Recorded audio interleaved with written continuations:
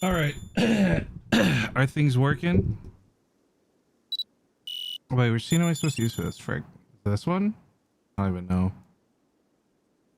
It's been too long since we done RimWorld, man. It's been way too long. I'll move that over there, maybe? Be out of the way. Ooh, I think the bottom right blocks something, doesn't it? Or bottom left? Like, is it stats? Hang on. It is. Well, I'll just use the bio screen and people can see what it is. Hi, Arnerf. Good morning. First one here. Good to see you. Gotta give me a sec here. I'm still waking up. Should probably get some water so that I don't thirst while we're playing. Yes, I think we're gonna do that real quick and then we'll hit the unpause button. So just real quick for the sake of anyone tuning in early, I did start this very briefly off stream just to get things set up and going and make sure things wouldn't be absolutely miserable for us to enjoy. And yeah, so really haven't done much. I'm just completing my first research. That's about our progress level here. I will say real quick, just for the sake of it, I did edit people's stats to best match what their kingdom role was in Rust Kingdoms. So for example, Gumiho has a lot of cooking, Boulder has a lot of crafting and mining because he was out there farming. Ledoo of course has lots of building and shooting, and I know it's not perfect, but I tried to match it as accurately as I can. And I think the plan is for the future pawns that we run into / capture / recruit, we're going to try to best match them to existing people. So for example, if a Yiddikin raids us and we capture him, I'm probably going to name him Kubi and enslave him. And so forth. It's not going to be a perfect playthrough. I just love the idea of this theme because I've never pursued the royalty route in this playthrough or in this game. Every time I've ever beaten this, it's been through like the Machinator playthrough or the classic just escape the planet playthrough. So if and this is big if we can pull off the royalty route, that would be a first time. I don't even know what we have to do for it, to be honest, because every time I've ever played, I've completely disregarded this win condition, as I just don't think this is a fun route to play most of the time. But now that I have a theme to go with it, I feel like it's going to be more fun. Also, man, what is going on with my VTube face tracking? It's making my mouth do this like quirky little side angle thing. Like, what am I on TikTok? I'm like some kind of TikToker. Yeah, see, my mouth is doing the sideways thing. I don't like it. Hang on. I'm adjusting my camera settings. It's cute, don't get me wrong. It's just not me. All right, let's try this one. I must calibrate it, however. Okay, is that better? Yeah, now my mouth's not doing this weird, like, quirky corner side thing that it was doing before. I don't know what that was. I was not enjoying it. Maybe you guys were, but it's not for me. Okay, yapper, professional yapper here, gonna get some water. I'll be right back, and then we'll get going into the playthrough.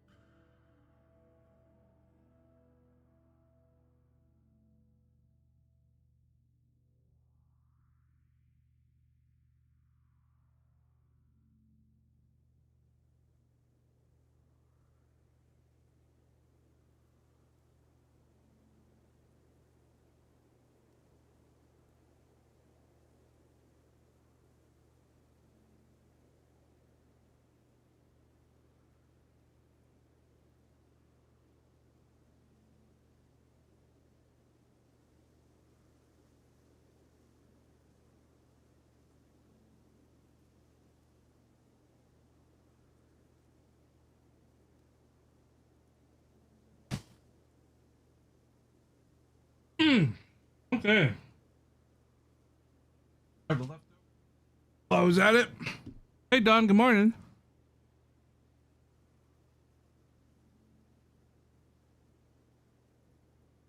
We're about to get started. I got some blankets to get comfy with. Ugh. Slice of pizza. Cold glass of water. Ready to settle in for Tuesday. Also, I've got a doctor's appointment later today, so this will not be an all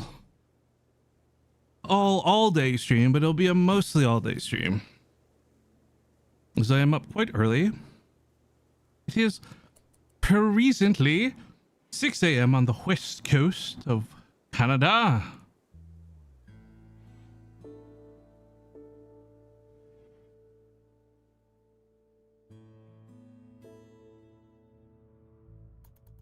And as I was mentioning before I went to get my water, we've only just started the playthrough. We're about to finish our first research project. And yeah, we're chilling. Hey, speak of the devil, there we go. We got batteries. Woo woo. A battery or two, perhaps. May we? One goes here for a little time being. The other thing I'm powering at the moment is the freezer for the food. I did boost our starting resources a little bit, if you guys can't tell. Nothing like crazy eccentric, but just enough so that we could get going without it being stressful. Our pawns as well, just give you guys a bit of a look here. I know I blocked some of the stats here, but for the most part. Foolish is our Glitter World Royale, and he is a Raider King.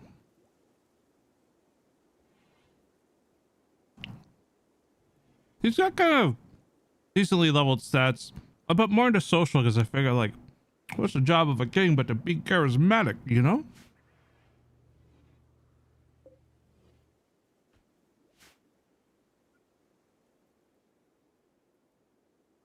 So, you know what?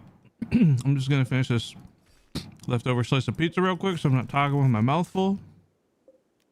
You know, memento, my dudes.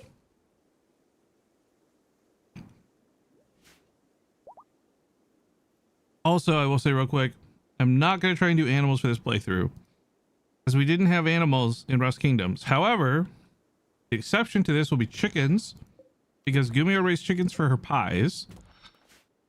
And either donkeys or horses, basically for travel. So we're not taming any muffalos, no guinea pigs, none of my regular MO of too many animals.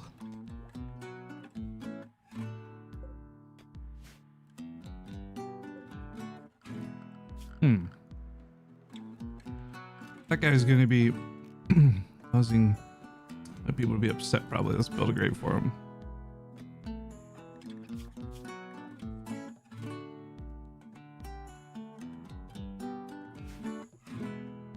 What about bears and dogs? Fuck them. We kill them all.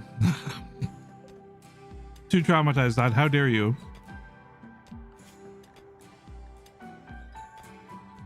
The trauma is real.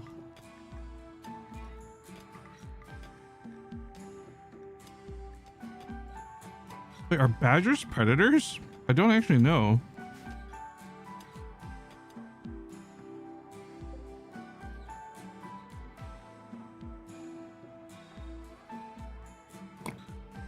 Okay. Let's 3x this now that I have both of my hands free. Ah, here we go. Give me, I think you should give your faction a name. What should your faction be called? The settlement. Well, I mean, the settlement's obviously called Goldencrest, yeah. And then Rust Kingdoms. I feel like these are two. I feel like these are very appropriate, you know? I don't think we see the faction name very much, but we'll see Goldencrest.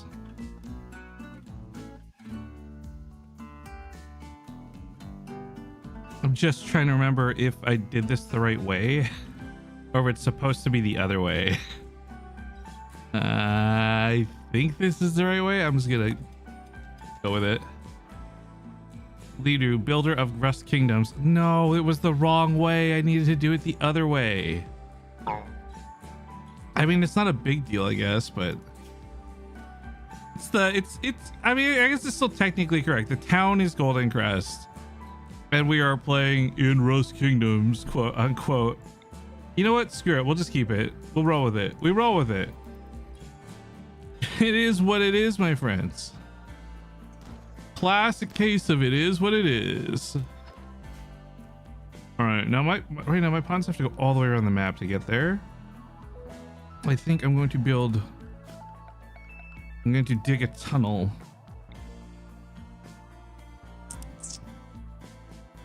Say from the walls, because I can turn it into a wall later if I need to. That should work. Hopefully. Alright, so Gumiho's cooking some stuff up. We're researching a geothermal generator for the steam geyser that we have right there. A little bit of food growing. Looks like we might have a hidden area back here, actually. Mr. Boulder, would you mind?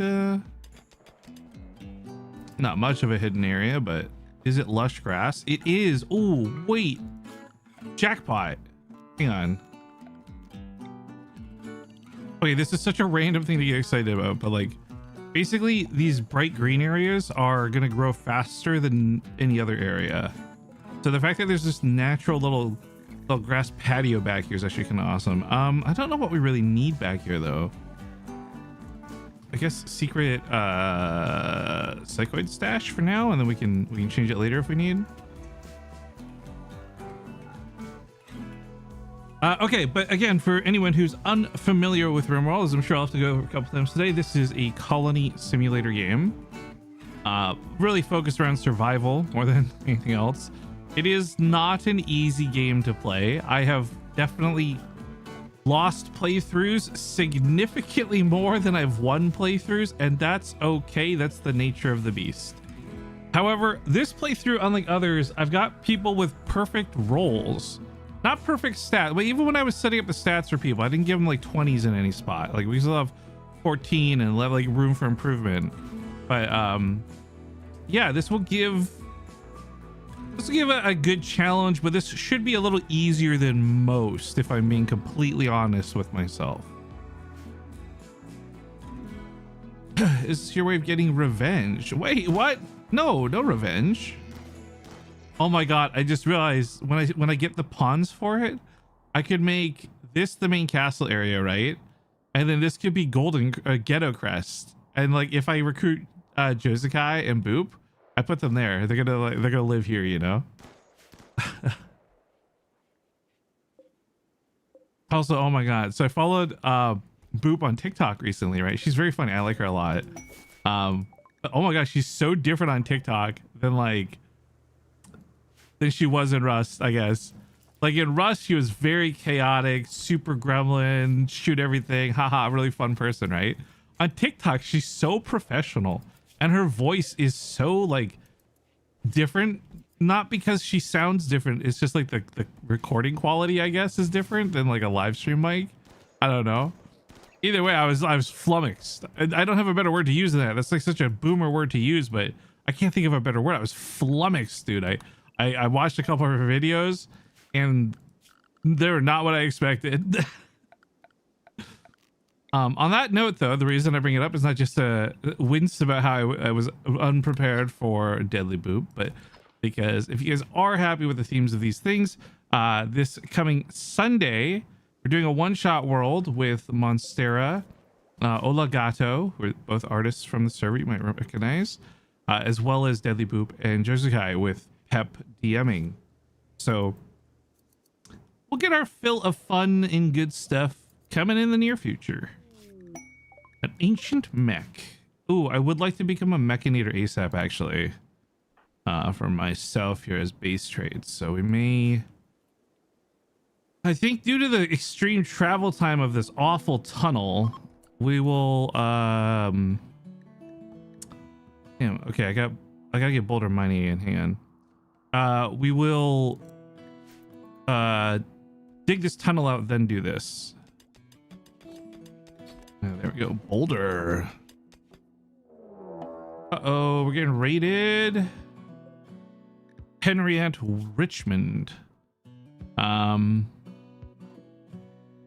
Social mining construction. I mean, if we capture them, they've got not bad stats.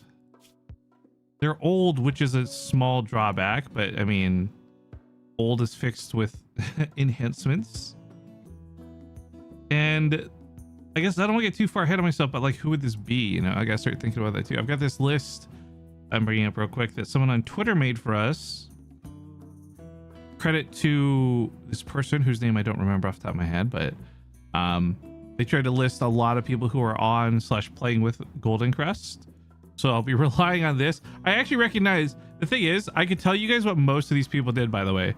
Like, I don't remember all the names off the top of my head, but for example, you know, Foolish was king, Ledoo was builder, Boulder was crafter, Janet aka Tarjan was a farmer, Peter was a grinder / farmer, Shoto was a farmer / fighter / rat king, Willem was the bridge builder, Farmerlucas is a fighter, vGumiho is the kitchen, Moore does a lot of PvP, Josekai was in Goldencrest, Mayor of it specifically, Coop also pilot / PvP, Sekuno was a raiding menace / distraction / fighter, Brooke was good vibes and a fighter / grinder / farmer / noob. Camus is a Rust pro. He was able to help out in ways he helped teach people as well as fight. Jessica was a brand new player to the game, down to go do whatever we needed her to do. I would put her on hauling / lifting, for example, in RimWorld.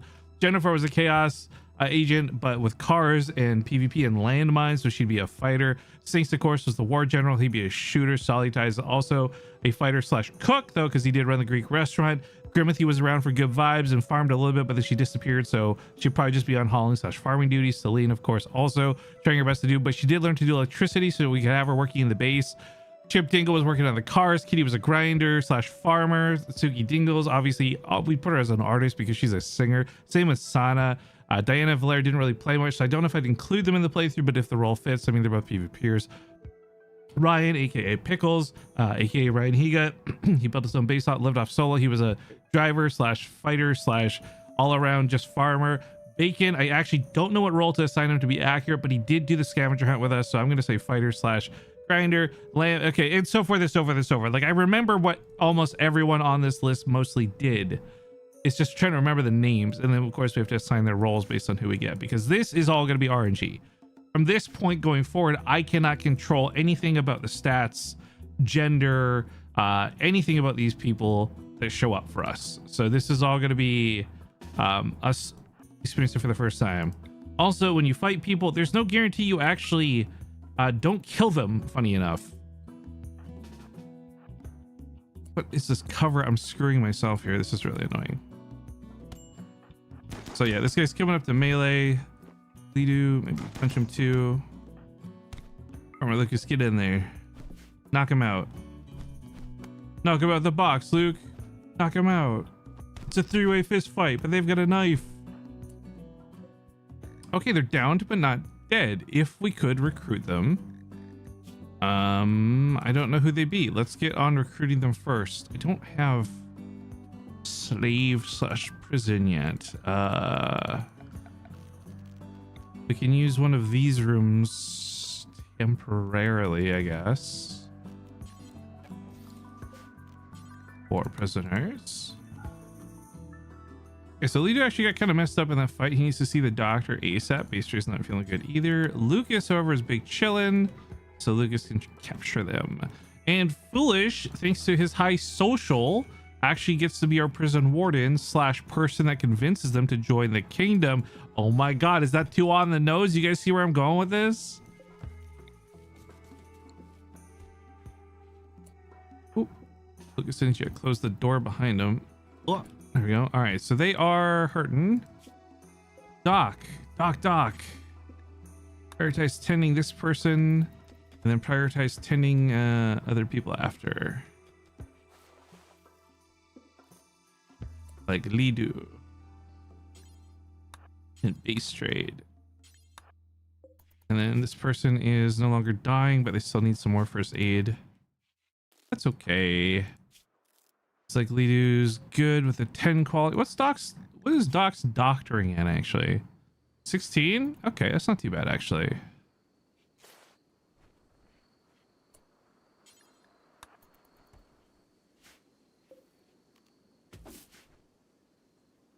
If it was realistic, Lucas would have headshot them all. I know, that's why I made him go fist fight instead, dude. Listen, I'm on top of the metagaming, all right? I'm 2 steps ahead, man. I know. You think I don't know? I know. You think I don't know? I know. Also, Spaces, dude, yesterday was fucking wild, bro. Thank you for being part of that. That was really fun. We can copy this and then link all these. See.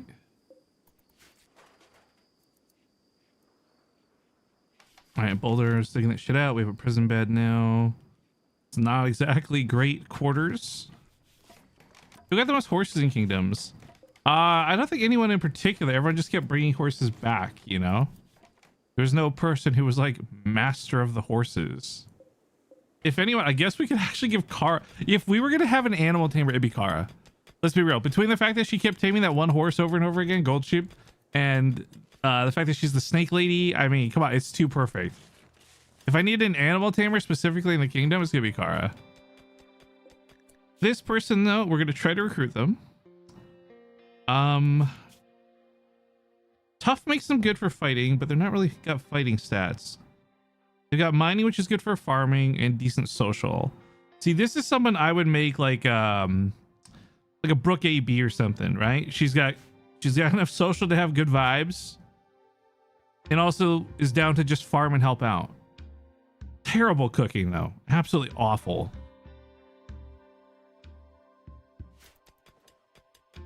Now, I'm not saying for sure that that will be the person we end up landing on, but that's just off the top of my head, you know? And that's what I'm talking about with like the theme for keep the theme.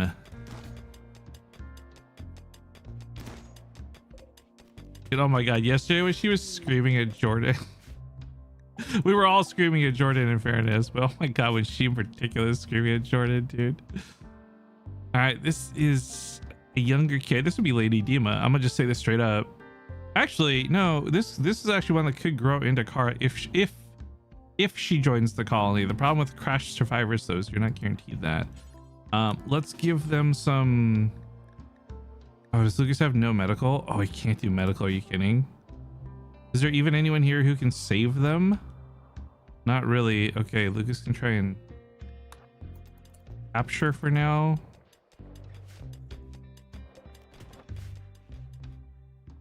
Ooh, 7 hours remaining. That was not good. Does Tarjan have any medical? Like 5? We could do some field triage. Yeah, what's their 5 hours is tough. All right. 10 without medicine. They might get sick from this, but it's better than them dying. All right, we'll capture them. Try to recruit them too. She never went to the jungle and rust. It's for the best. Honestly, fuck the jungle and rust, man.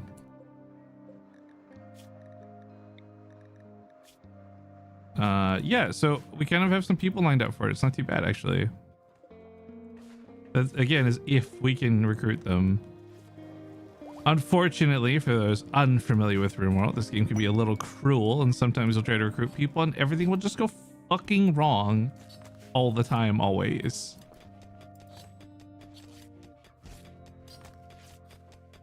Now, looks like our first rice harvest is almost here. Actually, that's pretty cool. The castle walls are a little small. I actually want to make this whole area the castle, but obviously I don't have enough early game resources to do that. So we will eventually expand that out. And then this area will turn into like the inner building that we had on the server, if you guys recall. Also, I can research fishing now because we have fishing, and Lucas, actually, funny enough, did a lot of fishing during Kingdoms, so it would be good for him. King Foolish, it appears we have some visitors who are looking for things to trade. Lucas has successfully tamed a donkey. Nice.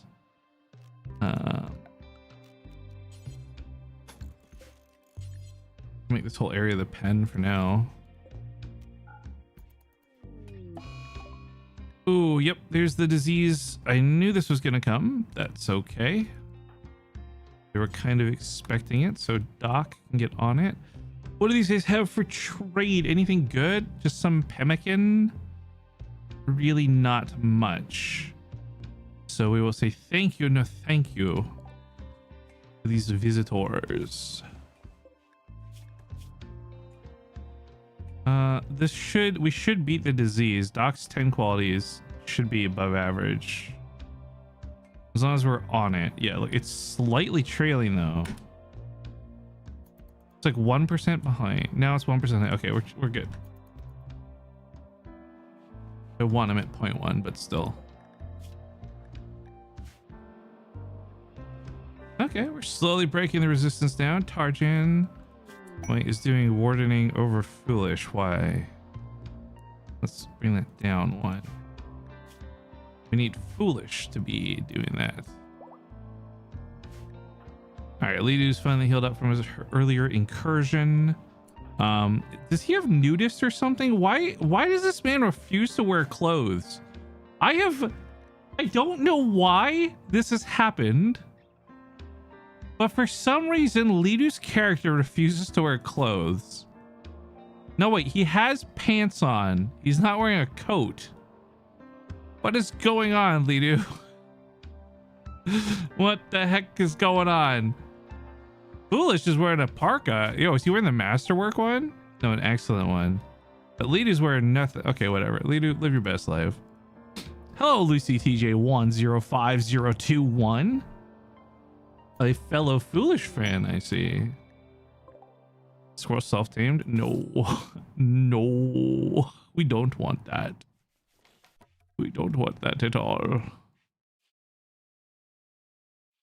Okay, next day cycle, when everyone wakes up, we're gonna try and break the mech thing, because base trade needs mechs to basically be base trade from Rust Kingdoms, man. I'm sitting here running around with my bare hands like some kind of maniac. Nah, dude, that ain't me. Okay, everyone's gonna get breakfast, right?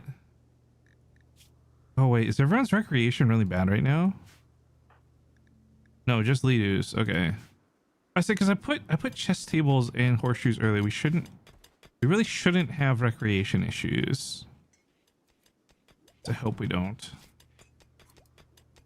Okay, well, let's grab Farmerlucas. He's got good melee. And base trade, if you're gonna earn your own mech, you gotta earn your own mech. And then grab Ledoo to go with them. And we will attack the ancient mecha strider thing.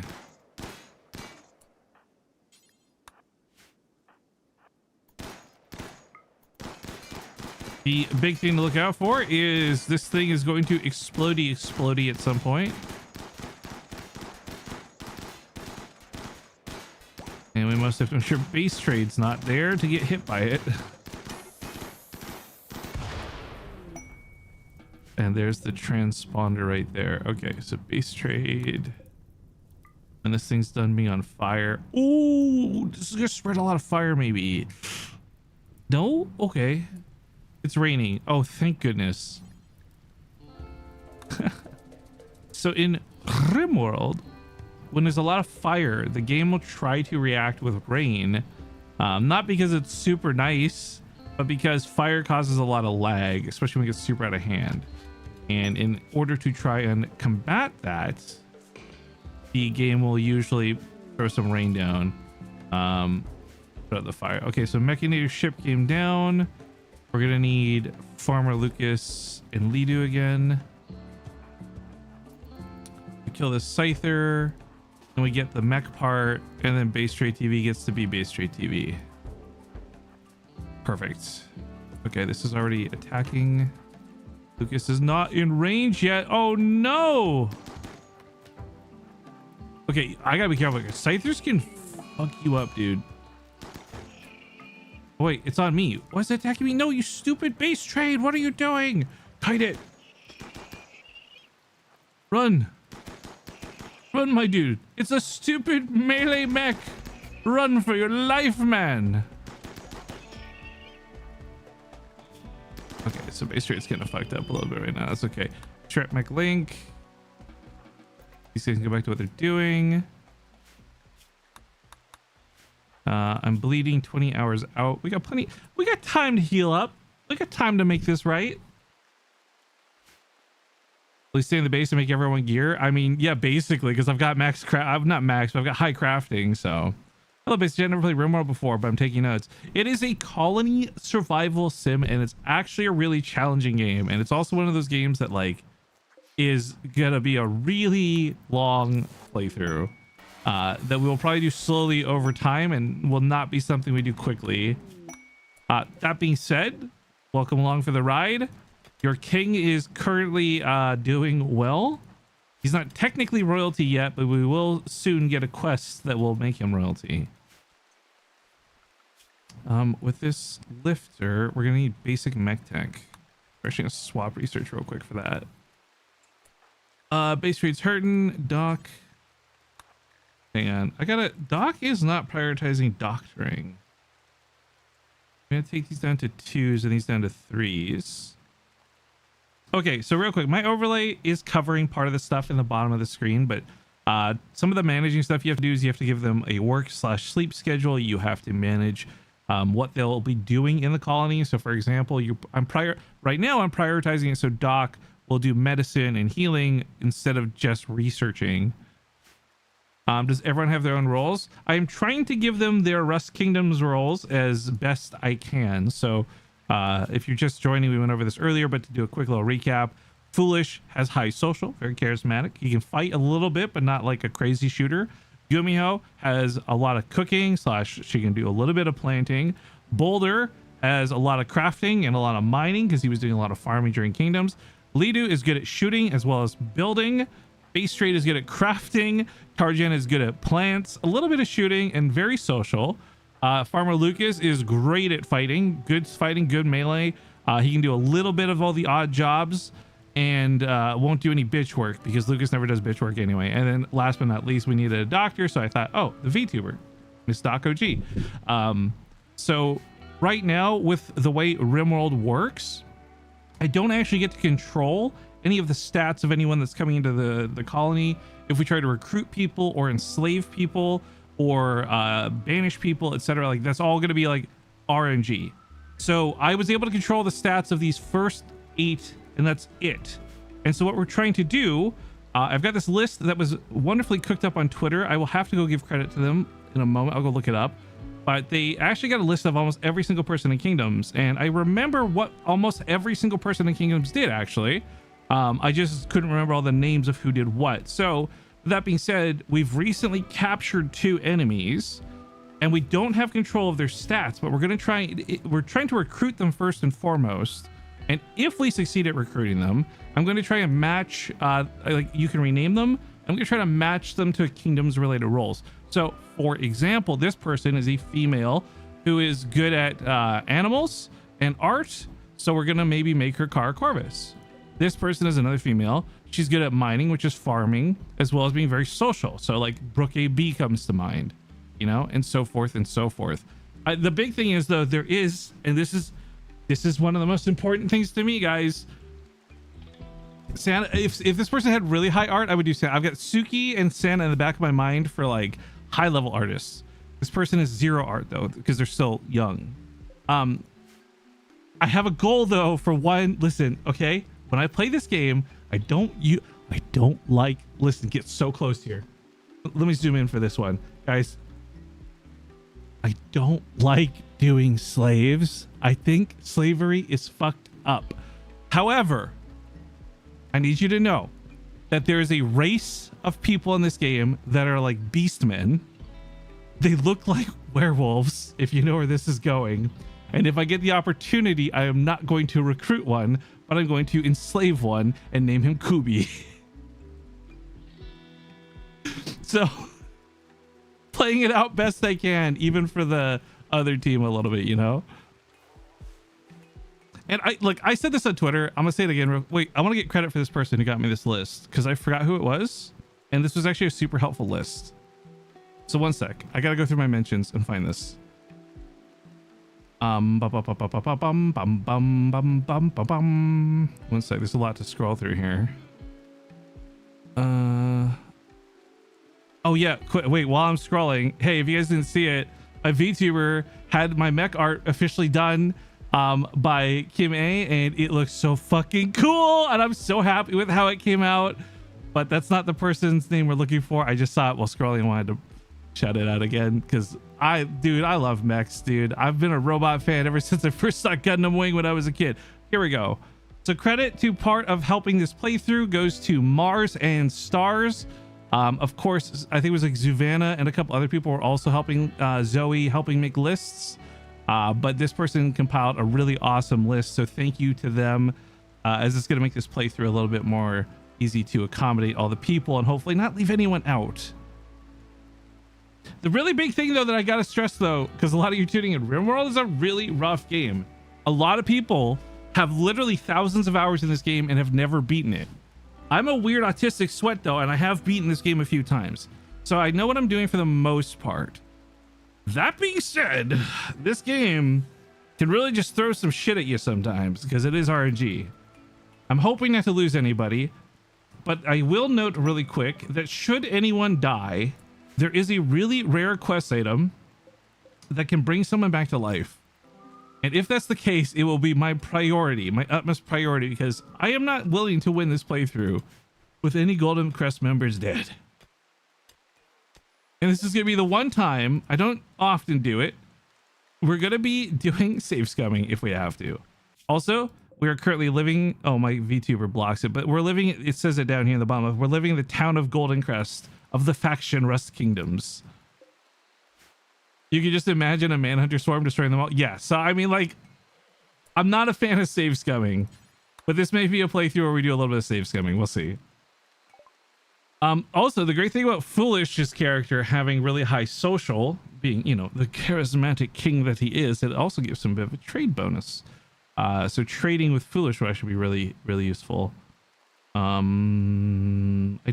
problem early games, you usually can't afford most of what is good, or they don't have things that are good for you. And that seems to be the case right now. I can unload some garbage maybe, but I don't really need to. We could buy horses, male and female, start breeding them. Then I won't have to rely on donkeys. And honestly, horses fit the theme of what we did a little better. So even though this is over 50% of our total money, I am going to buy 2 horses so that we can really give it the kingdom's experience. Oh, that means I should also probably get some hay going as well. They will eat corn and stuff, but for animals, I would rather them just have a gigantic hayfield we can harvest eventually. Okay, so one thing about RimWorld that was added, since probably most of you have even last seen this game, because this is still like very recent, was now you can make ships in the game. There's a thing called a grav ship. You build it out, you customize it, it's cool. I thought this was so perfect because we have some people who are really well-known pilots from the kingdom, right? You had Pico, Coop, and others. And so I'm going to make them in charge of the grav ship whenever this thing finally gets completed to take off. Right now, if I were to, because I can take off with it right now, but if I do, it actually destroys the entire terrain underneath its engines. So we have to wait a little bit before we can get there. But that is like, you know, I'm just thinking ahead, man. There's so much we can really do to role play this.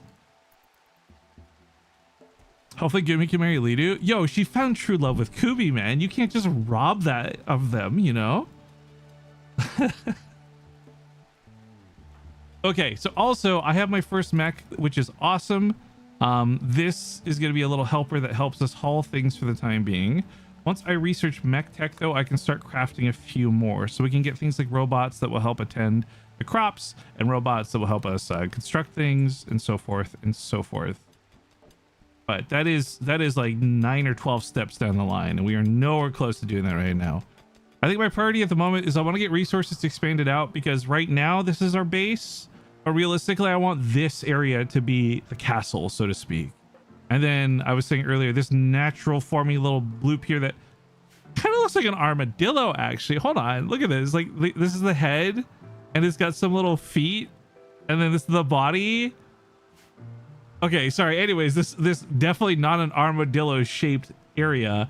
I was thinking about making ghetto crest, right? So when we eventually hopefully recruit people like Josukai, Deadly Boop, Grimathy, etc., and Jessica and others, this would be the perfect place to station them, you know? So just like we had in Rust Kingdoms, we'd have the main castle with Goldencrest right next to it, and I think that would just be so perfect. And this map was just, it's RNG, so it's kind of lining up, you know? Ledoo couldn't embrace his inner wolf. You know, I never once got to see Ledoo's secret room. I had access to it because of the way we were doing the piping and stuff, but I never, not one time did I ever get to see it. Oh no, hang on, we gotta prioritize this.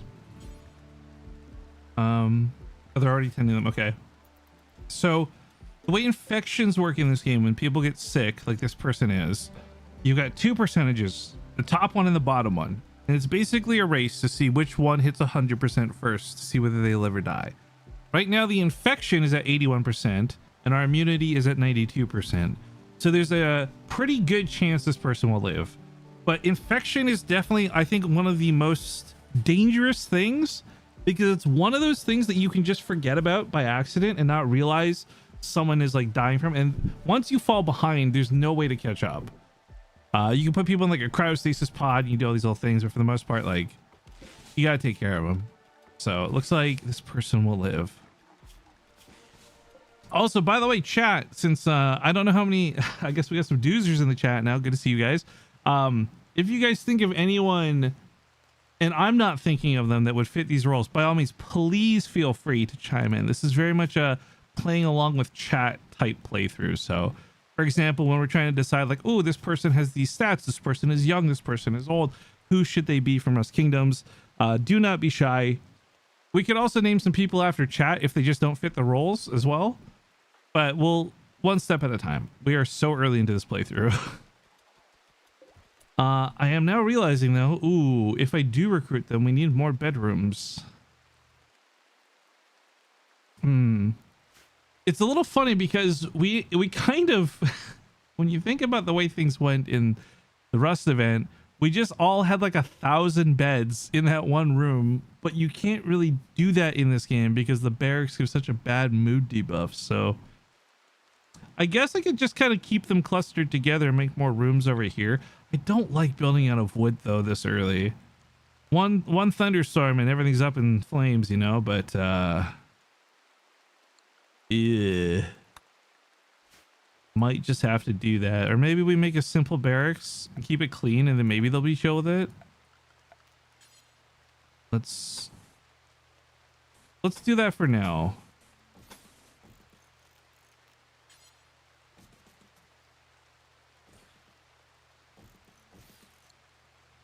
All right, lots of doorways come and go. Actually, we don't want lots of doorways to come and go because it's a bedroom. What am I doing? There we go. Get a roof over it, and then well, we have wood. We'll just do 4 beds for the time being. That shouldn't get too crowded. We only have 2 new recruits coming anyways. Monka asked, I just realized I went to do my whole base on RimWorld. I think it looks ugly and inefficient now. Dude, that's me for most of my playthroughs. You guys, hang on. Save. Let me load up, like, I don't know. Fuck this playthrough seriously. Wait, which one was this one? Hang on, I was gonna show a different base, but sometimes I name my save files things. Oh yeah, holy shit, this is a mess. This was all the animals. Oh my god, I remember we had to cull so many animals because we're getting like 2 FPS. Look at all the elephants and shit we have too. Yeah. Oh yeah, this is where we had the Batman house for the vampires and the Inky Heart house for Inky Heart. I forgot about this one actually. Why did I hate this playthrough so much, chat? Why did I save this one as fuck this playthrough seriously? I don't remember.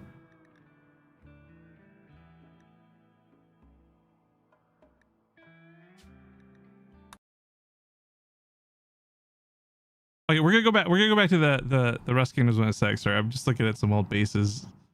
It's kind of nostalgic to go through and see the old playthroughs and see what's going on. I guess, you know, I kind of got more organized the more I played, Just realizing it now. My bases were always super fucking chaotic and messy before. All right. Never mind. Let's just go back to this one. No, I don't think you were trolling with crowd control. I'm trying to remember. I think I was just kept getting like really bad luck. I think that was a Randy random playthrough. Oh, here we go. The first royalty quest. Moleto Nocito, a knight of the Empire of Upke, is calling from nearby. His guards were killed in an ambush. He escaped, but is now being followed by a man-hunting rat. Oh, chat, what are we gonna do? Molito wants you to keep him safe at Goldencrest for a few hours until his shuttle can pick him up. He will bestow 8 honor on whoever accepts this quest. There's enough honor to receive the royal title of Novice. This is the first step to the royal ascension, so of course we're going to accept it on behalf of Foolish. And this quest will entail us killing one single angry rat, which Farmerlucas should be able to handle with relative ease. We also have Ledoo, able to shoot if we need to. Why am I still doing blood loss? Am I not getting bed rest? Oh my god, I don't have bed rest set up for everybody. Hang on. So this is part of the priority list.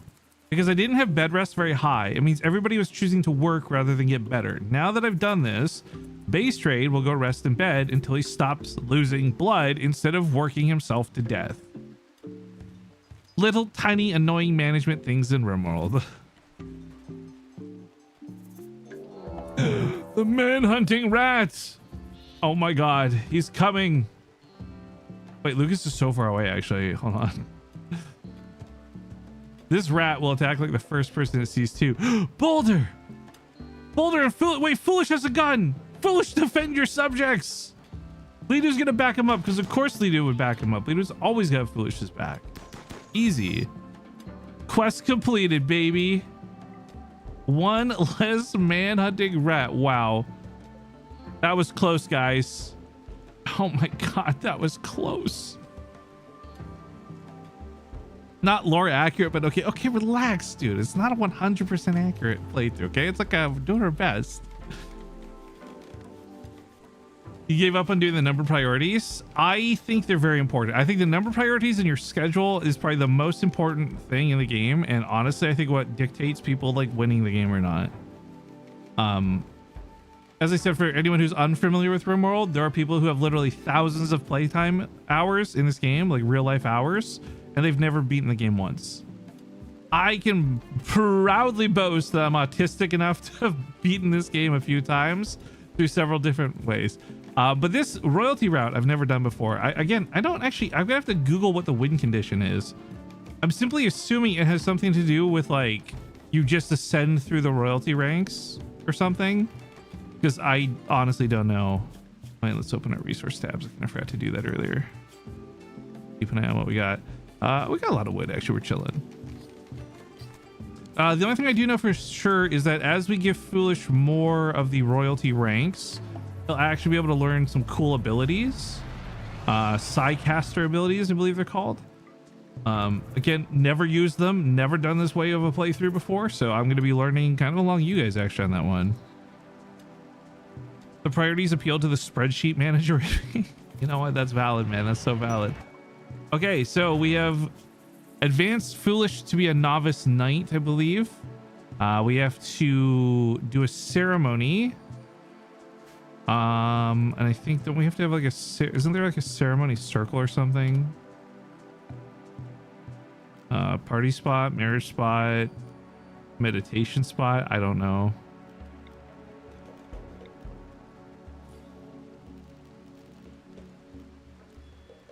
What is this? Wait, Zombrella Industries Human Shaper? Wait, I've never seen this before. What is this?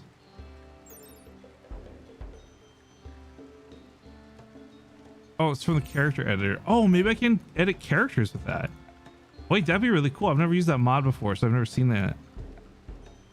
But that could be really useful then for trying to make people into other people. Oh, that sounds so fucking weird to say.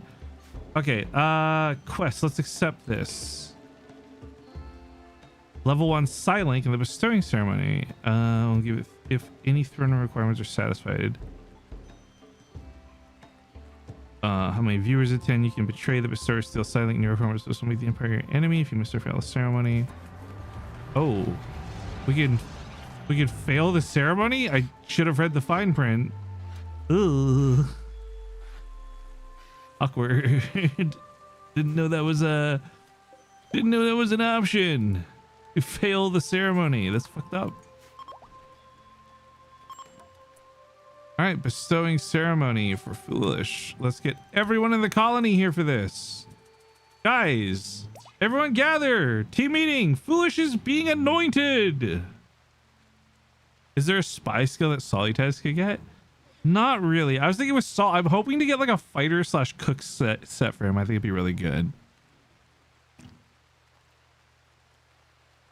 Base, have you ever streamed CK3? I don't know what that is.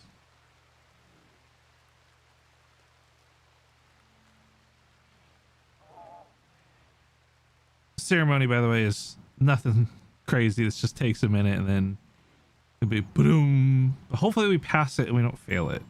Because I don't have a throne room. I guess we're gonna have to make a throne room. Crusader Kings. You know what? I'm looking. I think I actually own that game. Morgan. Hang on, I'm pretty sure she gifted it. Crusader. Yeah, Crusader Kings 3. I own the game on Steam and I played it for like 6 minutes. And then I ADHD'd the fuck out from all the text. But I've heard it's a good game. I just never gave it a chance. You don't understand. My ADHD is so fucking bad. I hate it. I wish I had medication. Because there's so many cool games like Crusader Kings 3 and Rogue Trader. And there's all these games I actually want to play. But dude, I get hit with like a wall of text right off the rip. And it's like, I'm out, dude. I'm not reading some end user license agreement. Like, I didn't sign up to play that, you know? Oh, Buddy, it's the best random chaos. I've heard it's a good game. Like I said, my friend gifted it to me because she thought I would like it. I just, I'm too afflicted, man. Unimpressive bestowing ceremony. Foolish received 1 honor as a sign of respect from the Empire for gathering 9 spectators. Terrible bestowing. Oh, God. So what does that mean? He's just a novice with like almost no royalty. That's fine.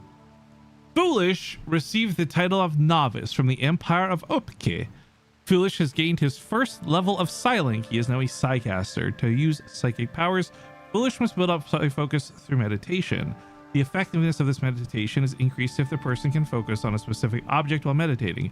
Different people are able to focus on different objects. This depends on the person's backstory, traits, and titles. For example, Psycasters with royal titles meditate on their thrones. Oh, well, I think he actually has a royal background. Hang on. Bio. Yes, he's a Glitterword royal and he's a Raider King. So we will have to build an actual unironic throne for Foolish. How long does the RimWorld playthrough usually last, or is it a never-ending world build? Yes and yes. It's hard to say because I've never done the royalty route, so I don't know how long this playthrough will take. But it is usually a multi-day situation, so it's kind of like as a viewer, I think you would best enjoy the playthrough by just simply checking in every once in a while. Maybe you watch for 10 minutes, then you go play a game. Fuck off for half a day, come back, see where it's at, peep the VOD, see what happened at the end of the VOD. That's probably the best way to enjoy these kind of playthroughs if you're not like a psycho degenerate who's going to watch the whole thing. But I will say, I think the longest it took me to beat when I was going full time with it was like a week. Or sorry, the shortest rather was a week. And then the longest playthrough I had was like a month, but I took a lot of breaks in between. So I can't really give you a good answer. But all the playthroughs I've done so far do allow you to continue playing after if you really enjoy it. Like, for example, the Anomaly playthrough, you go through this crazy epic finish, and then when you're done with it, you have the option to keep playing, even though it kind of is like an end of the world situation, which was absolutely fucking bonkers insane. You know what? Hang on, because a lot of people have never seen the Anomaly finish. One sec, I can actually show you guys. This is a rare thing I can actually show people. Where is it? Anomaly time, 16 guys question mark, crazy mess, Scarlett Johansson, blind healer, I'm so wreck me. No, was it this one? Wait, I have one called Genius right after. Hang on. The cube, fuck the cube. I might do anomaly through this playthrough with royalty just because I think it could be fun. But yeah, no. Okay, yeah, so this isn't the end of the game. It'll be a save or two after this. Hang on. So what was this one called? This one was called Genius. Craziest map spawn ever. Bad choices. Sydney Sweeney. Oh yeah, you guys don't know what habit I would do is I would name my colony after a celebrity, and then I would name the town after a random soft drink. So it'd be like, this is the town of Coca-Cola from Britney Spears. So that's gonna just explain some of these stupid save names you'll see. Highball? Hi Sienna, one sec, I can give you a quick little rundown. I'm just trying to remember what this one playthrough was to show people, because we were just talking about end of game stuff. Okay, so it wasn't Highball.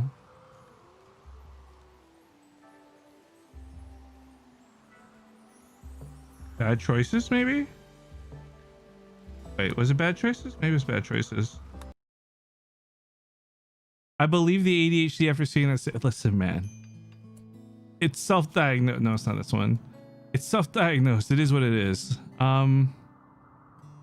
Shoot, maybe I don't remember what it was called.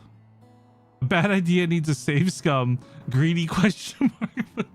Seriously. Oh, I have it. We saved it right at the end of the game. I'm trying to remember what it was called though. It was such an epic, crazy finish. That's why I want to show you guys before I hop into this, continuing this playthrough real quick. But I also don't want to spend all day looking for this stupid name of the playthrough. So 16 guys, question mark maybe? Basically when people, oh, I'll pin that message. Thank you, Wings. That's actually really good. Thank you for clipping that, man. Thank you. Appreciate that.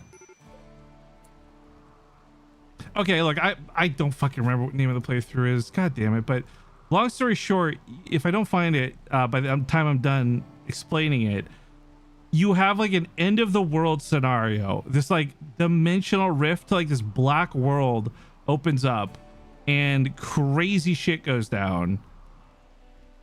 And one of the things you get to do is in that black world, you basically have a choice to like, oh wait, amalgamation of enanimina. Is that it? And we won game 3. Oh, here we go. So I think, is this after the end or is this right before the end? Sorry, I was not reading. That's my bad, bro. Thank you. My viewers know my fucking own play safety better than I do. First off, look how many people I have in this colony. This is insane. This was a month of work. Look at all the bodies. We had to fight so many monsters in this playthrough. And then I think this is after Confarter's been through the dimension. I want to show the dimension though. So one sec. We're almost there. Here we go.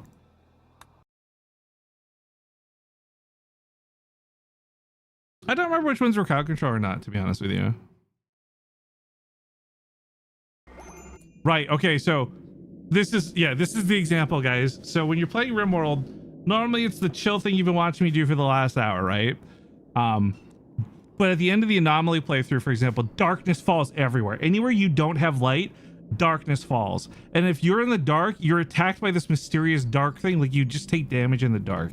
You're fighting for your life against these monsters. We threw everything at this. We lost so many people and animals defending. And then Gibbon basically here at the very end, you get this choice where you disrupt the link or you embrace the void. And then when you finish the game based on your choice, you get either Gibbon comes back and he's absorbed all the void into him and he's all these superpowers, or you end the void and you just come back and it's like a normal playthrough from that point going forward. It's like theoretically I could do the Rust Kingdoms playthrough from this playthrough. I'm not doing that. We have our own, but that's just the example to show you guys. So we'll do Embrace the Void here. And for anyone who you have never seen RimWorld before, there are so few people who have beaten this game, genuinely. So you seeing this right now is a rare taste of what victory in this game looks like, because I'm not saying this to sound cool. I'm not saying this because I want to impress you guys. It is just the way RimWorld is. Oh, there we go. I guess it took a sec to load. Gibbon steps through the void. A black ocean floods into her, overwhelming every sense. Her story continues. Blah, blah, blah, blah, blah, blah, blah. Skip credits. And so from that point, like, yeah, everything gets back to normal. You got to clean up the monsters and you keep playing. So when you ask me a question like, is this a game you can keep, does it go on forever or does it end? Like, the game has these endings, but most of them let you keep playing afterwards, at least the ones I've experienced so far. So again, getting back to present times, ladies and gentlemen, I see some of you guys are still here new. We got that pinned message if you want to look into it, but the TLDR for RimWorld, it's a survival-based colony simulator. It is a lot of RNG. We don't have control over most of the things in this game. The only thing I really had a control over was the initial people we brought into the colony, and I tried to make the most useful roles relative to the people from Rust Kingdom. So, boom, you're all caught up. We're back at it. We just got Foolish his very first rank of royalty, and we will now be continuing to pursue getting this man onto the throne of RimWorld. In the meantime, I need to now, I've just researched this. I need to build a couple of things. As we now have a way to charge our robot, we can craft some more stuff, but I'm going to maybe dig out a laboratory for this. Actually, it takes up quite a bit of space. So let's, do I just want to use the tunnel? Maybe I could just use the tunnel. We can put the thing in here. Maybe it doesn't have to be crazy. Yeah, you know what? It doesn't have to be crazy extensive. Dig this out. Boulder is on mining duty right now. Everyone's a little, hang on. Everyone's a little moody right now. So the ceremony was bad, so it's putting everyone in a bad mood. And people are recreation starved. So that tells me I need to adjust the schedule. More room for recreation and a little less time working. Hopefully this works a bit better. We cut back on 1 hour sleep. Goldencrest on top. Let's go! I hope to bring us all to victory, my friends. I hope to bring Goldencrest to victory once more. Looks like our crops are getting harvested, so we got our first batch of rice coming in. Awesome. Yeah, so we'll build out this mech lab. This will be good for base trade. So, you know, in Rust, we had the piping system and all the wires and all that stuff you guys kind of tuned in and saw me work on in the base. And what those are going to do, the equivalent of that in this game is going to be the little lifters and the little robots that the Mechanator gets. I cannot make a pipeline that brings resources from the field to our storage, but I can have a little lifter robot, which you can see here. He'll run around and just grab things and do odd jobs for us. He's not really something, it's not something that can really fight. There are combat mechs I could make later. I'm going to intentionally try to avoid them. I may have to go into them later because I'd rather lose a robot than a person. But for the most part, we're looking to try and keep this as authentic as we can. If I can, I want to recruit some more pawns that are fighters like Sinks and Solutais and so forth. Pico, Moore, you name it. And have those guys be our fighters. But of course, anytime there's fighting in this game, there's risk of losing their life. And I don't want anyone to die. So we may end up throwing mechs into the fray a little later. Hi, Levon Saffron. Hello, I actually don't know anything about this game, but I'm here for Goldencrest roleplay and understanding this game. Yeah, if you guys have questions about this game, oh, there's an ad coming up. I'll try to squeeze this one real quick. If you guys have questions about anything about this playthrough, same with Rust. I love kind of explaining what we're doing. RimWorld's a little complicated, so it's hard to give you guys like a true hand-holding experience, but I'll do the best I can. If you're confused, if you want to suggest things, by all means, please do. I said this earlier, but for anyone just joining us, as we start capturing enemies and turning them into allies and naming them after people from Rust Kingdoms, if you have ideas of people you want to name them after as well, all that kind of stuff. Yo, this is just a for fun playthrough. We're gonna do passively when I don't have other stuff to do. You know, when I don't have peak lobbies lined up or D&D or I'm not playing Dark Tide, whatever. Like, this is just kind of the go-to in between thing I'll be doing for the next week or two, probably. And I'll say that again, like, this is not a playthrough we're going to be beating quickly. The game is slow paced and it's meant for kind of story building with characters. Like, the graphics aren't crazy, but the stuff that happens, your characters all have their own distinct personality traits and their quirkies or quirks and stuff. Like, for example, Tarjan is beautiful, joyous, and a jogger. These may impact how she impacts or has relations with other people in the colony. There are You can't have kids in this game. I'm not sure if we're going to pursue that or not, but there's just like a lot that goes on in this game. And for me, I think some of the fun just kind of comes from the natural interactions that end up happening between the characters in the game.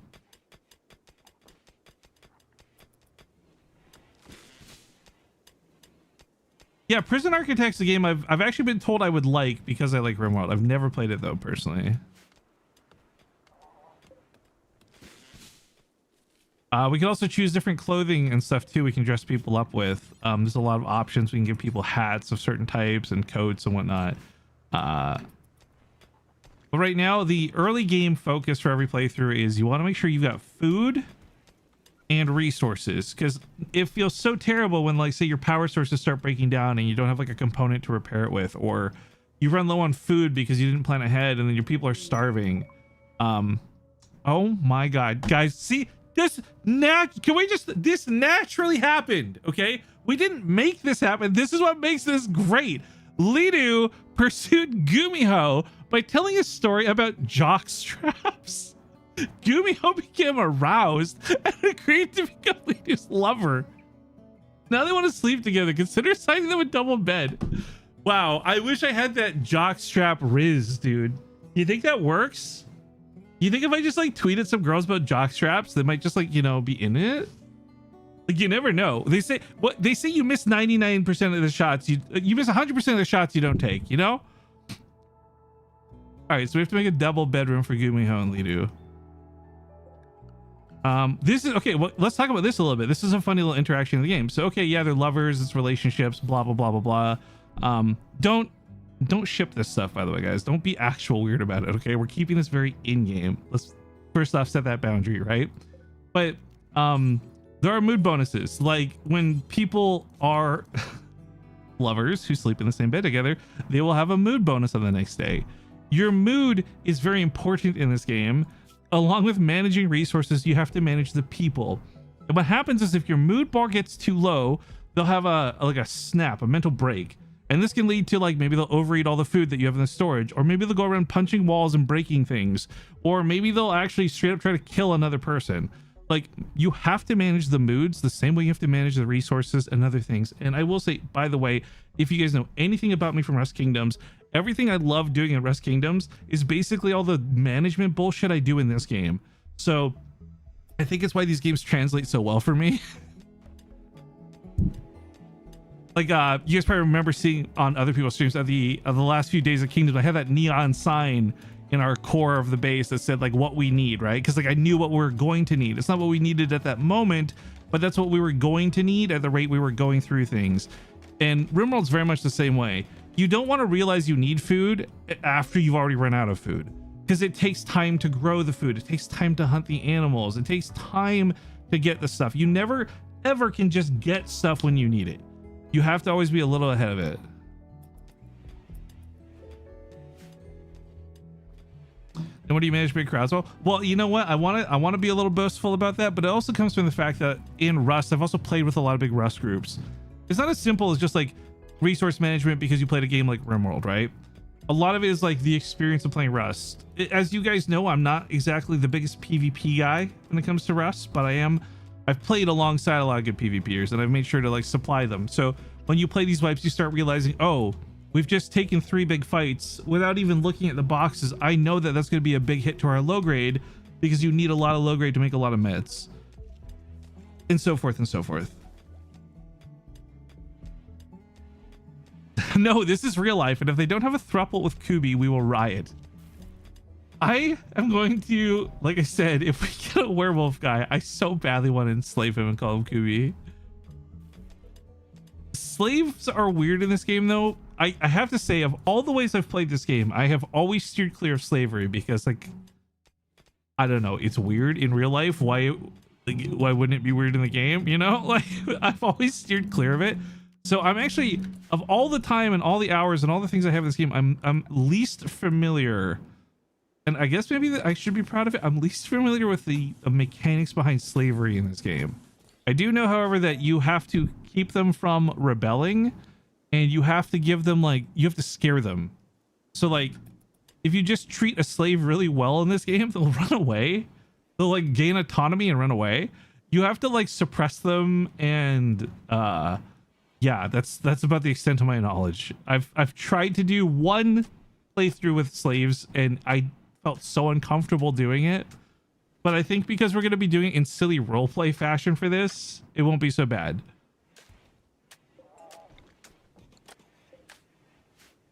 It really highlights the cruelty of the system. Yeah, okay, wait. So I should probably explain this too for the non-RimWorld people. Let me give you an example of how things would normally go with prisoners in this game, okay? You have prisoners. You're trying to recruit them. They're not unruly. However, eventually RNG might make them try and do a prison break. And upon breaking out, they might steal stuff. They might even kidnap one of your colonists. Like, it can be a real headache. So what a lot of people do in this game, like the sweats of RimWorld, if you will, is there's actually operations you can do on people. And oftentimes what they will do is install a peg leg on each leg. So you cut off their legs and replace them with wooden legs. And then you remove the wooden legs. This prevents them from being able to move. And if they cannot run around and move, they cannot rebel. There are so many fucked up things in there's cannibalism, by the way. There's a literal trait for cannibalism where if a person eats another person, they get in like a mood boost and stuff. All of the weirdest, worst things are things that happen in this game. Do you like arson? Guess what? There's a negative character trait a player can have where like they'll just randomly start setting everything on fire. Cannibalism is better than that, I feel like. No, Leva, I'm just telling you, like this game, it doesn't shy away. Like, I think that's what makes this game great and why a lot of people like it. It doesn't shy away from the harsh stuff that would really happen in these crazy survival situations. This is not a happy, fun time, magical pony experience. It is a grueling survival game, despite its kind of chill appearance. Yeah, you gotta get into Crusader Kings 3 is all I'm saying. I've heard, man, I've heard. You don't even need to say more. I've heard. Let's add another little small field here. So there's not exactly teas in this like there are in Rust. However, there are Psychite teas, which give a mood boost for everybody. So if we have Tarjan, for example, make us some Psychite tea, we can make our colonists actually really happy and help counter effect all the mood boost stuff we were talking about. At the start of every playthrough, you get like a little bit of a buffer of like, okay, we're all just getting started, high expectations, but then that goes away and eventually you're juggling some really serious mood to things. There's also these psychic drones that will happen, and when those there's so much to explain, holy fuck. When psychic drones start coming into play, your colonists are just constantly like mood suppressed, so they'll be in a bad mood like all the time, always. I don't have the proper stuff set up. We're gonna put coolers in these rooms for the time being. Coolers are not great, but they will stop people from getting heat stroke. Just like British colonists. Oh man. I admit though, I thought this was a village making game with someone who hopped on the stream without any idea. It is. Like the thing is, Levon, it is. You don't have to do these things. You don't have to use, like I have in almost all of my playthroughs, like let me show you real quick. I'm not loading one, but like in all these playthroughs, I have only tried slavery once and I didn't like it and we've never done it again, right? You don't have to embrace the cannibalism. You don't have to embrace all the horrible stuff. You can play the playthroughs as a village simulator or whatever, you know, it's entirely up to you. And I think that's the beauty of what this game is and why a lot of people like it. You can do Lord of the Flies as you're describing in the chat, or you can just be chill. It's entirely up to you. There's also elements here too where we need food, so we got to hunt these animals, and it feels a little bad to kill a cute little rabbit, but you got to do what you got to do, and sometimes a gun has got to get shot. You can also tame some animals too, but I already said we're going to avoid taming animals because I have a really nasty habit of trying to tame all the animals in every playthrough I do. And I don't feel like we had a lot of animals in Rust Kingdoms. So I was saying earlier, I'm cool with donkeys and horses. They're basically the same thing. And you actually need one of these to be able to transport goods around the map. I'm cool with donkeys, horses, and chickens. Because, you know, Gumiho had chickens, right? For the pies. And she had bees, but there's no bees in this game. I really want to, I just for my own sake, my own challenge / role play, We're trying to keep it as close as we can to the original. Obviously, I'm going to have to not do that at some point, and there'll be some lines we cross, but like, you know, that's the challenge. Part of the fun is like trying to make this accurate as we can. Frick, I'm already running low on components. So one thing we need to look for, well, we have 141. We're not low, but we're going to run low. We need to start looking for components out on the map to go mine. The way the game works is early on, you can get a lot of the raw resources from the area, whether you're mining in a mountain or finding a little vein. But at some point, that's going to run out, and these resources don't replenish. So you'll eventually learn how to craft things out of steel, and then you can get like a deep drill that will dig deep into the earth to find more steel. And there is kind of like, you can't actually stop and research every single thing on the research tree. You do want to kind of power all the way down here and get to the ground penetrating scanner and deep drilling. You need these to be able to continue on, and then you kind of end up doubling back and getting the stuff. Because the one biggest struggle I've had in so many of my playthroughs is running out of steel. It's kind of like Rust a little bit with scrap, you know? You'll have like 10,000 scrap in a box, and then suddenly you have none. And that's really how it goes in this game, honestly. All right, let's get a few more lifters. Maybe one aggro hand to help. No, we'll do... Yeah, this should be a good combo thing. So we'll get an aggro hand to help Tarjan. We'll get a clean sweeper to clean up the rooms. And we'll get 2 lifters to help move things around the colony. The other issue this game has that we didn't have to do in Rust Kingdoms is there is toxic waste in this game that we need to deal with and manage, which is going to be a factor. I could use this area for now, maybe. So all of the mechs will eventually output a certain amount of toxic waste. And when they do that, it will pile up, and if you leave it just out in the open, it will, I don't know, lack of a better word, like explode. So rather than pollute the environment, we're going to set up a little frozen containment room down here. I'll probably just do a wood fill generator for now.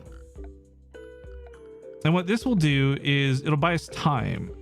And then eventually you can take that toxic waste and you can go dump it on your enemy's property, or later on you get like ways to properly dispose of it type thing.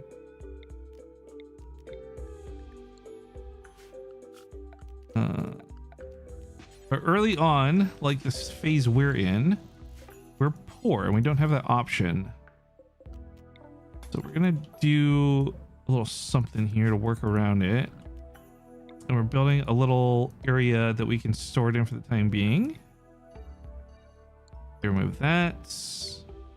Then I guess we're not gonna have a lot of space initially to do this, so we'll just set this up for now.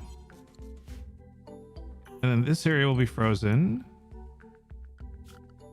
Yeah, that should work. Is it power?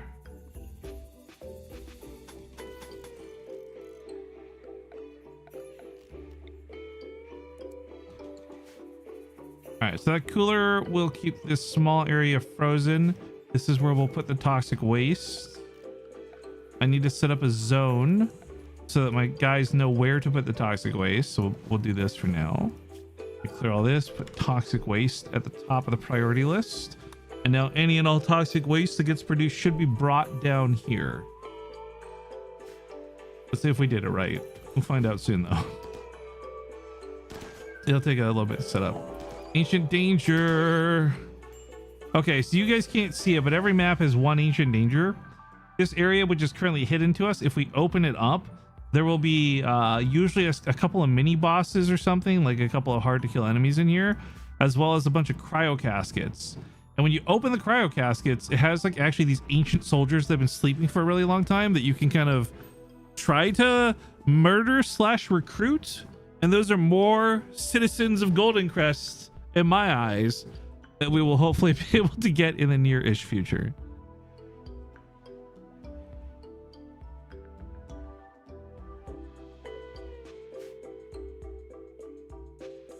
Is there also fantasy stuff? There are animals and stuff. Like there's the lore of the alpha thrumbo and stuff like that. There's a lot of funny, quirky little things in this game. Yeah, exactly. Sinks, more chicken coop, pico, all in there waiting if we can get them. That is the hard part of this game though. Like getting those people sometimes is actually truly the pain in the butt. There is no alpha wolf animal. You can name animals. Like if we tamed a wolf, we could name it Kubi, but there's a race of people in this game called the Yiddikin. I don't know if that's how it's actually pronounced, but they're kind of these animal people, and they have the ability to control other animals. Like their special ability, their racial passive or whatever you want to call it, is that they can temporarily command an animal to fight for them. So that's why I was talking earlier with the whole slavery thing. We're going to try and get one and name it Kubi if we can. Steph says I gotta go. Hope the kin will flourish. Yeah, hey, I'll be posting some updates on Twitter too. If you guys want to keep an eye on what's going on, or we're gonna check back on stream. I'll be live with this for probably most of today. I do have a doctor's appointment this afternoon. I will have to leave for at some point, however. But thank you for stopping by, and I hope you have a good day. Also, I said this on Twitter. I have to put this disclaimer out. I know it's kind of cringe to keep riding the Goldencrest thing a little bit. Like, let's be real, guys. Rust Kingdoms is over. I know that, you know that, but it was such a good time, and this is like, to me, a way to just hold on to the memories a little bit longer too. So again, it's like an excuse to do this fun little playthrough. We get to role play some good memories a little bit at the same time, and just keep the memories alive a little longer, you know. Listen, I'm rust pilled too, okay? You know what that sucks? I said this on Twitter, but like honestly, my favorite thing about Kingdoms was I logged in every day and I felt like I had a place to be. And it was really nice. And it didn't feel like I ever wasn't like welcomed. It didn't feel like it was awkward. Nobody was ever shitty in Goldencrest. Like everybody was such good vibes. And I feel like I've done Among Us lobbies, I've done repo lobbies, like blah blah blee boo blah blah. But like, you know, it was probably the best time I've had in a long time doing like collab content with other creators. Cause like, you know, I'm not one of the popular kids. So oftentimes I'm excluded, or I'm just there, but I'm not really like there. You know what I mean? Like Kingdoms didn't make me feel like that. It was really fun. It was just so genuinely fun to be part of it, which is why I loved, putting my blood, sweat, and tears into the back end for everybody. I made this dumb picture yesterday. Hang on, where's the? I gotta re-upload it. I was watching everyone post all their like clips and stuff of Rust Kingdoms, and they've got oh this is my funny moment with Foolish, or my funny moment with Sneeg, etc. And I'm like, oh, I don't have any of these cool clips. I've got like a couple, but I don't have any of these cool clips because this was me. This was me during Rust Kingdoms. And honestly, this is me in most Rust events I take part in. I played a competitive event before Rust Kingdoms actually, which we won, which was really cool. We got about $200 in prize money. Well, prize value, I should say. They kind of scammed us. The website said it was going to be a cash prize, and it ended up being credit on a gambling site, which was like, come on, man. But I love doing the back end stuff, and for me it never feels like a job if I like the people I'm doing it for, if that makes sense. Like the Rust you guys probably remember this, the Rust Kingdoms where I defected to Rusty Bones.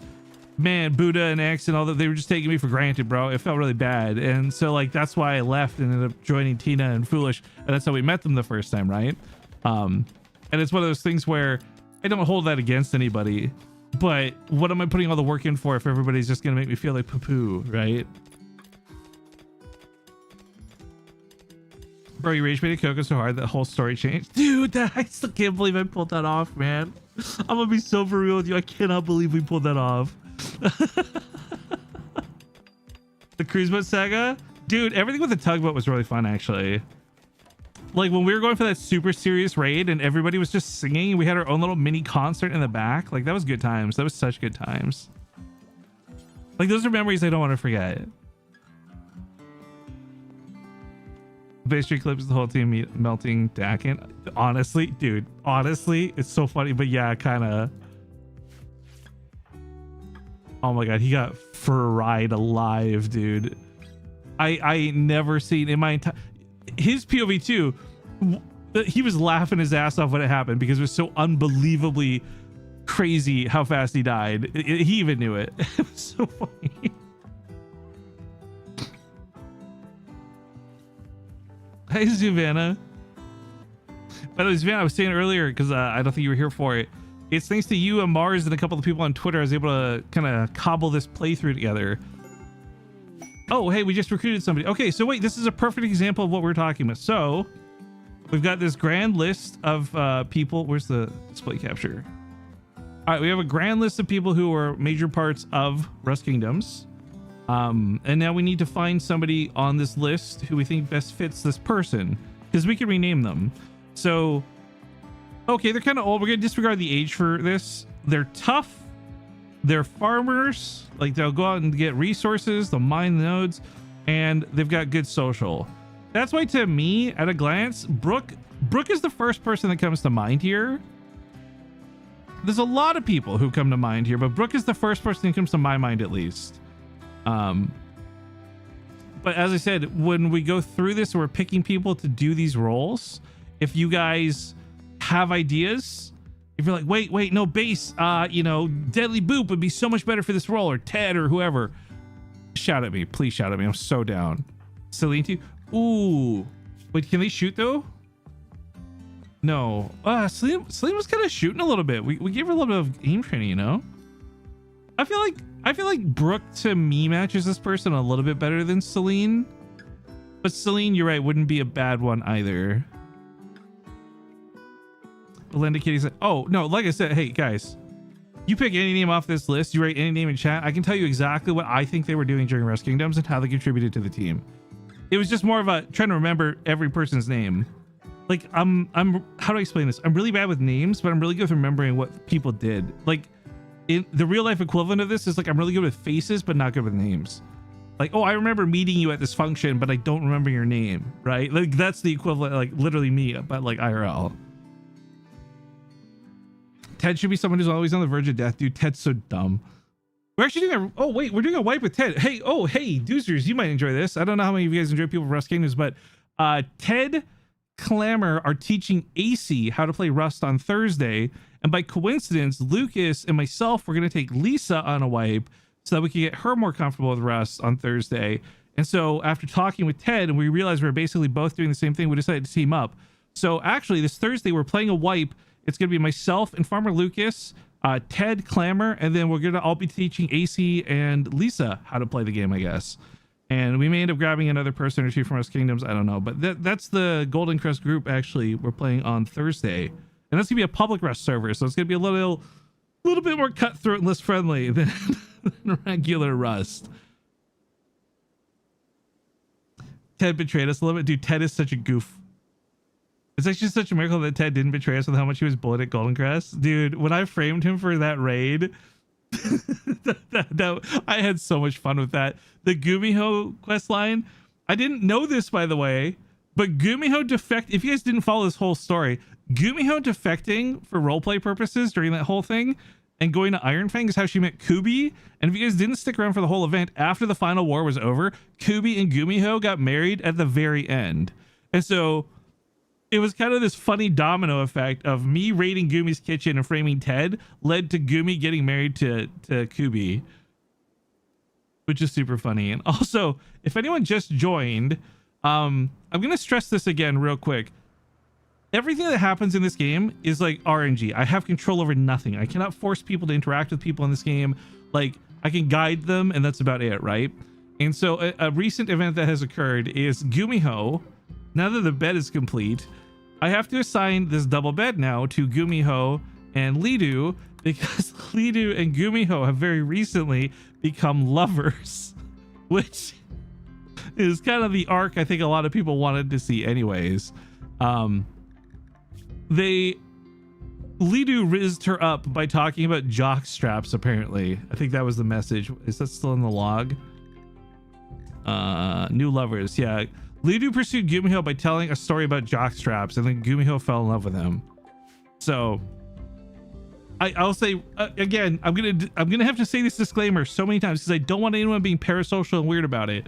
anything that happens in the game is purely in game. I don't want you guys trying to apply anything here to real life stuff. I think that's weird. I think people who are involved will think it's weird.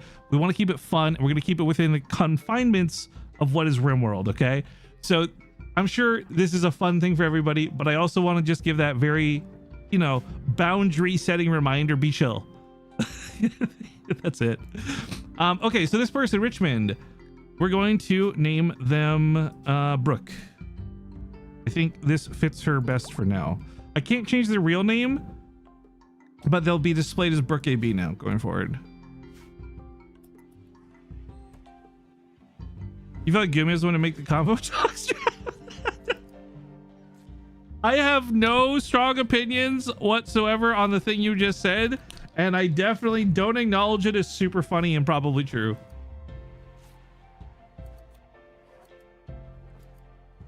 Oh yes, one of the annoying things you have to do, but you only really have to do once, is you want to take a look at their talent points and see what they're good at, right? So this is somebody who's tough, they're not so good at fighting, but they are good at doing like tasks that you ask them to do, as well as just being social. So we go to their work schedule. Well, first let's assign them a sleep schedule.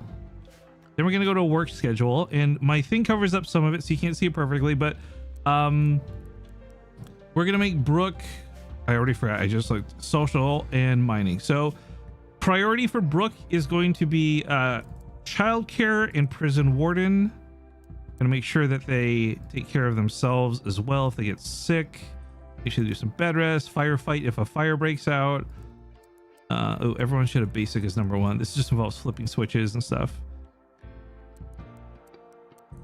Okay, and then where's mining? We'll have them, I think, mine as their second priority. Everything else will be third priority. And then did they have construction?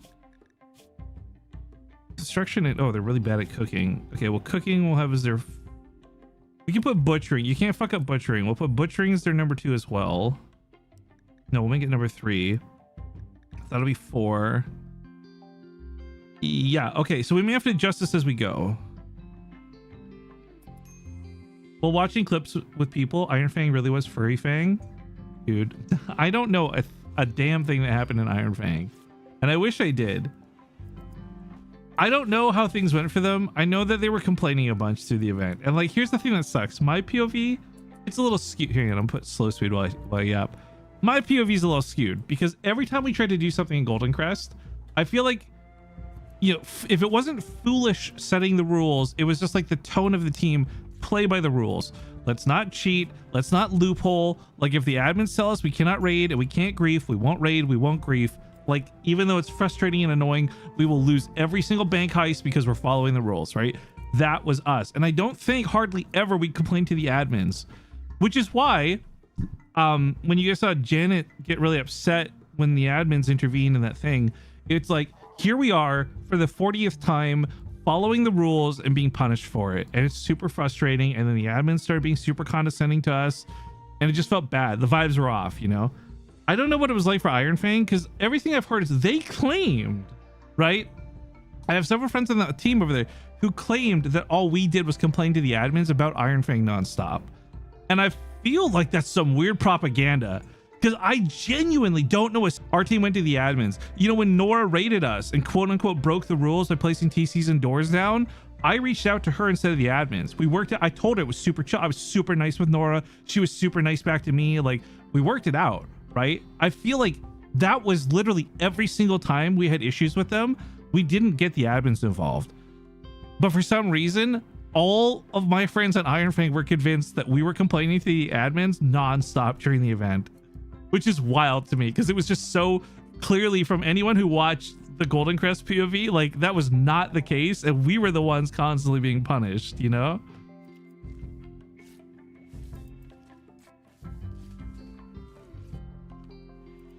But you know, whatever, it's not the main point. I just, like, I wish I had enough time, like, that there was a second me who could do all the boring real life stuff I need to do, so I could go just watch the VODs of all the people from Iron Fang and see how things went over there. Because it seemed like, especially with like Dima joining us and Mochi joining us and other people joining us at the end, like, it seemed like things weren't good. Like, they didn't have, like, dude, the weirdest thing to me, okay, because every time somebody from Iron Fang joined Goldencrest. They kept asking like, oh, can I take a gun out? Can I take these meds? And like, that's so crazy because every time we're like, no, we literally have these lockers set up so you can take all these guns out and go lose them 100 times, right? Like maybe we're coming from a place of privilege because we just had a lot of loot or something. I don't know. But like the way it was set up for us was so just like, look, you guys are new to the game. You're going to die. We have the expectations you're going to die. So we've set up these things ahead of time. Just take them and go, right? And there's that clip of like Masayoshi. Oh my God, Levi, you're literally typing this as I'm bringing this up. There's that one clip of Masayoshi too, right? Where he goes to Chip's garage and he's losing his mind over the fact that Chip's like, no, you can just have a car. Like just take a car. It's fine. Just bring it back when you're done with it, right? Like it just feels like we had shit on lockdown. I almost don't feel like they had it bad over there. I think we just had it good over here, you know?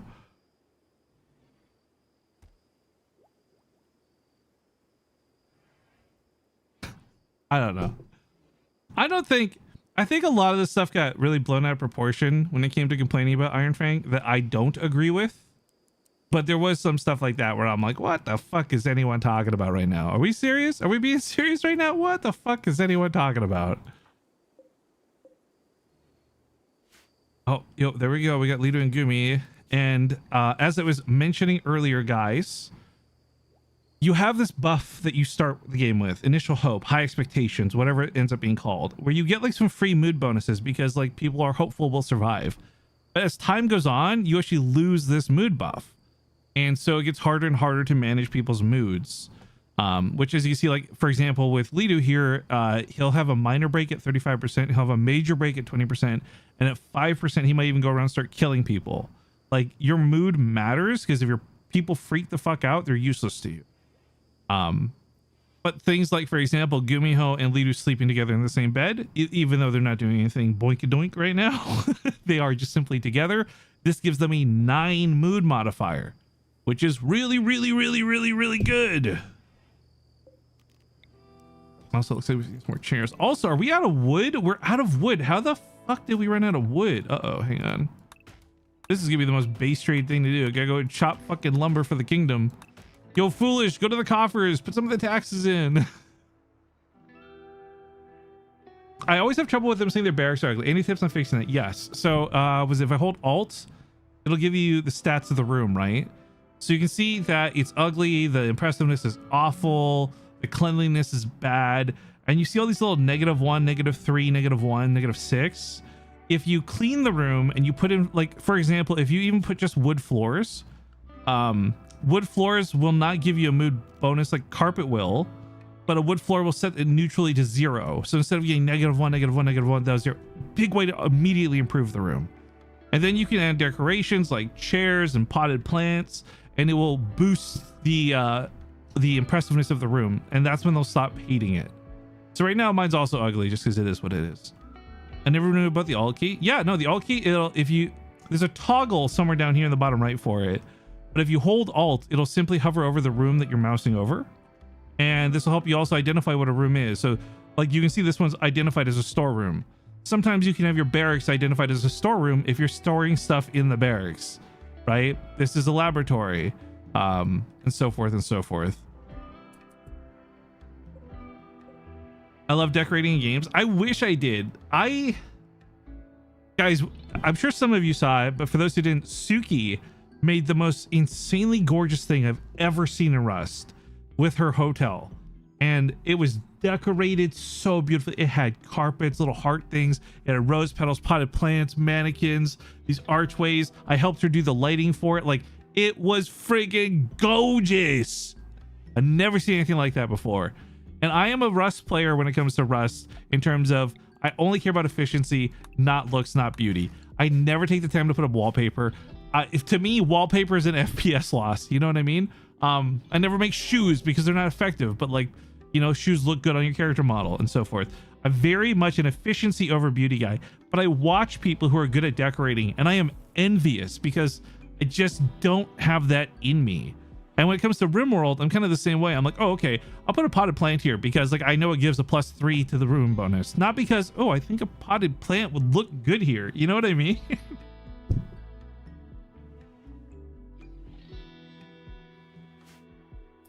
So people who like decorating stuff, I am genuinely envious. I don't have that in me. I'm too ADHD. I don't care. The autism, whatever excuse it is, whatever part of me that doesn't work properly, just can't handle it.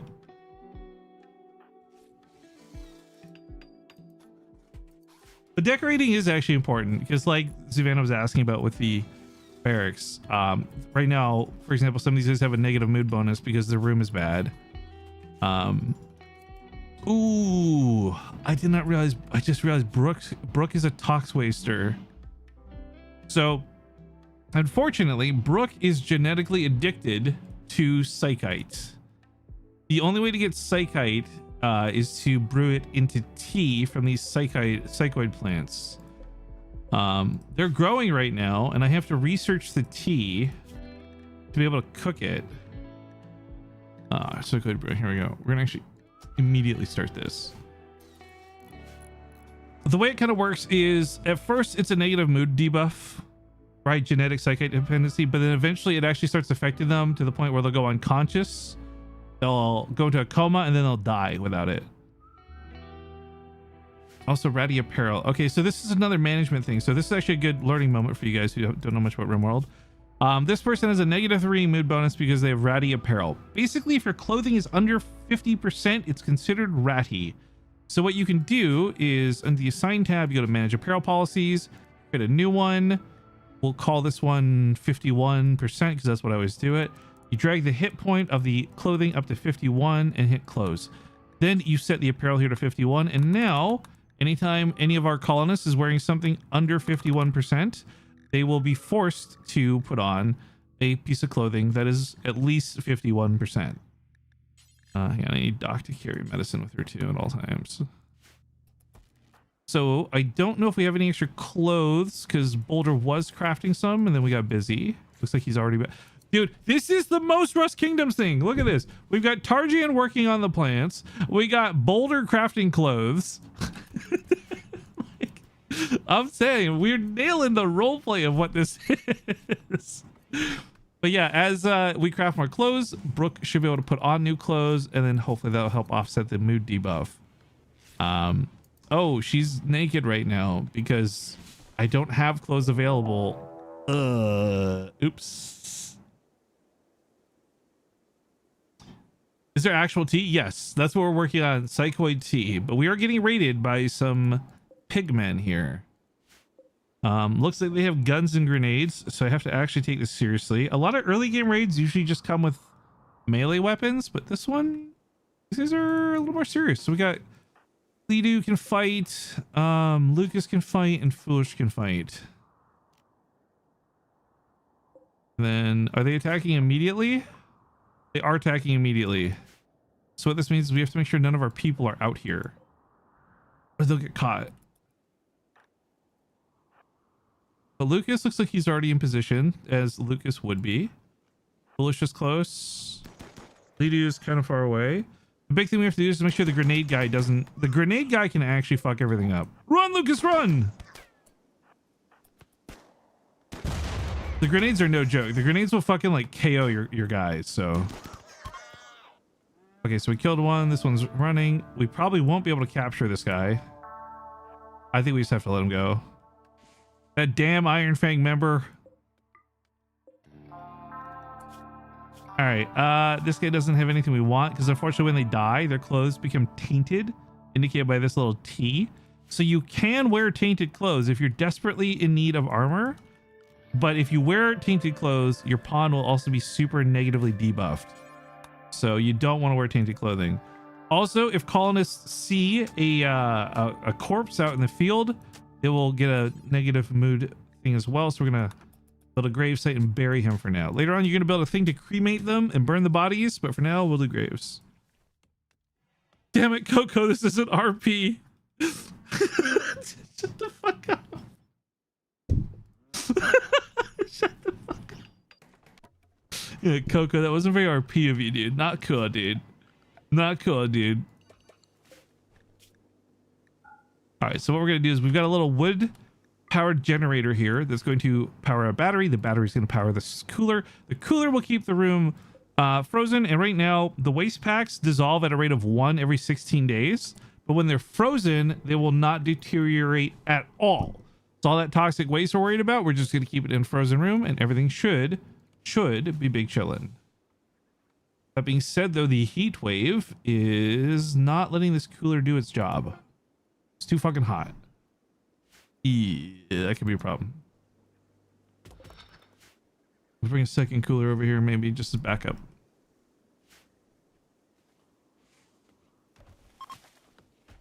One of my favorite bits of Rust was at the inconvenience GC blaming IF. Wait, sorry, let me reread that. I read that wrong. One of my favorite bits of Rust was at any inconvenience, Goldencrest blaming IF. Oh yeah. Okay, so this, by the way, is our second quest for Foolish now. The Loyal Cobra, Losplado Anpelo, an acolyte of the Empire of Opke, is making a request. She wants you to take care of her favorite pet, the Cobra Miriam, at Goldencrest for 24 days. Miriam is suffering from paralytic aphasia and must be kept in bed. This is a tough one. Basically, we're going to get some stupid fucking random pet that will just be not active, which means we have to actively feed it every single day. If we keep it alive for 24 days, Foolish will gain 12 honor, which will level him up to the next level, because right now he's just the novice. The problem is, though, I don't have a reliable food source for the Cobra. I think it eats raw meat. If it eats raw meat, we're chilling. If it doesn't, I'll have to make kibble, which I don't know if we have a lot of resources for kibble right now. But yeah, we need an animal sleeping spot. And we'll put the Cobra in this room, where it should be safe for the most part, I think.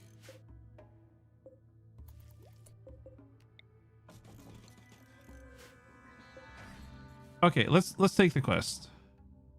Except for honor for Foolish. Miriam has arrived. Foolish, it's up to you to save Miriam. Can I see the Cobra? Yeah, you'll see it in a sec. He's about to put it in bed. So, Cobra has paralytic aphasia. There's a random chance. It's small, but a random chance it could just cure itself and wake up. If it does, that make my life really easy because then we won't have to feed it. However, because of this, I need someone assigned to animal handling. I guess we make that Foolish for now. And he should, I say should because I don't know if he will. He should end up feeding the Cobra this raw meat. Ooh, a Wolverine is a predator. What? Does it have special abilities? None. Okay, so we just have to go hunt it so it doesn't hunt us. We will send Farmerlucas, who's already basically here. And is Ledoo close? No. Is Foolish close? No. Lucas should be able to handle it. We'll send Foolish's back up in case Lucas can't.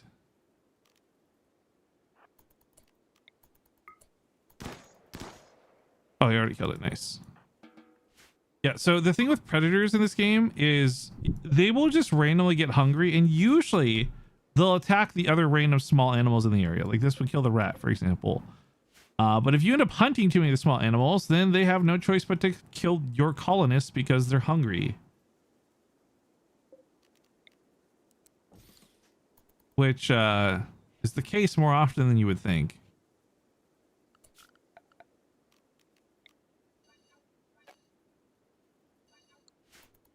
So what I like to do when we have control over things is try to very specifically kill predators so that they don't hunt our people. We have some bricks. Let's try and make a little throne room for Foolish now. It's gonna be really bad and we'll make a better version later, but like somewhere right here in the back, let's set up a small throne room. We will have to expand on it later as the game will tell me it's too small now. For the time being, we can also, where's hang on, we have to make it go up and down. I forgot. Okay, this isn't gonna be nearly as impressive as the actual throne room we had. Okay, I'm aware of that already. Thank you, whoever's already thinking about giving me shit. I think early on we can't make the good throne, but we can have a meditation throne for now. Little roof for it. Okay. The throne room, while not immediately necessary, will be wanted for when Foolish is ready to advance after this snake quest. Because eventually you have to actually have proper throne rooms to... So like you can complete all the quests, but if you don't have a throne room or like it doesn't meet the requirements, like at some point I have to build Foolish a fancy bedroom and so forth. And if he doesn't have that stuff, he won't be recognized as royalty by the game, and then he can't actually advance. Ledoo slacking on building the castle. Ledoo is actually not slacking on building the castle. He is slacking on building the toxic waste room, though. I'm not sure why this is getting delayed so heavily.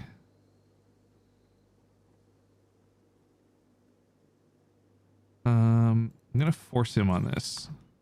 I'm not sure what he's trying to do. I have to get this built. Ooh, his recreation is really low right now, so he's gonna be grumpy. Yeah, -10. It's ugh. Yeah, let him relax socially. I think base trade's got a low building.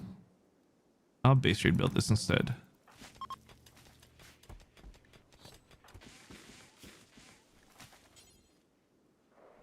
Oh no, don't renounce that at all. I didn't know you could do that. Rusty bones coated. Boulder created a masterwork shirt. Oh, cool. Okay, and now we got Psychoid Brewing, so we don't have any yet, but as soon as we do Psychite tea, we make forever. And then Gumi can make some Psychite tea for Brooke, who appears to have found some clothing since last we saw her. That's awesome. So our storage, you know what? The similarities to Rust Kingdoms is really funny to me because our storage is too full. Just like it was during Rust Kingdoms. So here we go. Mad Boomelope. Ooh, I didn't see that. Lucas, get on this, and then where's Foolish? Foolish is close by as well. Boomelopes are tough. When Boomelopes get upset, they attack, but then they also blow up in like a big fucking like ball of fire. Like that. It's a small fire initially, but this can get out of hand, so we're going to quickly set a home zone around this really quick.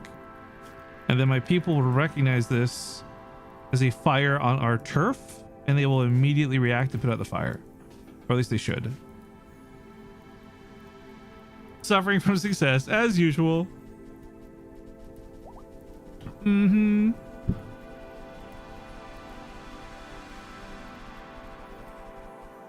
Oh, we just finished making the Agrahand. This is perfect. So we just made a little robot to help Tarjan with the fields.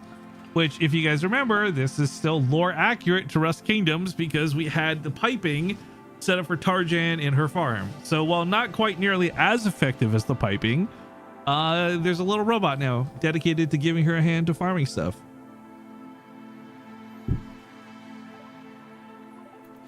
Gumi was having disturbing visions. Oh, it's because of the monolith.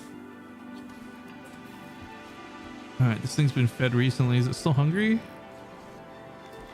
Not at the moment. All right, Ledoo's building the throne room. Let's go.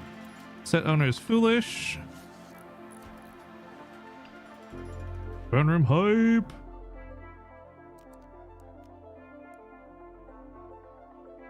All right, this should be frozen now, but we got 2 coolers.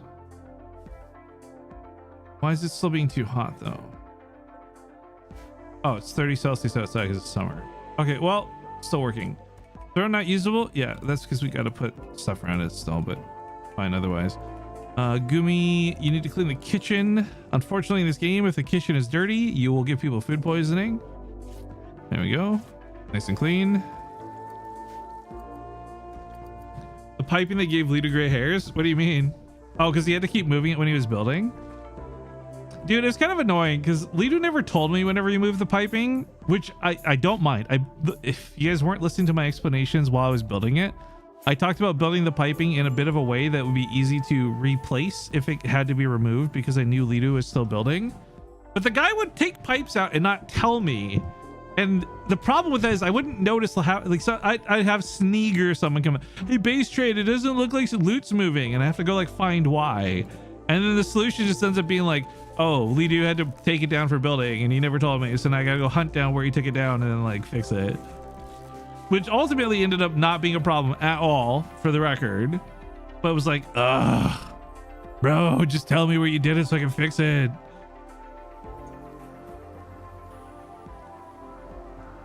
Communication issues as per issue. I wouldn't say issues. It was like a minor inconvenience at like the worst. The clog system. Yeah, I've never had to do that before. Okay, so guys, listen. In regular Rust, the people you play with, they usually have like a decent like general knowledge of loot. So for example, if you're playing with Farmerlucas, he's never going to be bringing back like mailboxes and fireplaces and all the garbage items in the game. But like one of the things I anticipated and planned for even was in Rust Kingdoms, there's a lot of newbies who they're just going to be bringing back all kinds of garbage loot. And so we actually, if you didn't see me set it up, I actually had, you know, our sorting system. So, you know, it knew to put meds in the med box, it knew to put guns in the guns box and so forth. We put a couple of boxes down for garbage items specifically so that I could despawn all the dumb garbage that they were bringing home because we knew that they were going to do that.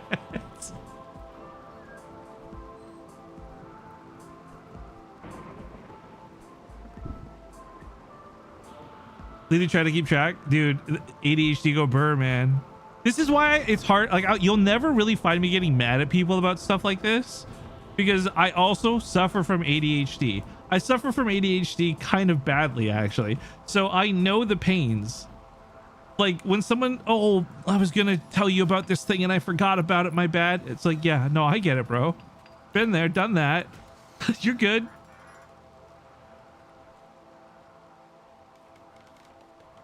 The organization of Goldencrest really happened once you joined the team. Yeah, so Zuvana, it's kind of funny. Like I said, I was before I got in, I was hanging out mostly like in Foolish and Slykuno's chat because I was collecting their drops. But I didn't get to see any of that, so I don't know how bad it was. But I was just simply told by multiple people that it got so much better when I joined. Question mark. So I don't know what it was like before I got there. I just know that I made it good once I did get there. One of the worst things though, like seriously, is early on in the prim/tier 1 phase of any event, whether it's Twitch Rivals, whether it's Rust Kingdoms type thing, like you get stuck where it's just like you've got 100 different things in 100 different boxes and people are always just depoting stuff where they can. Even Rust Pros will do this. So you really have a lot of box space, but it doesn't look like it because instead of stacking all, say, the fuses in one box, you've got a fuse in this box and a fuse in that box and a fuse in that box and so forth and so forth. And so usually when I jump in, like if I'm joining some friends in the middle of a wipe or something too, like I already know that the boxes are going to be like that. And that's where I think the sorting system to me is just like, like just knowing that it's going to take care of that.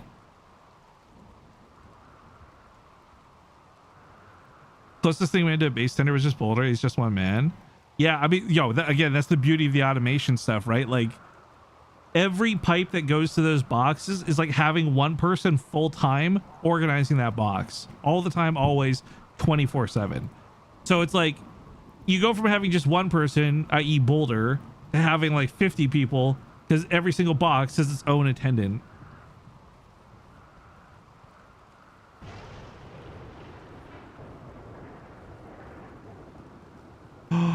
Oh my god, hang on, I need to pause. Boop just sent me this picture of food she made last night. Stop, that looks so good. Oh my god, I can smell it. It looks so good. Girl, you probably even washed the rice. Here, I don't know if this is my... I hope I don't get in trouble for leaking this, but oh my god, this looks so good. Delicious.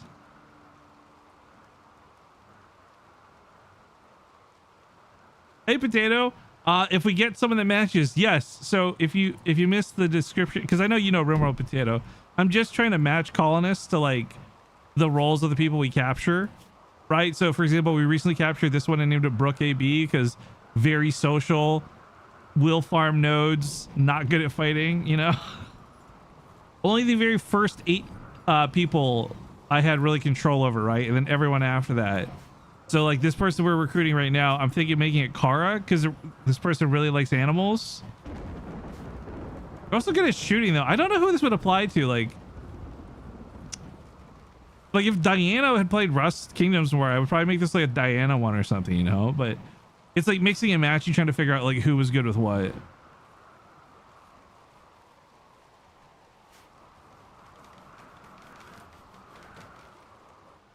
Yo, Potato, check out the layout of this though, right? So like I'm gonna make this when we get more resources to the whole castle, right? And then this is gonna be Goldencrest, that little town we had right outside the castle. It's gonna be so perfect.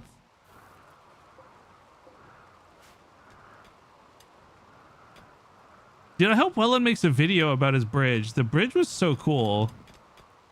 I only really saw it as I drove through it. I didn't really take the time to stop and look at it, but it looked really awesome. Okay, we got geothermal and oh, this is beautiful. Geothermal is huge for power. This is gonna be like non-stop 24/7 power. We love having this. And then we also just got the clean sweeper, which early on you only really need one, but as the colony progresses you're gonna need more. So what we're gonna do is we're gonna create a brand new zone, new area. We're gonna call it clean. And we're going to use this area to limit where the clean sweeper goes. So it doesn't waste time cleaning like rooms it doesn't need to clean. Because it will try to clean like the floor of the ground where all the dirt is and shit. Like obviously it does not need to be there. So we're going to kind of limit where it can go with this zone that we're creating. This way it just constantly cleans like the kitchen only and the bedrooms only and so forth, without getting too caught up with random bullshit. And then it also needs a way to get to the charging station. So I don't think we need to clean the other stuff. So now what we go to do is we go to the mechs, we select the clean sweeper, and we're going to assign it to clean only. And now this little clean sweeper will only stay in those areas. It will not wander around randomly. Yes, it will try to clean the dirt off the dirt, which sounds really dumb, but it will do that. Then it gets stuck in a loop and does nothing useful. Because obviously, dirt is dirty. All right. Do we need any other early stuff? Carpet making could be good. Fishing could be good. We're not really hurting on food. I don't need fishing that bad, but fishing is good for the hunters when they have nothing to do. I think we're gonna do fishing. Then I need to do noble apparel and the harp. Ah, shit. Okay, we have a little bit we need to do here. We'll do fishing first, though. I hate when my colonists run off to the other side of the map to clean a home area I didn't realize I had. I know, like, dude, I just literally set this home area for the fire. I don't even need this. Like, I'll forget to remove that stuff all the time.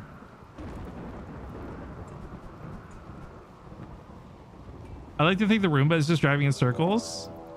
Oh, we're getting raided again. Ooh, shotgun and grenades. We should be able to handle this. Are they attacking immediately? They'll prepare. Okay, so we can get foolish, base, Ledoo. No, not base. Lucas. We can get everyone in position for this. It's tough because the grenade guy's not too bad to deal with as long as you're paying attention. But if you miss one grenade, that shit can be bad. Okay, we just recruited McMillan. Yeah, guys, who do we think this fits? I'll bring up the list again. Good with animals. Eventually will be good artistically, but is not good artistically currently, and they're good at shooting. More, it's a female though, so more wouldn't fall into this one.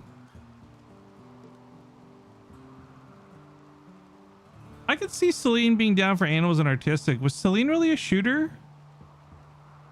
Lamb's not really a shooter. It's the shooter part that I'm kind of focused on. You know, like which women were best at shooting in this with relative to everyone else? Lilith, dude, I don't think Lilith played, bro. I know she was on Goldencrest. I don't remember seeing her more than once. I think if I recall, she had PC issues or something, or maybe it was lag. It was lag or FPS or something. I can't remember which.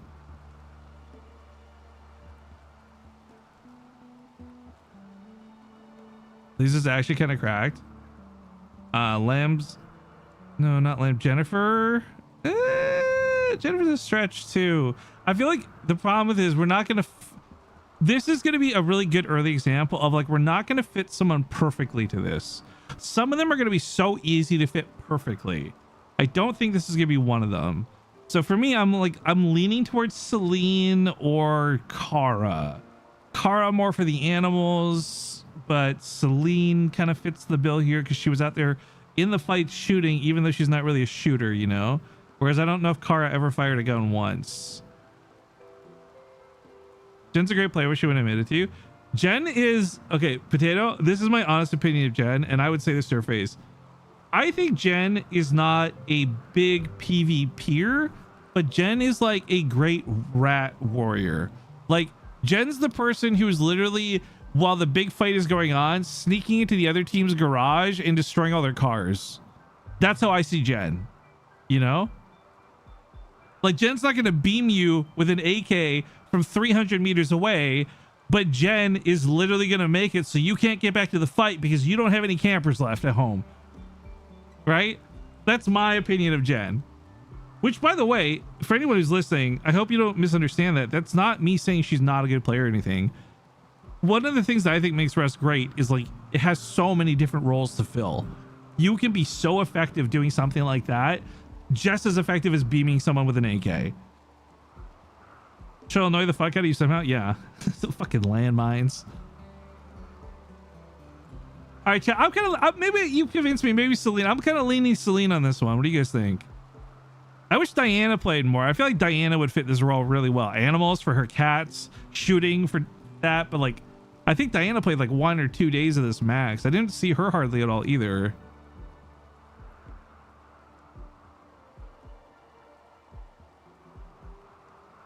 Chat, you got to be the tiebreaker for me, man. We're either going Kara Corvus or Celine. I feel like I'm leaning more towards Celine just because Celine was a fighter. Like she didn't kill a lot of people, but she was out there fighting, you know?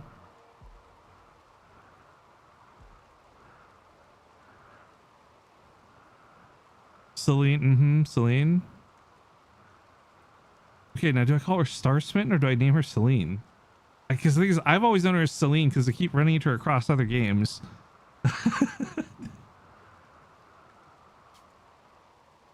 Just realized she has like the Princess Leia hair, dude. I'll go Celine. I think most people know her by Celine as well. Her title is Bully. Oh my god. Celine the Bully. All right, so this person's young. We have plenty of time to train them up. I don't know that I have a weapon for them, but we'll do animal handling and training and hunting as their priority. And then art, but we don't really have an art station. And then hauling things can be their second priority for now until we think of something better. And then we'll give them the same schedule as everyone else. Boom. How's the snake doing? Still alive? Good, good, good. You have to have Poe ASAP. Well, we need to get a male for that. Death to Lifter 3. Buttermilk shotgun glass. Oh, fuck. I didn't realize they started the fight. I got so distracted by story time. No, we lost the lifter. Are you kidding me? Oh, man. Okay, well, we can luckily resurrect Max as long as the corpse doesn't get destroyed. Oh, man. And then Ledoo's slacking because he's fighting. He's not building this. I need base trade to build this. Because we just lost all power in the base. I can't believe our little lifter died. Okay, well, looks like we took care of these raiders. Ledoo and Farmerlucas doing what they do best and cleaning the fuck up. Okay, well, while we're down here, we're gonna need two things. One, we're gonna put a grave down for this weirdo, but also we just gained a shotgun, which we can give to Celine. Oh God, Celine with a shotgun! Jesus Christ. We're gonna hunt the bear. The bear is considered a predator. I don't want it randomly killing one of my colonists while we're not paying attention. So while we're down here, we'll just take a second to get rid of this. Yeah, fuck yeah. Regular rust.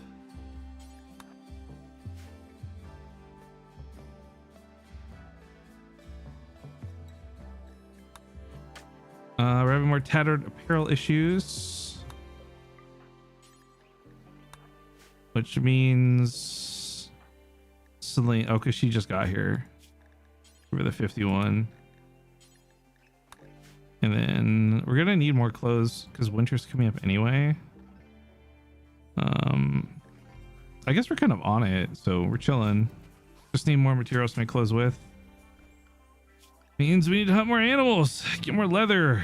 This is Rust Kingdoms, man. Begging all the citizens to deposit their leather in the main base all over again.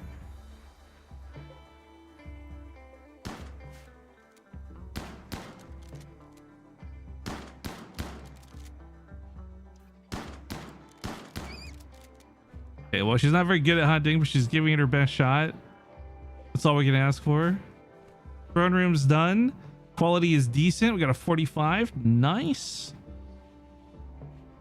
Sir Foolish will have his next ceremony ready to go as soon as it completes.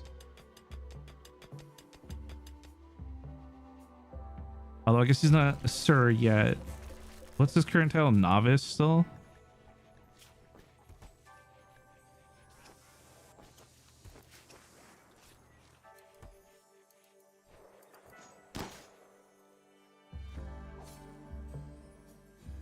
Boy, we got the turkey.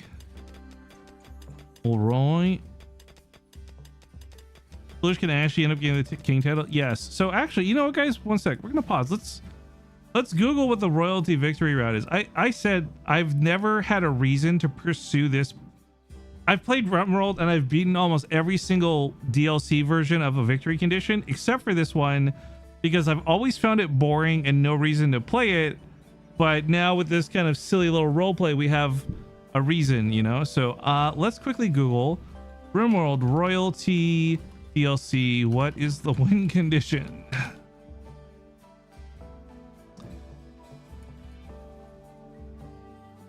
Okay, endings. Ship to the stars, obtaining a ship, building a ship. Royal Ascent. Host the High Stellarch and leave the RimWorld on a shuttle. Requirements: have a colonist of the Archon rank and not be hostile with the Empire faction. Okay, so we just basically have to ascend all the way up to Archon, which I think we have to do just through a series of like relentless quests. And then, yeah, that'll be Foolish. So Foolish, by the way, make sure to give him a good background. He is literally a Glitter World Royal. And he is a Raider King, which means because he's a king, he won't do, you know, jobs that are beneath him. He won't go haul things. He won't go study things. He won't go do drugs, etc. But he will get a bonus in fighting because of that. So I guess we just have to keep doing quests and get him leveled up, and then eventually he ascends to the stars.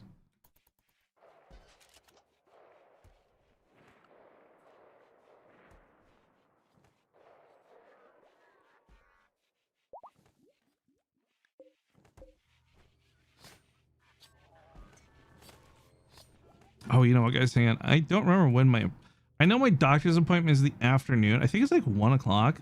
One sec. I'm just I'm gonna look this up really quick and give myself an alarm so that I have this ready.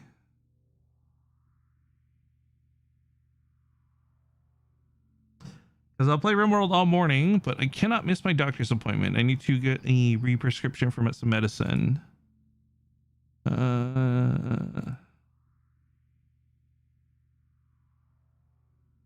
don't remember which email I used. Oh, there we go. 12 o'clock. Okay. What time is it? 8, 9, 10, 11, 12. About 4 more hours of this. No problem. Easy, easy. We'll make some progress. We'll hit the big save button and we'll... Yeah, this will be an ongoing playthrough. So, like I said, I've got a Rust Wipe coming up on Thursday. I think we're doing D&D on Sunday. Like, I'm going to kind of use this playthrough as a bit of background filler. Keep things going, you know? Like, just have this as something we can keep playing when there's nothing else going on. Because I feel like that's where RimWorld really is best. Okay, at some point we need to churn a lot of this into inside so my crafting doesn't get absolutely forked. It's okay right now. We are also rebuilding their little constructor thing that died. Nice. We're full for this one, Potato, but if it goes well, I'm definitely gonna be poking more people from Kingdoms to Come again. It's not a full campaign. It's a one-shot session. So it's like a quick little world building. We play for like 4 hours, one and done, maybe 2 episodes at most, but like usually it's like a one and done thing. So this week we're doing it with Monstera and Olagato, who both have never really done it before, and then Josukai and Deadly Boop, who have played a lot of D&D before. So we already have a pretty big group, otherwise I'd say sure thing. But yeah, just keep an eye on that Discord because I'll probably just be poking in there again. Hi Levon, welcome back. We got raided again in game, but we didn't unfortunately get any prisoners to take. We're too busy killing them all.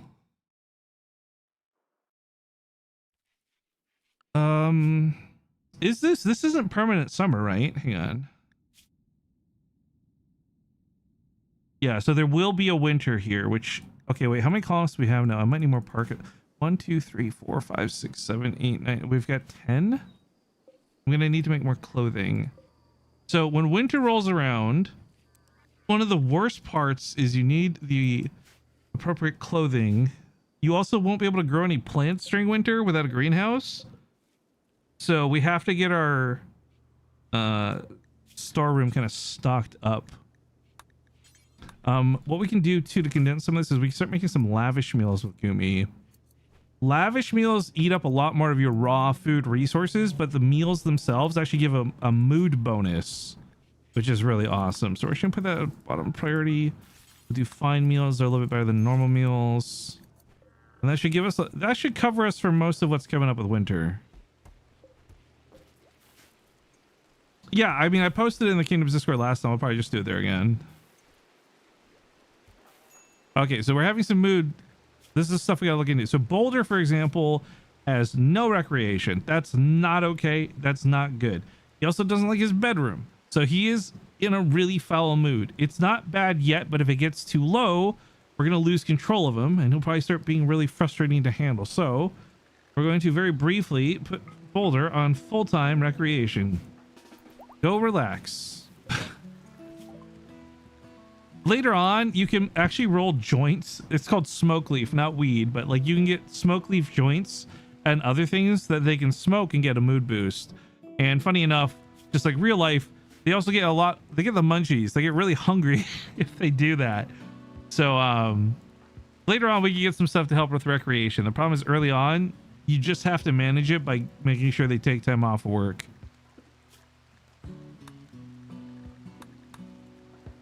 Ooh, Smith, I think I got to start digging down because if I don't get to where we need to go, deep drilling, multi-analyzer, etc., we're gonna be really far behind. So let's work on that next. There's also an Odyssey bundle that's like a ship thing. That's gonna be great for the next flooded season. Yeah. Oh, okay. So there's a ton of different DLCs for RimWorld, and they all add different things to the game. The Odyssey DLC introduces spaceships and the ability to go to space. It's actually really sick. That's what this is here. This is what you start with. You start with a grav ship. It's tiny, it's small, and it doesn't have much to it. But you actually get to build it out, and you can shape it to look like other things. So there's some really cool spaceship designs actually people have cooked up in this game. No, not a C. I see why though. If the Odyssey, I see the dots you're connecting. No, it is a spaceship though. It is a spaceship. Hi, Inky. Hello again. I commented on, I'm in my, dude, I haven't used Blue Sky in so long. I was on Blue Sky last night and I saw the art you were posting, by the way. I love that character you keep drawing. What is she from? Or is that like an OC from somebody?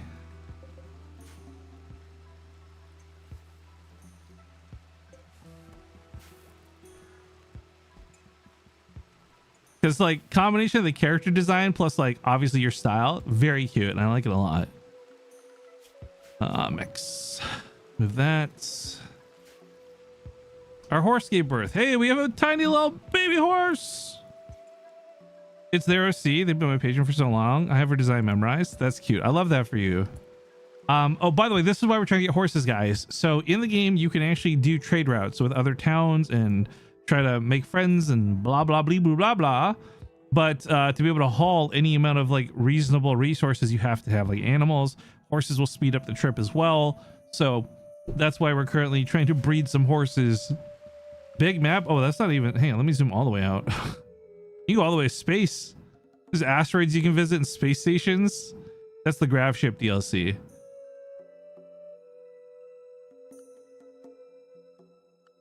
Yeah, it's a pretty big world. There's a lot to explore. You can also go to different map tiles and set up like additional towns and things.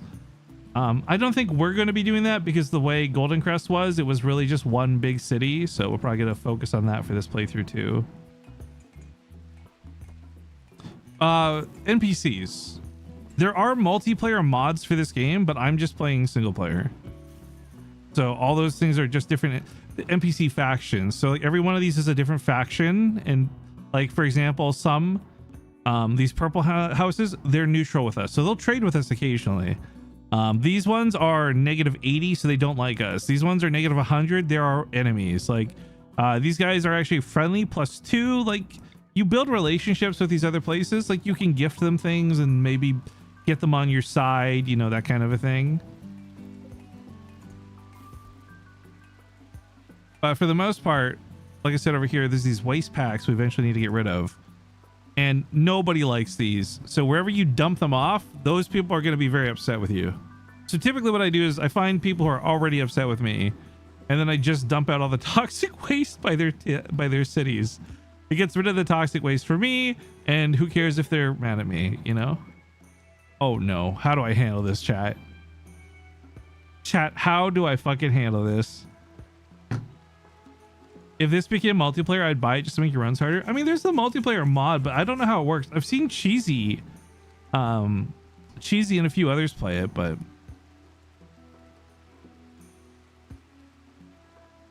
happy birthday, Inky. Oh my god, is it your birthday?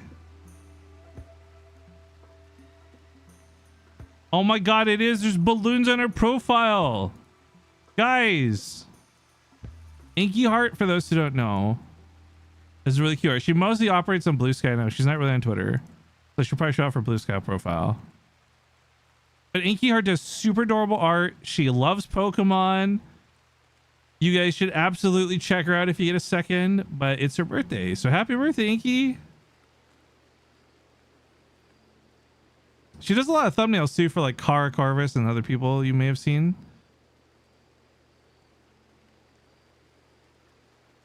Big Inky Heart fan. Big Inky Heart fan. Okay, so I think we're going to let the pregnancy be a thing, because if you actually raise a child in this game, here's my thought process on it. If you raise a child in this game and you do it right, you can shape what stats they have. So for example, if you want them to be good at cooking, you have them follow the chef around while they're young and they learn how to cook, right? We could use this to create more Goldencrest members and have them be more authentic than simply getting random ones that we're turning into Goldencrest members. It's just canonically in the game, they will be the child of Ledoo and Gumiho. We'll roll with it. We'll roll with it. Fuck it. I was going to turn the pregnancy stuff off, but I kind of forgot to do it, so we'll just roll with it. Wait, is the bot command set to trigger when someone says happy birthday? What the fuck?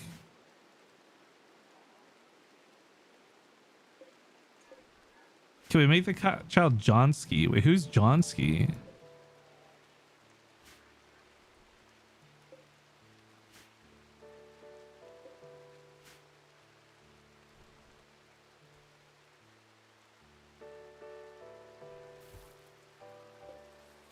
Let's make a few more subcores. We're not going to use them right now, but it'd be good to have them pre-made.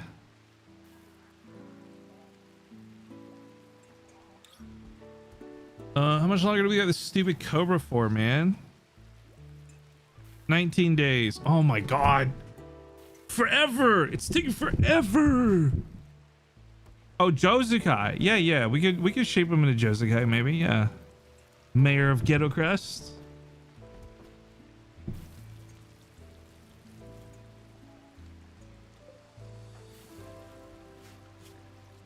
We really do got to start stocking up though, because as winter rolls around, a lot of animals will start disappearing. They go into hibernation and such.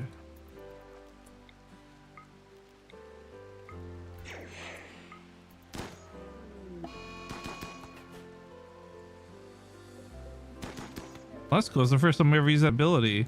So I had Foolish cast a spell basically that made that thing move slow.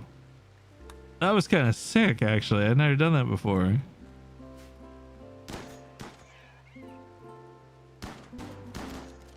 Ooh, we got some yaks. We got everyone down here. Might as well hunt them. Hang on. Normally they're kind of a pain in the ass to hunt, but I mean literally everyone's right here, so.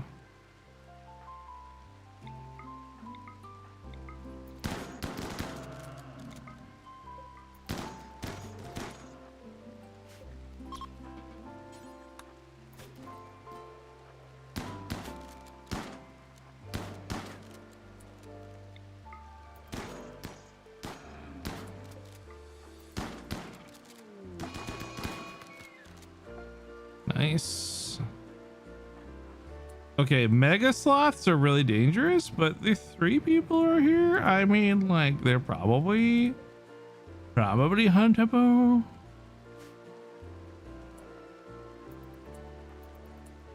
Wait, this is cute. Yeah, I mean, this game can be kind of cute. It can be really grim and awful too at the same time, but it can be cute.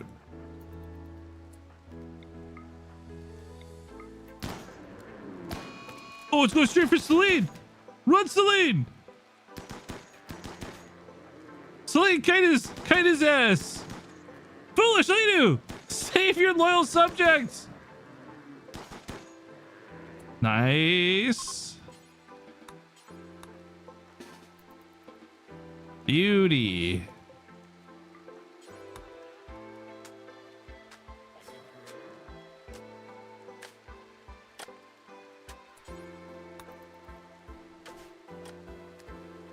Yo, Celine just yoinked his food. That's fucked up, Celine. What the hell? Okay, I also didn't realize we had ambrosia growing here. So this is a drug. What this does is it makes everyone really happy. So we're gonna let it grow and then we're gonna harvest it. And we'll have a little bit before winter. It'll be nice.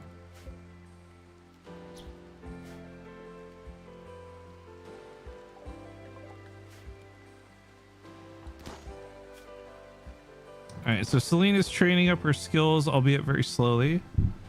Let her keep doing that. Psycasting is fun if you get good random rolls for what you learn while leveling up. Can't you can like learn things though too, right? If I'm not mistaken, like you can learn like spells from the like stuff you would trade for. Oh shoot, I just realized we gave Boulder all that recreation. He's had too many days off. He's been slacking for like a week. Oh my god, I hope he enjoyed his vacation because he's not getting another one anytime soon.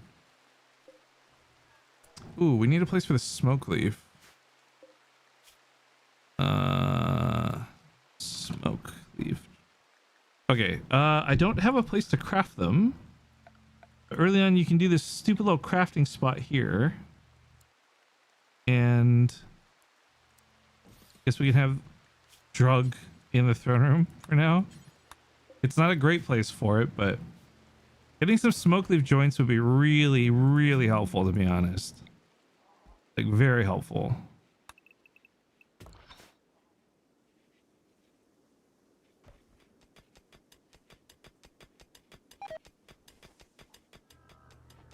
Bear meat right away. Oh no, hang on. None of these should have food. Or raw food. Hang on. What a waste. That sucks. I wasn't paying attention. That's on me.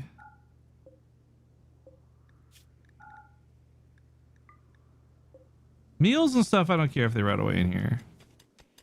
But the food, let's make sure food does not rot away in here. Also, let's get some shelves going in here so we can store some specific robot things. Okay, so this shelf would be steel. This shelf would be components. This shelf would be advanced components, and this could be plasteel as well, but I don't think we have any plasteel right now, so it doesn't really matter.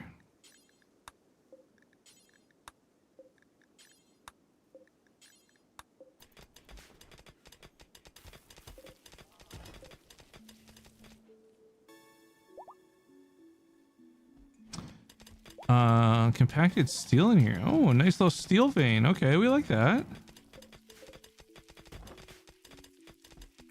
Just kind of expanding out our storage right now.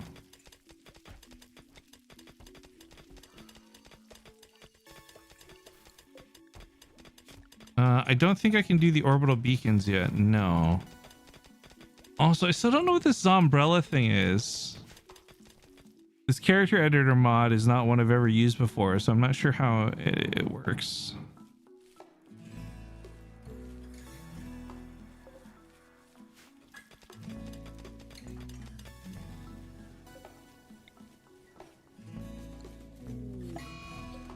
Rejected proposal. Oh no! Ledoo proposed marriage to Gumiho. Gumiho rejected the... No! Gumiho rejected the proposal. It was too much for the relationship to continue, and the two have now broken up. Ledoo is going to be unhappy about this. Ledoo and Gumiho are no longer in a relationship. This means now Gumiho is going to have a bastard child, chat. Oh, it really is going to be Josukai.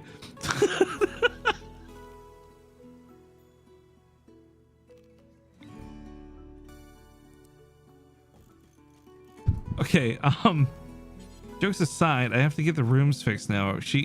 So while they were getting a mood bonus for being lovers, they're gonna be really upset if I make them sleep in the same room as exes, so I have to move that bed ASAP. Also, damn, everyone in the colony is mining. Look at it, we're mole people. Just chipping through the storage right now. Ain't no thing at all. Sheesh. All right, you girls, this means also, wait, I want to put Boulder back on prioritizing crafting. So we need clothing for the winter still. Oh my god, is our food storage full? Oh my goodness. What good problems to be having.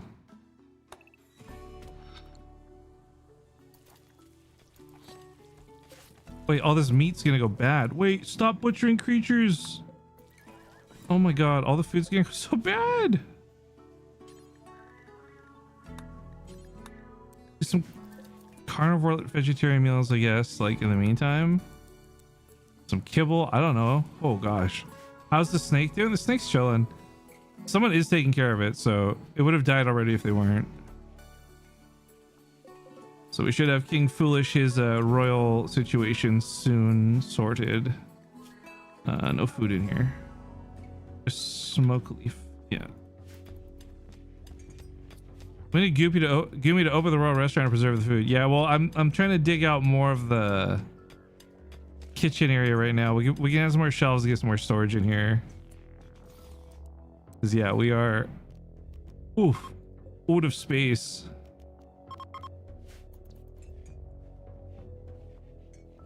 That's a lot of meat that will rot, and I'm gonna be so upset if it goes to waste. The royal freezer needs an upgrade. This wasn't really supposed to be the food storage area. It was just like early on putting it there because we didn't have somewhere else to put it. But maybe I'm gonna invest into it, like actually though. We could put another thing like over here too. The thing is, we shouldn't have this much food. Like this, like normally in RimWorld, you're kind of starving and striving to survive. We're doing a little bit above average right now. A lot of this is because I gave myself some extra meals to get started with because I didn't know if it'd be a rough start or not, but largely the issue is more that we've just actually been efficiently farming plants and killing things. So, oh no, Tarjan got food poisoning because of an incompetent cook. That is such a fucked up thing to say about Gumiho, Tarjan. Tarjan, I can't believe you've done this. Just like Goldencrest, we're efficient. Yeah, we're up too good. A thing that I'm really scared of, honestly, is you have a wealth value in this game, and so as you collect more things and you build more stuff, like your colony's wealth will go up, and as your colony's wealth goes up, so will the difficulty of the game. So you will have like more attacks, and the attacks will be bigger if you're too rich, and it can get to the point where you you can accidentally like outscale yourself, if that makes sense to say, which I'm sure it doesn't. We want to try and avoid that happening, because I've learned the hard way that can happen oh so easily by accident. But that doesn't mean we should stop trying to gather stuff. It just means link paste. It just means we gotta start getting guns and things sooner than later too. All right, looks like we've cleaned up a lot of the spare meat, which is good. Did this fuck the freezer temperature? It did not. That is also good. That can happen.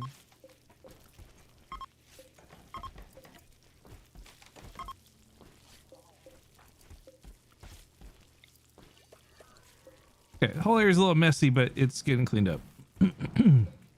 It's getting better.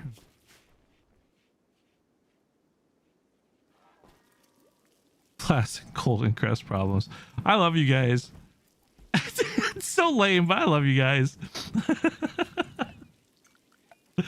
All right, let's get maybe 2 more small shelves here, and we'll do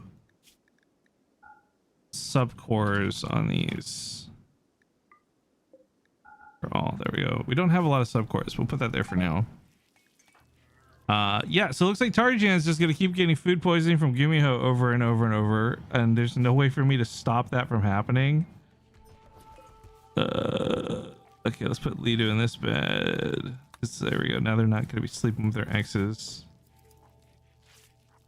Okay, party mood boost. Dude, everyone's mood is pretty high. Brooke is the only one struggling at the moment, but we have Psychite being harvestable very soon, so we should be able to get Brooke back in good spirits soon. Tortured artist. Oh no, I didn't even realize Celine had this trait. Celine feels alienated and misunderstood by other human beings. She will have a constant mood debuff, but gain a chance, 50%, to get a creativity inspiration after a mental break. So this is like a negative and a plus. Basically, Celine is more likely to mentally snap than any other colonist in the colony. However, when she comes back from that mental break, she has a chance to, like, you know, have a huge buff. This is a really annoying one to balance, and frankly I would rather have them just never mentally break, so I'm going to be combating this. But if they do break, at least we know they'll come out of it with some good stuff.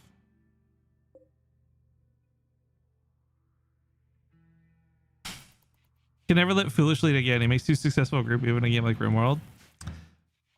Dude, look, I'm not gonna pretend like I'm super familiar with Foolish's game, okay? I know Foolish kind of through Rust Kingdoms, and that's mostly it. I wasn't even familiar with his content much, other than like seeing him on Tina's stream in the past, you know? I like Foolish though. I think he's really cool. I tell you what though, if that guy doesn't want to be king anymore, I would respect it. But at the same time, if that guy ever wants to lead anything, I will also respect it. The thing I enjoyed most about interacting with Foolish from my limited times that I have is the guy just seems chill.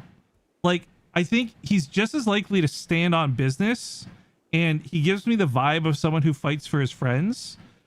At the same time, I see him just as likely to just be super fucking chill about things and just, you know, vibe. And I think that's really rare with streamers, because a lot of streamers have like egos, or like they feel insecure and need to prove to people that they're this, that, the other.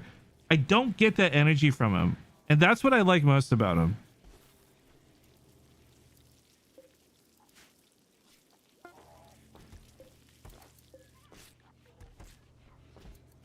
He likes to make sure everyone's enjoying and check in on people. Yeah, and I really like that. I'm like that too, and I just feel like a lot of people aren't. Like, I don't even mean this to, like, I don't have a single one person in mind, so before anyone speculates like what I'm about to say, like this is just a very, very general statement. A lot of streamers I know who are even just like some of the nicest, genuinely kindest people are also some of the most selfish people at the same time. And so I feel like it's really rare, right, when you find that combination of somebody who is, they're successful, they're popular, and they're not selfish. And that's why, like, in a heartbeat, I support that guy no matter how he wants to be supported. Just because outside of any personal interactions with him, like, even if I'm just a fan, like, I see why you guys are fans. You know what I mean? Does that make sense? I'd follow that man to hell and back. You voice drama like the plague? Yeah, that's my weakness. I love drama, dude. I'm not very dramatic myself, but I fucking love drama, dude.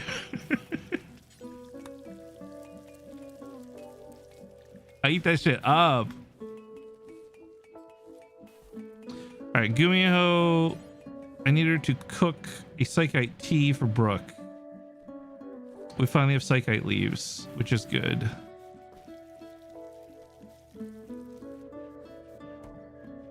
Okay, where's Brooke? Please go drink one of these ASAP. So Brooke has been suffering from a psychite deficiency. The geneticness of it has now left her body, and she actually has now a +12 instead of a -11. So Brooke is going to be all grin, smiles, and good vibes over there. We love that. I'm not sure why the lifters aren't bringing the leaves in here. Maybe I need to uncheck it. Yeah, I'm gonna specifically unlink these two, link these two. We're gonna put leaves here. Make this like a priority. I don't know why the lifters aren't bringing these inside. Kind of annoying. Maybe there's other stuff on the map they're prioritizing. The streams in chat always feel like a safe place to be because of the things you said. See, I want to be that kind of a streamer personally. My bigger issue is, though, I've got a real big dose of that autism. So I'll say something wrong or I'll offend somebody and I really don't mean to. It's just like more that I didn't think that this would be something, or I won't consider how somebody would, you know, receive something I'm saying. Like the biggest dose of this was like, I would try to give people criticism. Not because like I wanted to make them feel bad or anything, or it felt like this, that. I'll give people criticism because I want them to be better, because I would want to be better. But then of course, as I learned being an adult growing up, not everyone is open to criticism. Not everyone wants you to help them be better, and that is okay, and that is valid. And it takes a lot of mistakes and stuff to learn that, but you eventually learn that, right? That's my biggest, I think, hurdle personally I need to get over. I'm better at it, right? I've had time, experience, I've learned, but I'm just saying, like, stuff like that, there's no fucking like guidebook to being a streamer, right? No one, like, you don't just like get a crash course and like know these things. Like, these are lessons you have to learn, which is really fucking frustrating.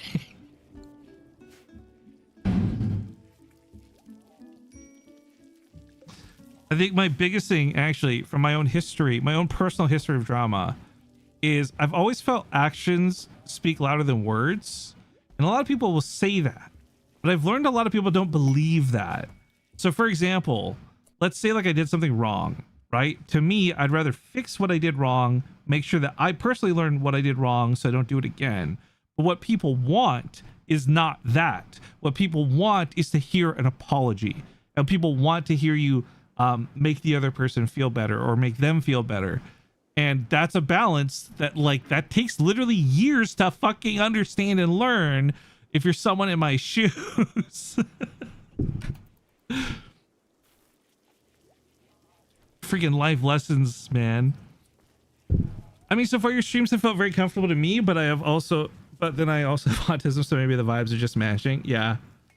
Like, you know, dude, Malfunction, you probably get this too, right? Like, there's some people you'll just like feel uneasy about, or you get like a red flag about. You don't really know why outwardly, but like just something inside your gut is telling you like, this is not a good person. And then later on down the road, something will happen and you're like, oh, I was right. You know, like I got a bad case of that with people. I've only learned recently, like within the last year, that's just like an autistic quality trait.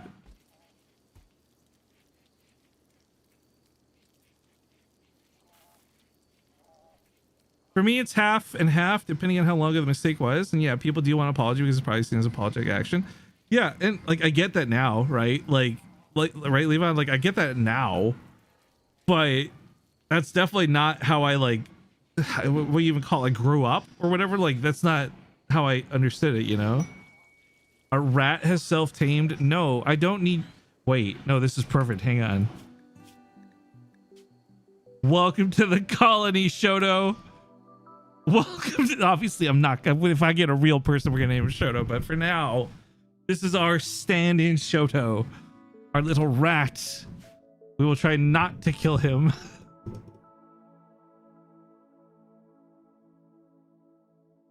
Normally when stupid random creatures tame, I just slaughter them. They're just in the mouth I don't want to feed. But in this case, in this situation, welcome to the colony, Shoto. Welcome, welcome, welcome.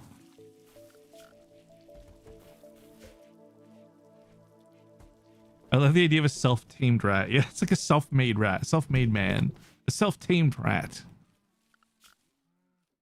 How are we doing on wood, by the way? We are, whoa, we're really low on wood again. I didn't even realize. That's not good. Let's chop some more trees. Oh, the distress signal is really close, but I don't want to deal with it. What's the reward? The frantic voice begs for assistance. They offer everything at their camp, including shards of power. No, I don't care about that. The architect shards are for the anomaly playthrough. And while we have the option to do anomaly stuff in this playthrough, I'm not super interested because like we're doing the royalty route. Dakin incoming. Dude, it's so funny because like if I hadn't been delayed getting into kingdoms, I would not have been on Foolish's stream, and then I would not have seen Dakin and the whole clean slate thing, which way funnier than it had any right being, to be honest. Wait, why does Brooke need metal treatment? Wait, whoa. Oh, social fight. Wait, Brooke and Boulder got into a fight with each other. What the hell? Boulder. What the hell, Boulder? What did Brooke say to Boulder or vice versa? What the hell?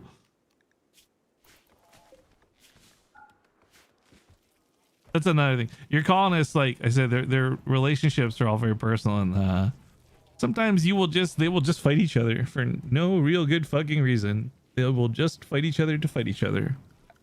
Okay, I guess with Gumiho's upcoming birth, we should prepare a hospital. We'll have to be a small one for now that we can expand out later. Hang on. We have to granite on some sides. But yeah, let's prepare a small hospital for dear sweet Gumiho. This isn't you, Boulder. You're better than this, Boulder. I don't know what happened to you, man. Don't let it get to you, man. Rust can be stressful. It is what it is, bro.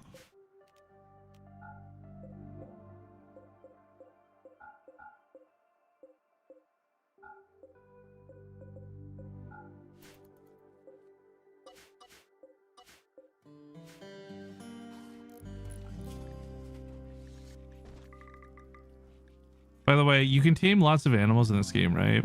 I did a playthrough where I tamed a bunch of birds, and I had this bird army, and I was so stoked. I was so ready for it to be awesome and amazing and badass. And then all the birds just fucking die. And like, what? It was terrible.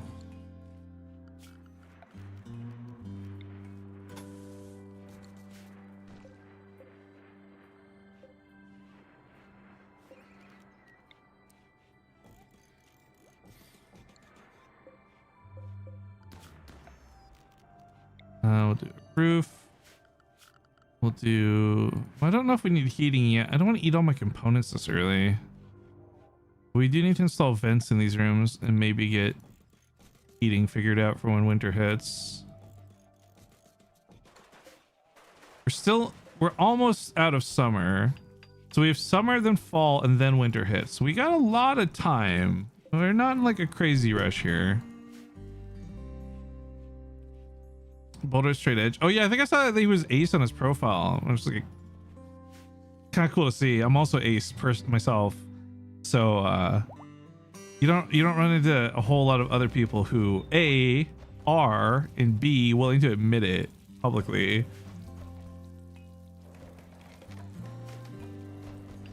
All right, let's make this hospital beds.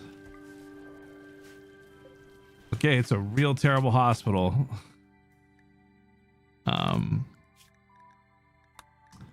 Multi-analyze these machine smithing. Ah, shit. Okay, do that. You're aromantic and asexual. Nice, dude. You know what's funny, Levon? I'm older, right? So when I grew up, that stuff didn't really exist yet, you know? Like I was, but I didn't know it, and I never would know it. You know what I mean? Like, early 2000s and whatnot. Like, a lot of that stuff wasn't really something people talked about too often. So funny enough, like, you know, I've had girlfriends and stuff in the past, never really felt right, blah blah blah. It wasn't until I watched this fucking show, which is, by the way, in my opinion, one of the greatest shows of all time, and I would recommend everybody watches it. But BoJack Horseman, the cartoon from Netflix, was actually what clued me in, because one of the characters had this whole arc about discovering he was ace. And if I never watched that show, I never would have went, wait a minute, like this totally, like all of this is describing me right now. Like what? Like, also, fuck, Todd is so funny in general. Like, first off, I love that Aaron Paul, like the voice actor behind him, is actually super supportive of all that stuff in the, like, just on his own, separate to the show. But then also because of the show, he's like super into it. But my favorite thing about that whole arc was, I don't know, it seems like some of you watched the show, the thing where he goes to his, I don't remember her name, the axolotl girlfriend, where he goes to her house and it's just like the goofiest fucking, like, almost slapstick comedy of all time, juggling the relationship with the parents and all that. Like, that show is so good. And what kills me is so many people won't watch it because they think it looks weird. And it's like, no, dude, just get over the animal thing. It's not a furry thing. It's not, just watch it. It's so good. Like, the show is just so, it makes you feel, bro. It makes you feel things. I feel like there's not a lot of shows nowadays that make you feel things, if that makes sense. Okay, we can get rid of the coolers because they won't be feeding these wood all winter. I think with the room set like this, we can do a mix of cooler slash heater. I'm gonna need to run some power up to here though before I can do that.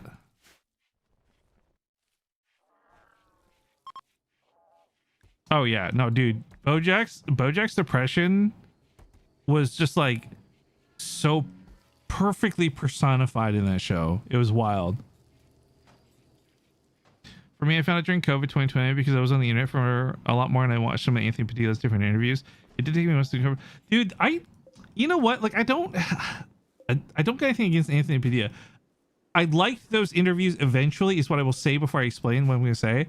But one of the first things I saw him do was he interviewed that girl who ended up being like a well-known like faker of having like what was it, the multiple personality thing? Like, she was faking it, right? And for me, because that was the first one I saw, I thought, oh, this guy's just like this is garbage content.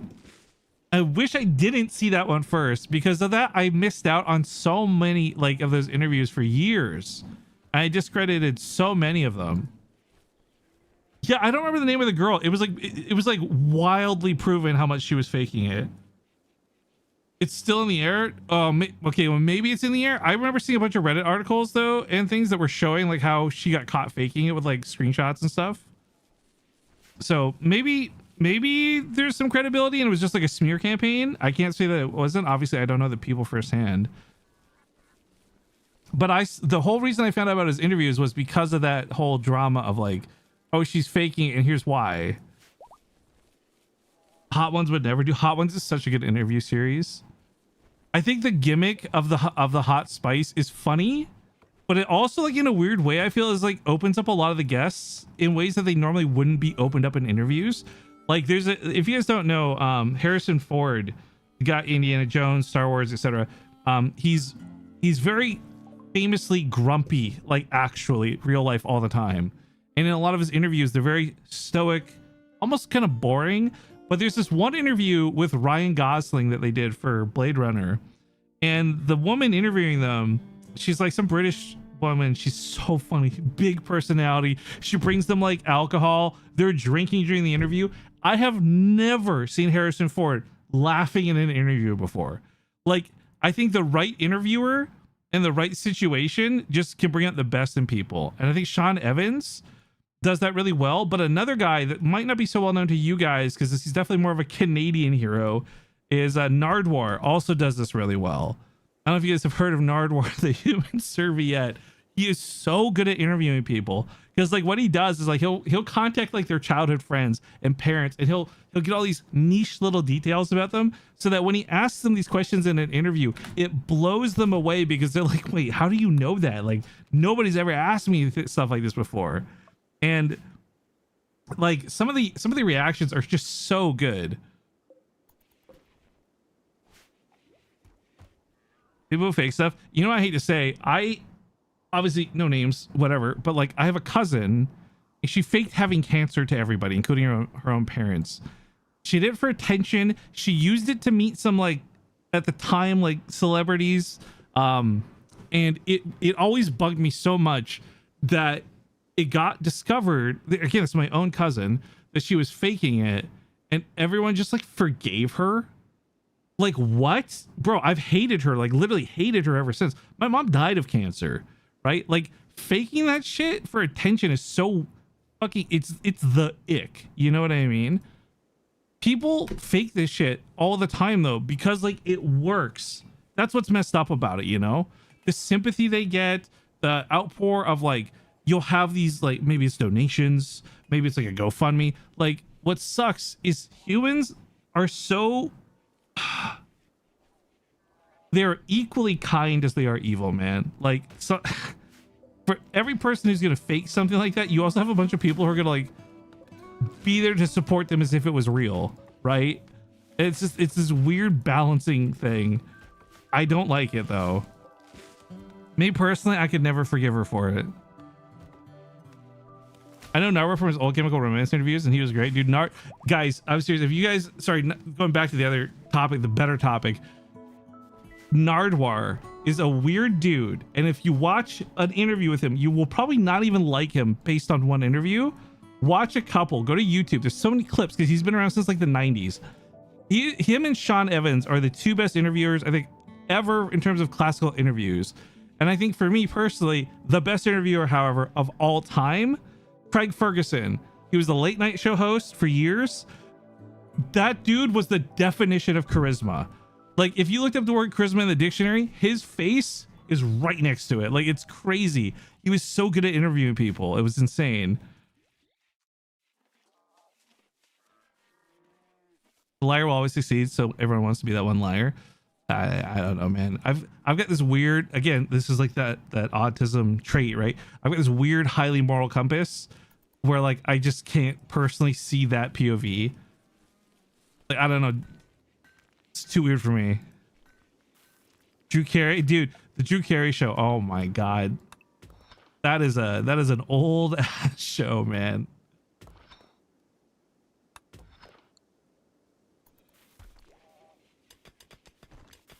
Josh from Good Mythical Kitchen is a pretty good interviewer in his final meal show. I didn't really watch much of that actually, so I could not give an honest opinion.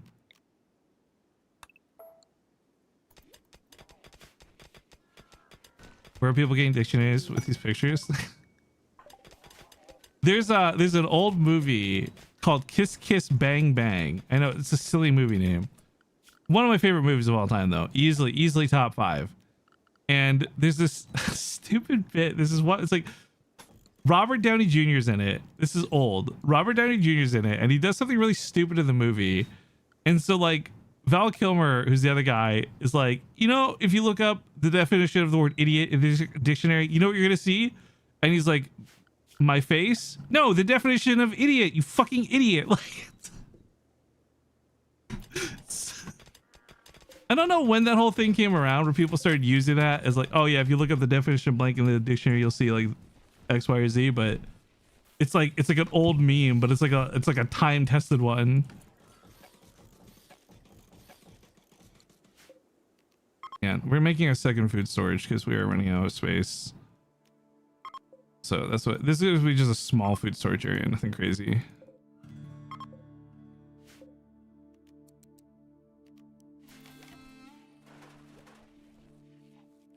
Start cooling down soon.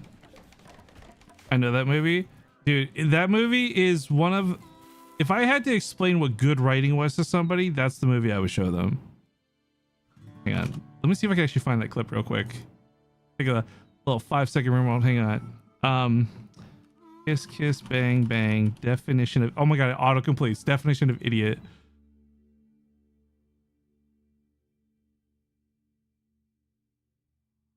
Spoil the movie, but like, guys, if you're looking for a good movie to watch on like a weekend, you got nothing better to do, I highly recommend this movie. I will say though, I should give some warning. This is from the early 2000s. Well, they don't throw the word around a lot. There is the F slur in this movie, but that's only because one of the main characters is gay. Like, his name is literally Gay Perry.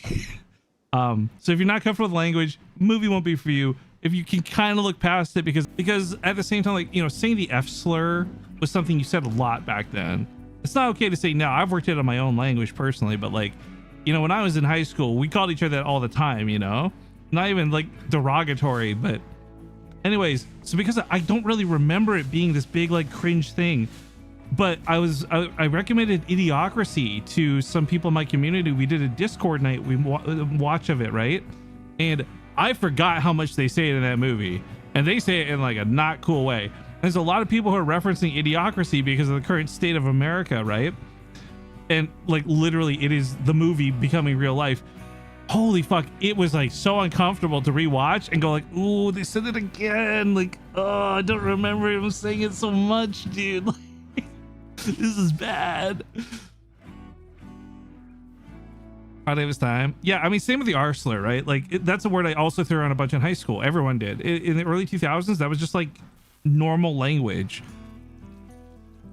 And the thing is, like, okay, I get now there's some people who want to cling on to it. I think specifically during Kingdoms, we saw some, you know, issue with train in this word.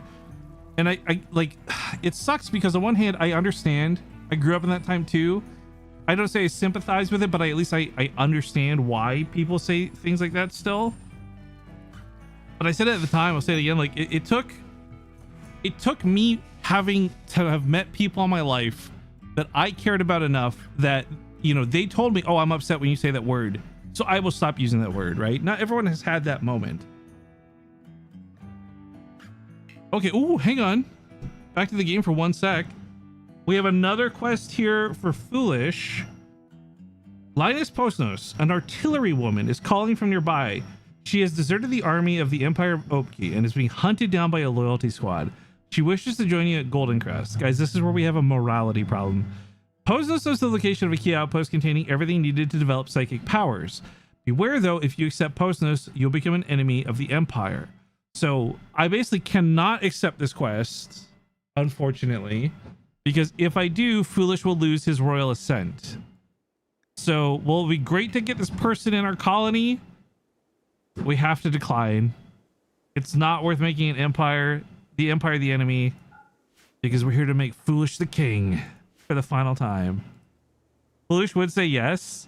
He probably would, but the thing is, like, in terms of that quest, it's not even hard to do. The rewards aren't really worth it. And it kind of fucks with the roleplay of what we're trying to do. So we're going to skip it. Even though that's like a really big, awesome quest to do early on. He'll beat himself up later for it. Yeah, probably. Wait, this is so Goldencrest. I wish, guys. It's just not, it really...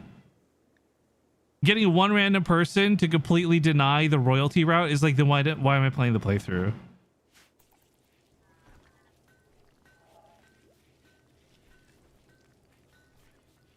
Even watching family friendly series like Friends is cringe because yeah, I think, you know, there's obviously a big debate about autism right now, and Penn and Teller had a show called Bullshit, and this show is like old at this point. We're talking like early 2010s maybe, something like that. And even then they were talking about how it's not that there's more autism, it's that we're better at detecting it, right? And I think that's the case that's happening right now in the US. They're looking for all these excuses for it, but like the reality is, I feel like from my understanding, the amount of overall autism within adults in the US and Canada, etc., has not changed. We are just simply better at detecting it. So there are more cases of it, but that's just because we're better at identifying it, right? And I hate watching all these debates like Tylenol causes autism. Like fucking. Meanwhile, that's not true at all, right? That's not the case at all. And what I loved about shows like Bullshit was like they were calling this stuff out way ahead of its time. Way before that.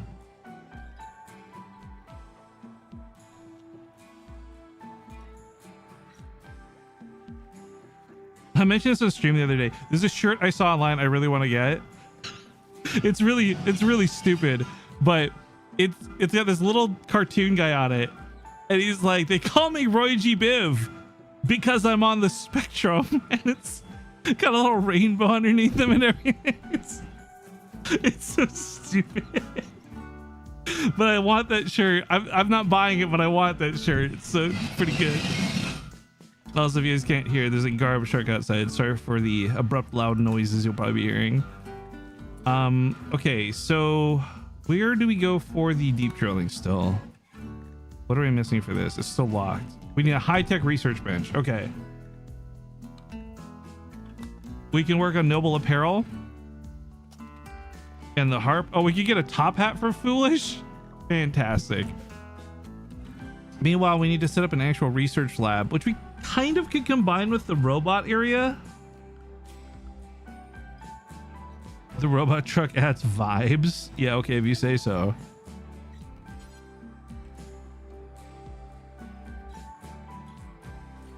Yeah, because I can stack them like this, even though we're not going to have that one yet.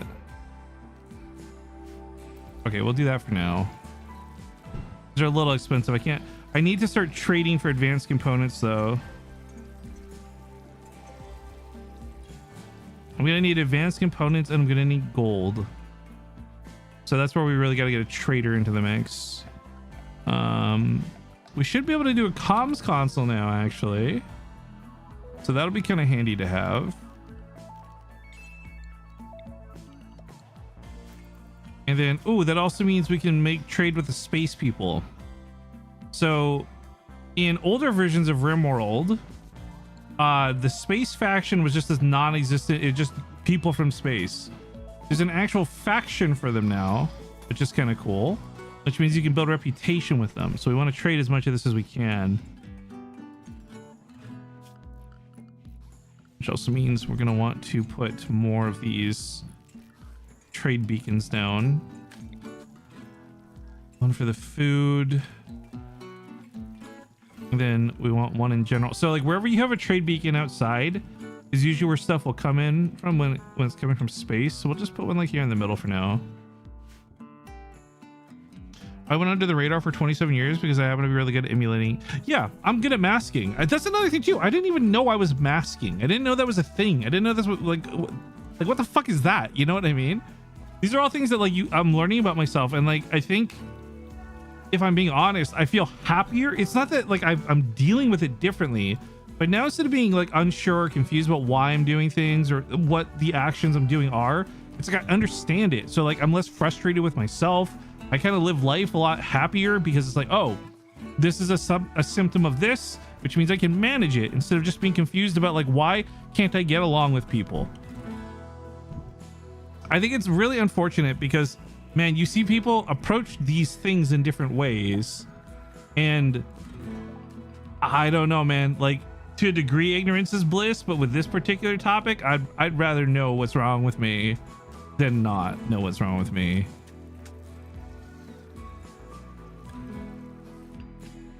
We also have to build like a battery room, man. We have our whole colony is operating off of one battery right now, and I'm not gonna lie, that is stressing me the fuck out. So we're gonna I don't have a good spot for it. We're just gonna dig a small battery room right here and hope that yeah, that'd be 1 2 3 4 5, that 6 batteries, 7 8 batteries should be good for now.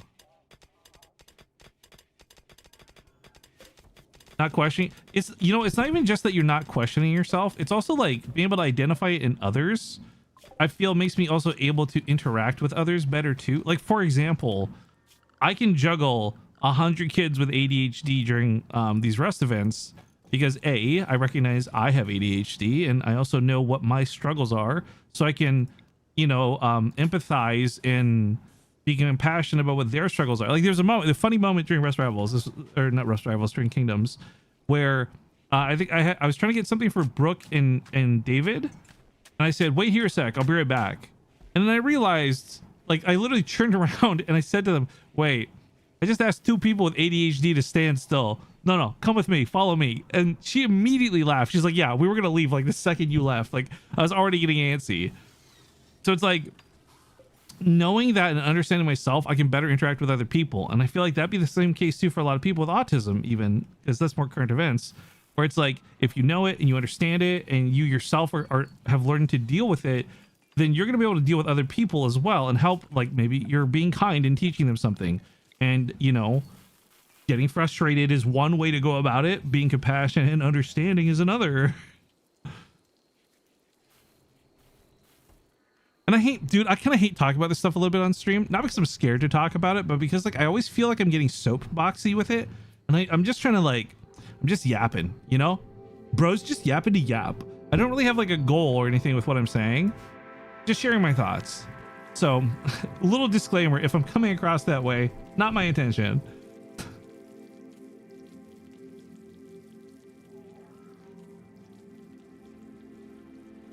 You advocate for yourself better as well. Yeah.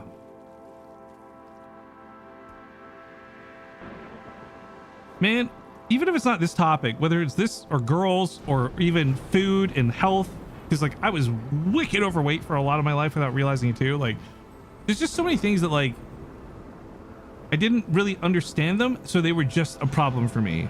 And when I understood it, like when I started understanding how calorie deficits work, right, I started losing weight. When I started understanding how talking to girls works, I that's when I started having a girlfriend. You know, like, it's all these little things that just, like, understanding makes life easier.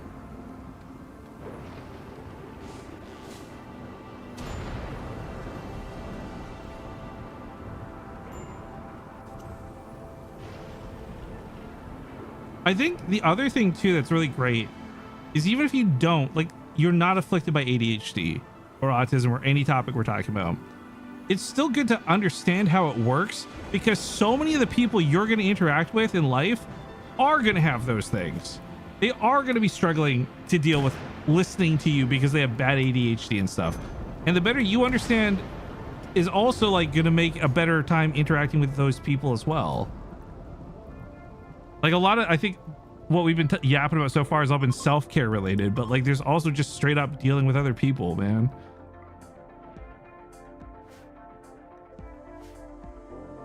Wait, where are all the drugs sitting out here? No one's bringing the ambrosia in. Is it not allowed? Oh, it's not allowed. Ooh, that's a mistake on my part. Let's make sure that it gets inside. Oh, and we're storing a bunch of hay inside. Okay, see, this is just like the sorting system in Rust. This is like low-key a little fucked. We're gonna put hay bales over here and remove hay bales from in here, because we don't care about hay in here. This is animal food. We need people food in here. Easy. All right, and now we start butchering creatures again. Okay, we get back on track for things. Hell yeah. I adore talks like this. It's always cool to hear other people's perspectives and experiences. Yeah, I feel like, you know what? I don't have a lot to offer. I'm not a super skilled person. I'm not the best at every game I play, and you know, this and that. But I do have life experience. And the way I like to look at it more is, like, I have life struggles I can share with other people. Like, you know what I mean? I've been through dumb shit.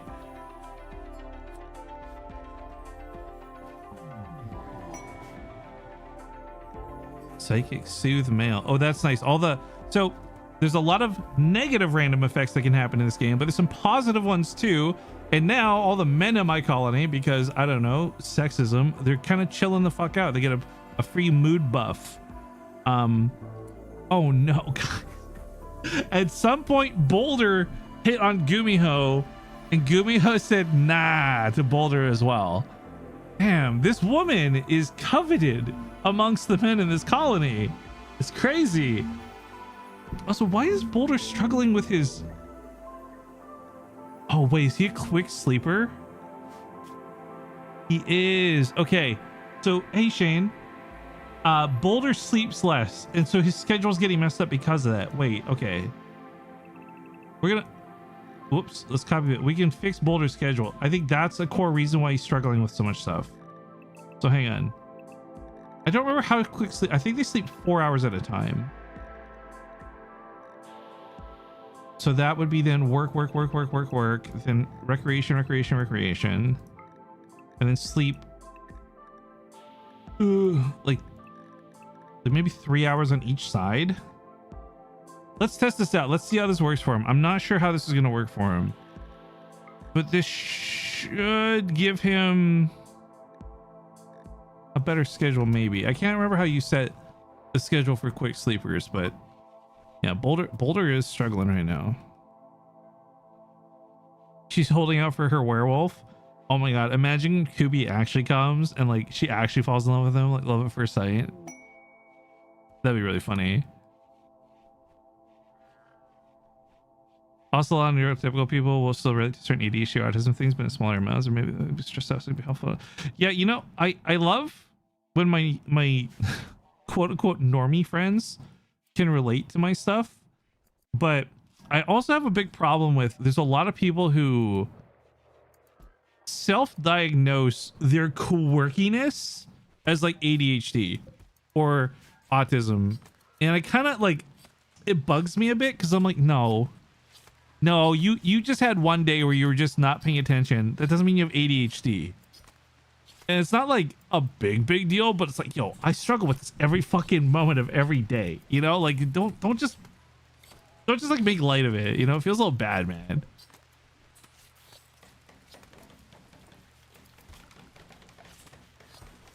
And it's funny because like I've felt that way without knowing a way to really articulate that. And then funny enough, of all people, this random teacher that I follow, and okay, I'm gonna be honest, I followed her on TikTok because she did like these lip sync videos and she was really attractive, but it turns out she's actually got like really good morals, so I keep following her on TikTok, right? Point is, she's talking about how she's having this problem with her kids at school, and they're all doing that. They're like self-diagnosing themselves. They're like little quirkiness as like this or that, but it's not. It's just like, I don't know, normalizing it, but not in a good way.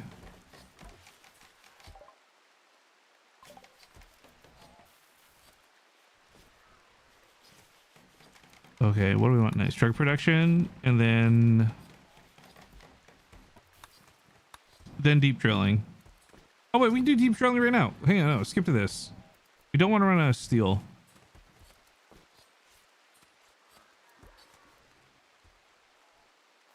Is it Kumi or Gumubi? Oh, you're trying to make like a couple name? Wait, why are there corpses here? There should not be corpses here. Well, how rotten. When did I check that off? Get those dead raccoons out of there.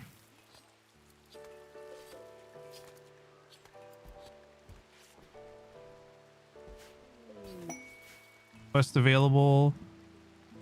Ooh, I think the Goldencrest way is to accept this quest, but I'm groaning because I hate this quest. Let me read it out to you guys. 6 desperate refugees, including a child, are approaching. Their leader is called Kruger. They say they were banished from their town due to moral disagreements. Kruger begs your permission to stay at Goldencrest for 14 days so they can rest and regroup.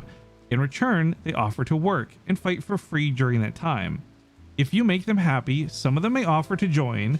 They may also reward you later for helping them, but there's no way to know their true intentions. These refugees are not part of any faction. If you wish, you can choose to kill, arrest, sell, or harvest them without diplomatic consequences. The groaning here for me, This is 6 mouths we need to feed, which we can afford. We have all this extra food. I don't care about that. It's when you accept these people in, there's just like an RNG random chance they will randomly churn on you.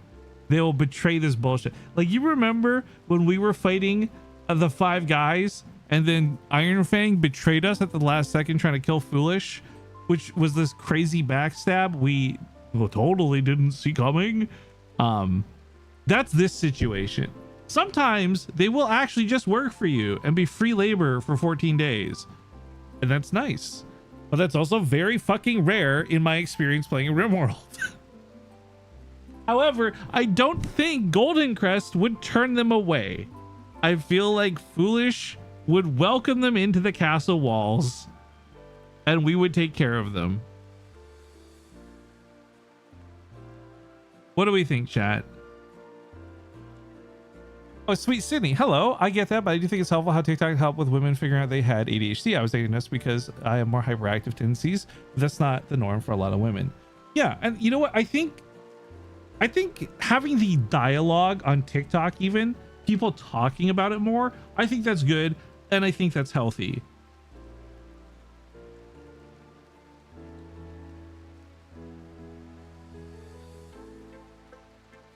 You know, here's the thing. We gotta talk about TikTok for 1 second, okay, chat? Little ADHD side tangent here. So many people like to shit on TikTok because it's such a stupid meme thing. Oh, I'm sending TikToks of this cat dancing to my friend. Oh, it's brain rot scrolling before bedtime. If I'm being honest, you know, I'm 37. Okay, I'm fucking unk status.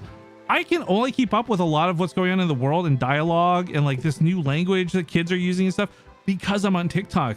Like, I'll see these trends. I'll see the Tiffin ladies drama. I'll see this stuff about ADHD and identifying stuff in ourselves, and then like World War II videos. Like, there's so much on there. TikTok is actually this really great wealth of knowledge if you're on the right algorithm for it. Unfortunately, there's a lot of people who are on the wrong algorithm for it. I'm gonna just say it, super right-wing weirdos. I don't care. Feel free to leave if you disagree. They get the wrong parts of TikTok. I feel like I get a lot of the good parts of TikTok. Like, I followed the right people. My algorithm's showing me the right things. I feel like I actually learn a lot through TikTok. Like, I don't know if you guys are familiar with the spoon theory, where it's like every day, you know, you mentally speaking, you have like a certain amount of spoons, and every action, every interaction you do, every time you talk to somebody, like, you're basically giving a spoon away, right? And so there's a thing where, like, at the end of the day, you're mentally exhausted, you have no spoons, right? And this is a really silly but such a simple way to talk about your mental health, and it's something that I never would have considered, but it actually so perfectly explains how I feel at the end of the day, especially when I'm emotionally exhausted from interacting with a bunch of people, because I'm secretly an introvert, even though I kind of come off as an extrovert. And I cannot begin to tell you how I am so glad I learned about this through some random fucking TikTok video, because it helped me figure things out. TikTok can be such a great resource, but it is unfortunately also a bunch of bullshit on it at the same time. And I hate that people just brush it off. I have a lot of friends who are in my age group who they just brush off TikTok. Oh, you could not pay me to make a TikTok account. Like, why not? You're missing out. I learned about a lot of global events, you know, like stuff about Gaza is constantly being, in Palestine, constantly being silenced or algorithmically suppressed on a lot of things like Twitter and whatnot, right? It's through Yuval and his endeavors to help people and others like on TikTok that I learn about this stuff. I feel more in tune with what's going on in the world. Anyway, sorry, I'm yapping. Most of you who are watching probably like you're using TikTok anyways. I'm not trying to convince anyone, but it's just like, I hate that it gets brushed off as this thing when it's like, yo, it's actually been so good for so many people. You keep yourself off of it because you'd be on it for 6 hours or more. Yeah, I mean, there's like the addictive part of it too, but I mean, that's life. Everything in moderation, right? You consume too much TikTok, it's not good for you. You eat too much food, it's not good for you, you know? Everything in moderation.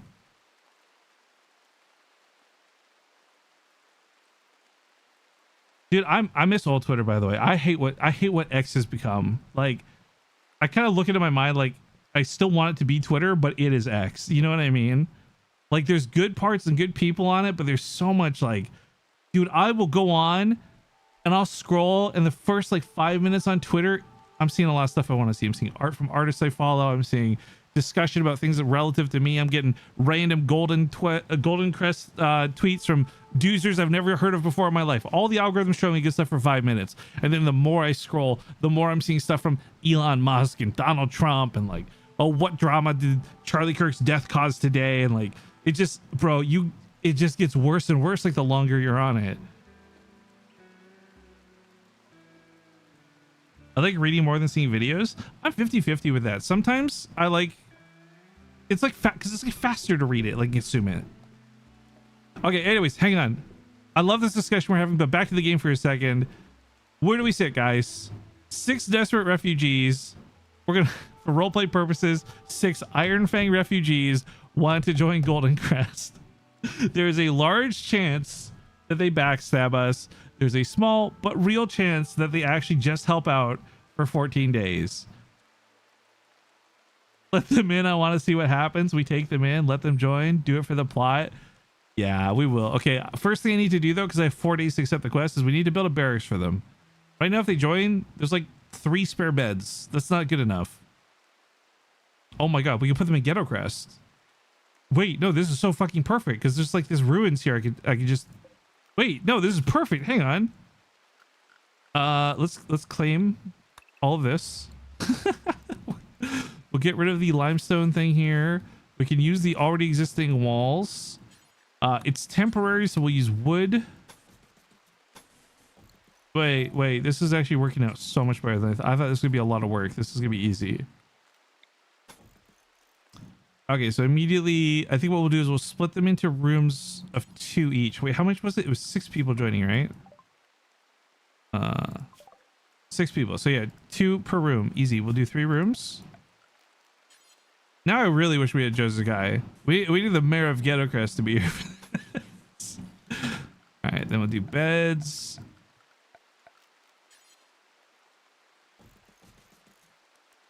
The thing is, a lot of the time these workers have pretty random and garbage skill sets, so like we really don't care about them. It's more of a just get through the quest with them type thing. Okay, harvest because those plants are gonna die. Boom, there's the bedrooms, and then we have the extra ones here too. 6 or 6 plus a kid. It's 6, but one of them's a kid. Yo, hello Lily Rosen. How are you doing? Where's Josie when you need him? Oh my god. You know what would be amazing for the plot would be if we take these 6 refugees in and one of the male adults stays with us, and that's Josukai. That would be so fucking perfect.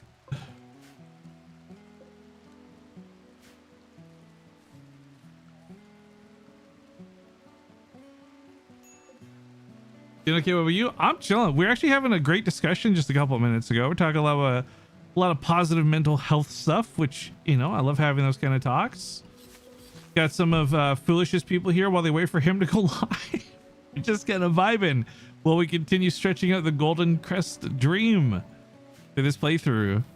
As you can see by the names of the people in the colony up here, we got some names you may be familiar with. We're trying to keep the attributes and skill sets of the people in games similar to that of the people that played on the server. Gumiho's baby prep. Ooh, we're so close to having a little kid, which also means, oh, I need to start making a crib. Hang on. Okay, so there's this really dumb stat where like the better quality of the crib, the happier the baby is. By default, you build some pretty garbage cribs, so we're gonna be building like a bunch here and just basically destroying all the non-good ones and hoping one of these is a good one. We're gonna need a little more wood too, so we're gonna Tarjan can work on this with the robot. Let's chop some trees down too. This should be fine. Hello every new person. Yep, we users are here. You know, I gotta say, by the way, I've interacted with a lot of people's communities over time. Like, you know, I'm sure you'll recognize like There's a big community that supports Shovel. There's a bunch of people who support Captain Sparkles. Like every big streamer I've interacted with, there's usually like a pretty nice community behind it. And I'm not about to shit talk anybody because that ain't me. But I will say you guys are the most active I've had join my chat. Like I'll go to any of those guys' streams. I'll go to chat. They'll be super friendly to me over there. Hi Base, good to see you. And I'll be like, good to see you guys too. I'm hanging out here to support the streamer, blah, blah, blah, blah, blah. But like y'all are the only ones I've met so far who've actually come over to my stream. And that's been a very fun experience for me.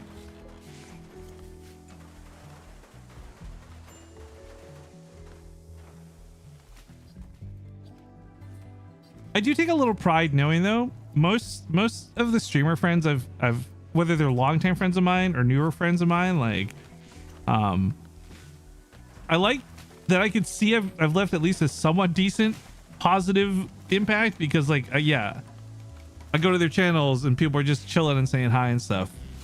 In fact, and this is me calling out my own people. I swear to God, sometimes I'll go to like say Tina's chat, and Tina's chat is nicer to me than my own chat is. Okay.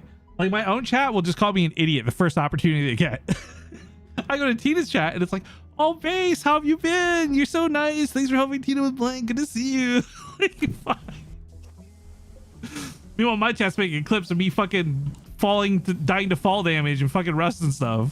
Crunching my legs and whatnot.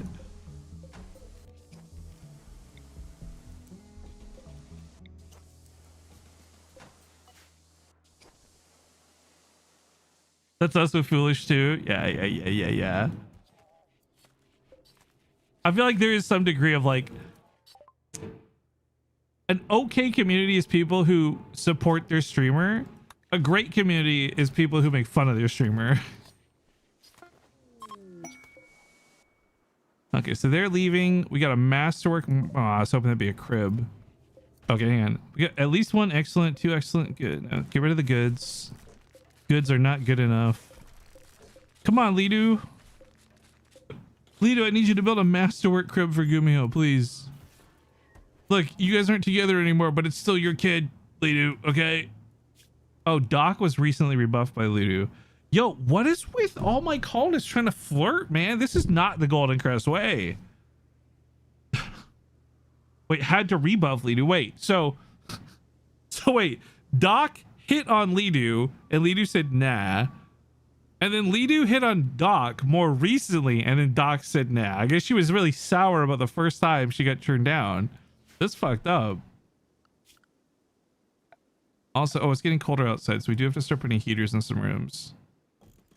So what's nice is I don't have to put a heater in every single room because they have these air vents between them, so only a couple of the rooms actually need heaters. This one might only need the one heater actually for all of that. We'll see.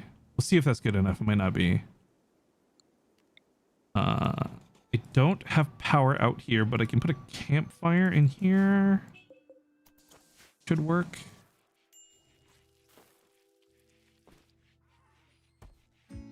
Question is, when do everyone start flirting with Foolish as the canon dictates?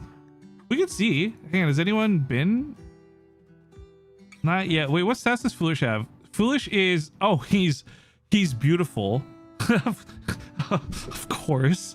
He's a careful shooter and he's tough. But he's incapable of dumb labor and being intellectual. Wait, this is low-key actually Foolish. Social wise, oh, what? I'm his son and Gumiho's his daughter? Wait, does that make Gumiho my sister? I am. Gumiho's my sister. What the fuck? He's friends with Tarjan and Celine, and he's just acquaintances with everyone else. He doesn't like Brooke very much, but that's because Brooke was a raider who we recruited. So that will slowly go away over time. What the fuck? I'm his kid? Wait, what are the other relationships here? Okay, so again, real quick, this is RNG. I don't have control over this. This is like the game decides relationships, right? So, Ledoo is... What? When did this happen? Is Ledoo gay? Wait, there's an actual... By the way, sorry, there's an actual character trait called gay, so that's not me, like... Okay, anyways. No, he doesn't have... Wait, so... Ledoo is ex-lovers with Gumiho.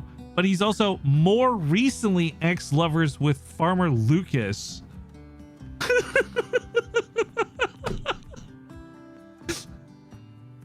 Yeah, ex-lovers with Ledoo. When did that happen? That has to be somewhat recently because it's still fresh. Like these opinions of each other, they like go back to neutral over time. That's fucked up. Damn. Our bi king? Yeah, maybe. You know, I knew there was a reason Farmerlucas and Ledoo played so much Rust together. I just could never put my finger on it. More like bi failure. Oh, Jesus Christ. What the fuck, guys?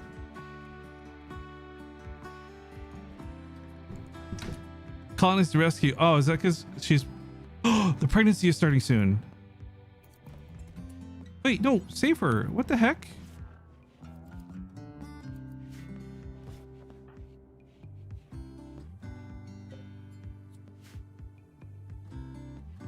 Okay, well, luckily Gumiho made like a fuck ton of meals before she got like super giga preggers, so we should not run out of food while she's recovering from the pregnancy.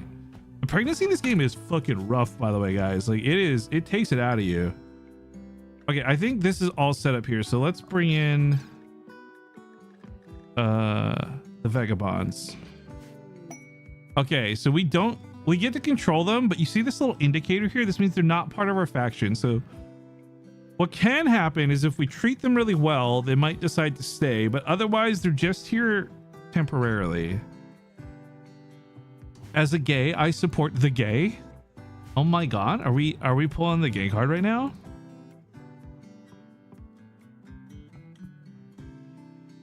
Dude, we're big chillin'. Hey, I want to test something real quick though, guys, because I know this has been a thing on Twitch. I'm sure you guys have heard about the lurker debate, right? If you haven't, the long story short is like Twitch doesn't count lurkers right now for whatever reason. And I have an abnormally large amount of people in my chat. And I'm wondering if that's reflective of the amount of people who are actually in the viewer list right now. So can you guys just do me a favor? If you're already typing in your chat, you don't need to do this. But if you're lurking in chat right now, do me a favor, whether you're watching on Xbox or you just lean back, just for 1 second, I'm begging you for science's sake here. Can y'all just like type something in the chat? Anything. It can just be one, it can be an emote. You go right back to lurking. I'm not trying to draw you out of lurking. You enjoy your life the best way you can. Just can y'all do me a favor and type anything in the chat right now? Like literally one or something. I saw this clip the other night of this girl who had like 100 and or something viewers, and then she had everyone type in chat, and then that number jumped up to like 200. I don't think it's like that for me. I don't think it'll scale the same way, of course, but I am just really curious to see if this number goes up by any substantial amount. Meow. Hi lurkers, we love you. Yeah, if you guys don't know, by the way, I recently looked up my own Twitch tracker stats because I was curious when I made my channel. I have apparently been streaming since like 2013, by the way.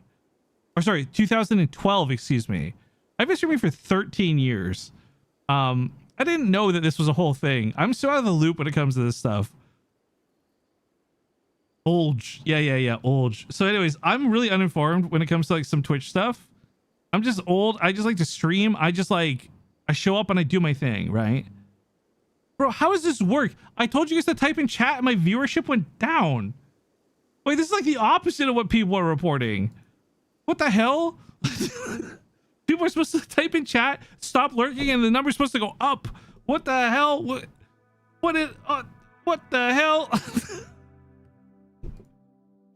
Anyways, the reason I bring up the old thing is because I know lurkers are a big thing. You guys obviously have met me in my more Twilight years of streaming, but when I was peaking, like in my heyday, bro, it's still going down. How does that work? I would pull in like 2,000 viewers, 3,000 viewers. Like once upon a time, a long time ago, I could bring in a lot of viewers on a good day. And I knew lurkers were a big thing because my chat was always fairly slow. And I always wondered, like, I never had like a force-in level of chat where it was moving so fast you couldn't see it. Like, I'm fully aware of how many people lurk on Twitch, and it's like a really big thing for the backbone of a lot of streams. And it really bums me out that like there's this whole conspiracy, because either one of two things is happening, right? Either Twitch is not counting lurkers and it has become a real issue, or B, it is counting lurkers, but people are so discouraged by the current state of streaming that like they're looking for excuses. You know what I mean? Like, it's a lose-lose type thing. But despite all you awesome people coming out of lurking, somehow my viewership has actually gone down despite what was supposed to be science. So I have no fucking way to gauge if this is real or not on my end. Because what the fuck is that, dude? What the fuck is that?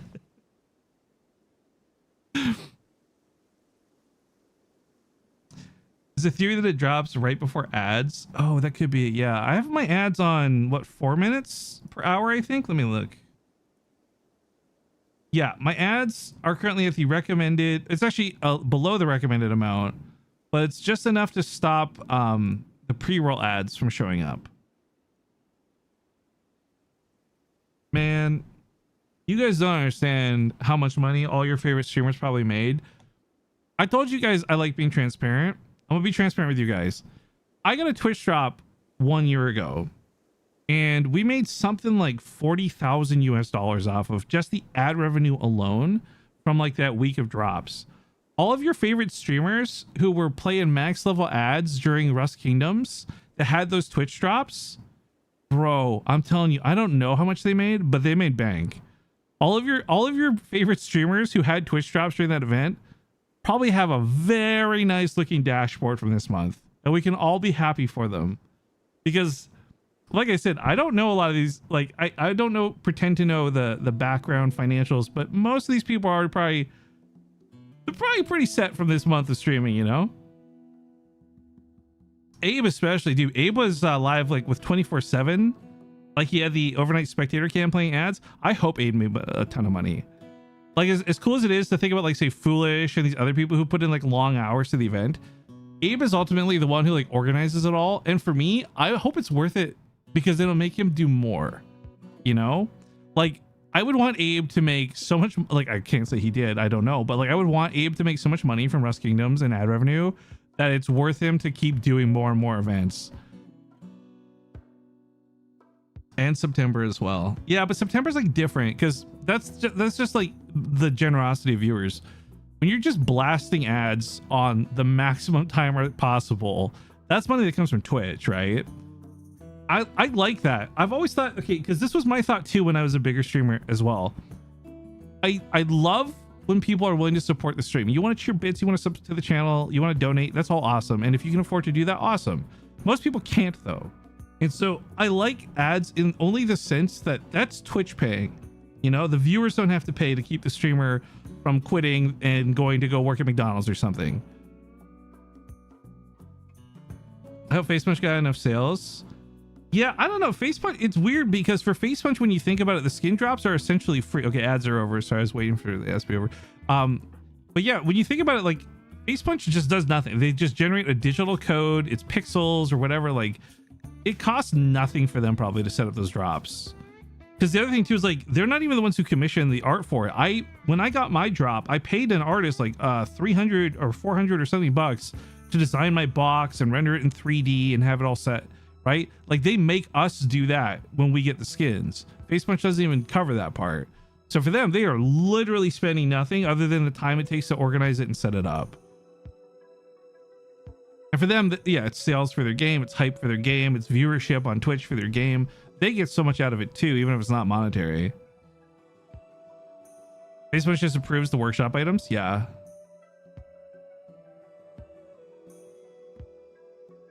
Okay. We got all these colonists. Now they're back from ads. We don't know if they're going to betray us. I would seriously be surprised if they didn't. We get betrayed all the time. Another thing that's going to happen halfway through them living here is the Empire is going to give us an offer to kill them. I don't think, even though it would advance Foolish's royalty career in this playthrough, I don't think Foolish would kill innocent people. So we're probably not going to do that, which means I'm going to spend another minute or two here trying to organize their stats. And I'm going to just assume that they won't betray us. It's very likely they will, but we're going to assume for now they're not going to betray us and try to put them to work. So this first guy, Kruger, he's good at mining and he can do a little bit of planting. So put him on mining. Honestly, I'll probably have a lot of people just hauling stuff around. It's like the best use of these extra colonists. Just get like stuff organized in the base, bring it in. All right, stomp. Okay, look, this is one of those people, like I was gonna talk about Kubi, by the way. It's a little hard to see because of his clothing, but this is like a beast person. Oh wait, no, they're not. They're just very hairy. They're a baseliner. They're just really hairy. What the fuck? Anyways, they're good with animals and social and intellectual. So we'll put them on. We actually need some people researching stuff. So I actually don't mind putting them there. And then we'll put them on. We don't really need fishing, but we do need handling and training priority. All right, what does Sammy have for stats? Sammy has an annoying voice.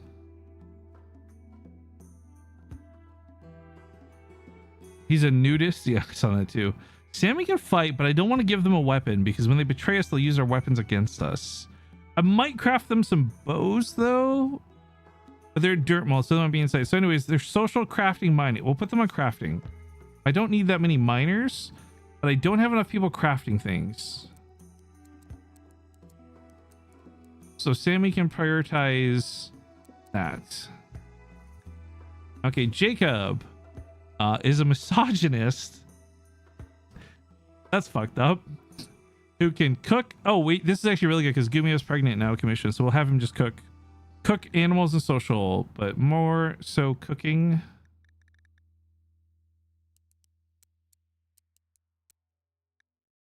And then animal handling will be second priority. Stretch can also cook, but not very well.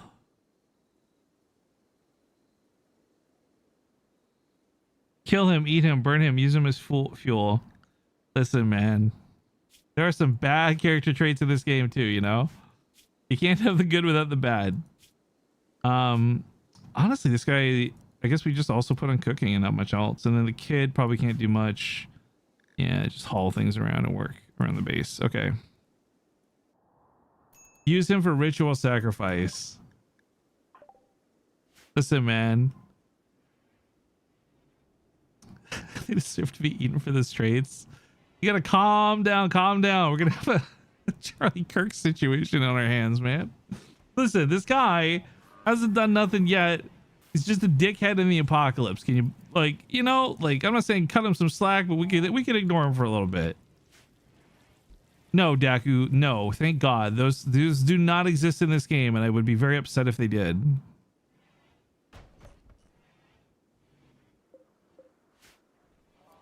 You love just being bloodthirsty? Yo, that's fair. Okay, I was also going to add this on and make this into our prison. Because we may need to arrest these guys. I should build this now rather than later. Although, I hope we don't have to arrest them.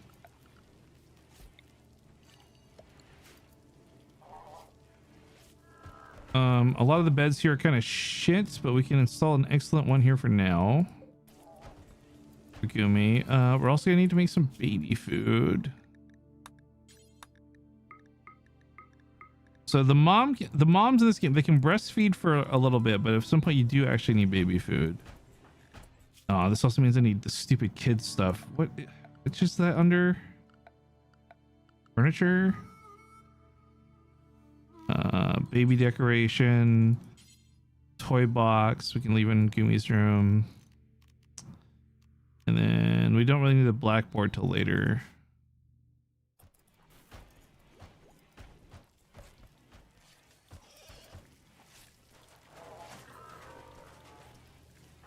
First victim. Oh my God. What the hell, guys? Y'all are crazier than the people who are in the playthrough. What the shit?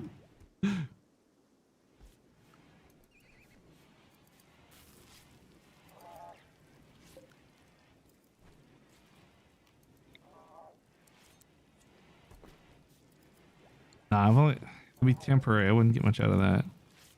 The lifters are looking for things to do. I guess we've brought everything in at this point. Yeah. Wow. Wow. We've cleaned shit up. Wow. That's pretty good. Hey, that's pretty good. Oh, right. Give them all a regular schedule as well.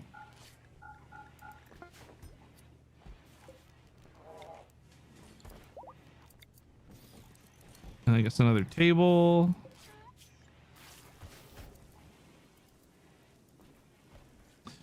I hope the women hater is the guy murdered victim if there is one. Is it Stomp? Hang on, we'll keep an eye on the name for you. No, it's not Stomp. Sammy's got the annoying voice. Jacob. Jacob's the one that you're hoping dies. So you can keep an eye on seeing whether good old Jacob becomes victim or not.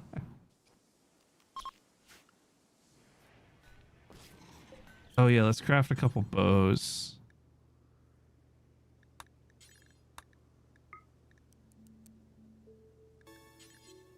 I don't want to give them one of our guns, but we can give them bows to use. Because we also may need them to help defend in case we get attacked. They can die for King Foolish.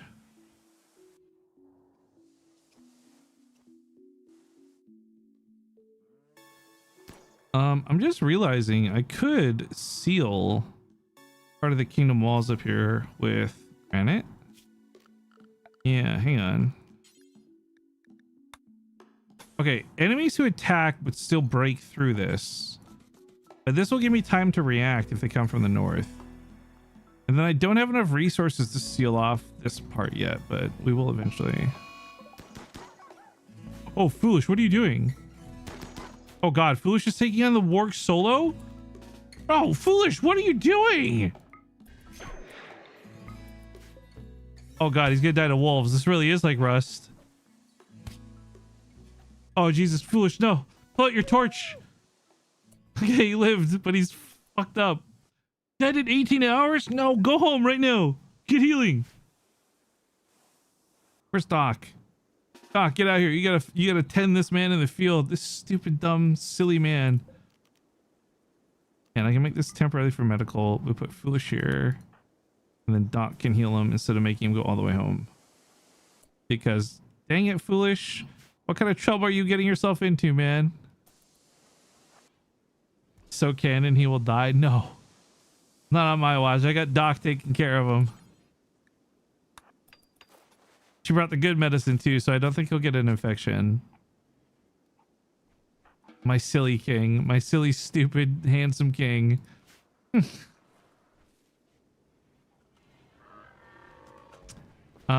Wait. So she just fainted, but the pregnancy didn't start yet? Oh, Gumiho fucking smoked weed and got really high. She didn't. I thought the pregnancy was happening. She just passed out from getting stoned. Oh, Gumi.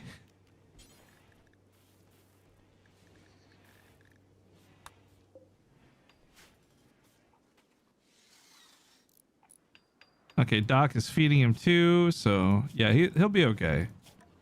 We can operate. We'll give him a dosage of Psychite tea. Should balance him out. I hope.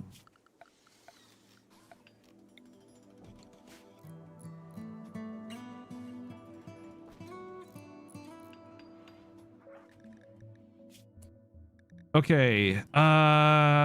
His serious pain is being counteracted by the tea, so he's a little stoned and he's recovering from his wounds. That's my king right there. Just kick herself with the baby with the weed. Dude, you're not supposed to smoke while pregnant, you know? That's a real thing. Or take Tylenol, apparently.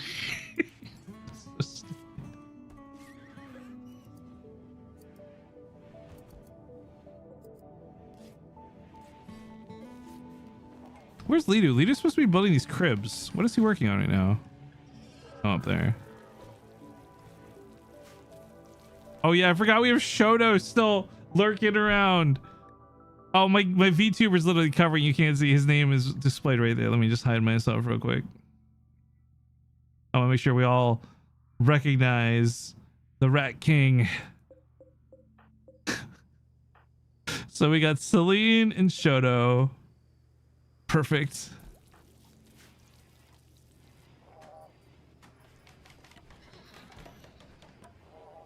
Oh, why is this guy choosing to sleep outside?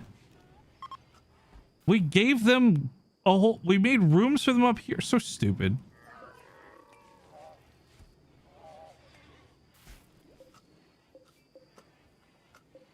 I wonder if Shoto would want to play a public rest wipe. That'd be kind of cool, actually. Maybe we should... I don't have a way to contact him, though. Dude, I would love if Shoto came and played Rust on Thursday with us. That would actually be so sick.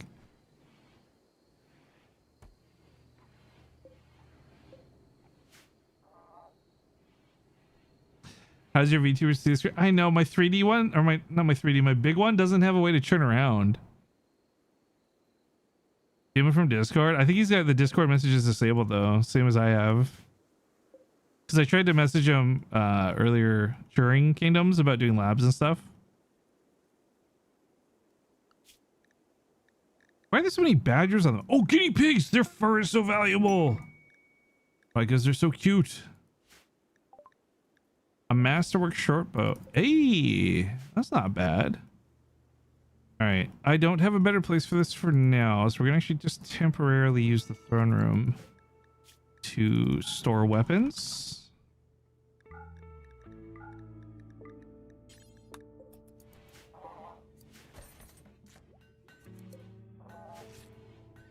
We've DM'd on Discord, yeah, because I've approved messages from you, SpaceX. Like, if I didn't know you and I've never approved a message from you and you try to send me a message, you would just get met with this automated reply that's like, the user has privacy settings, blah, blah, blah, blah. You can't message them. Try adding them on Discord or joining a server they're in and stuff like that.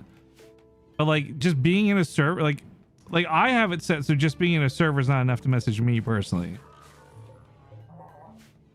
Because of you know who and all his stupid drama.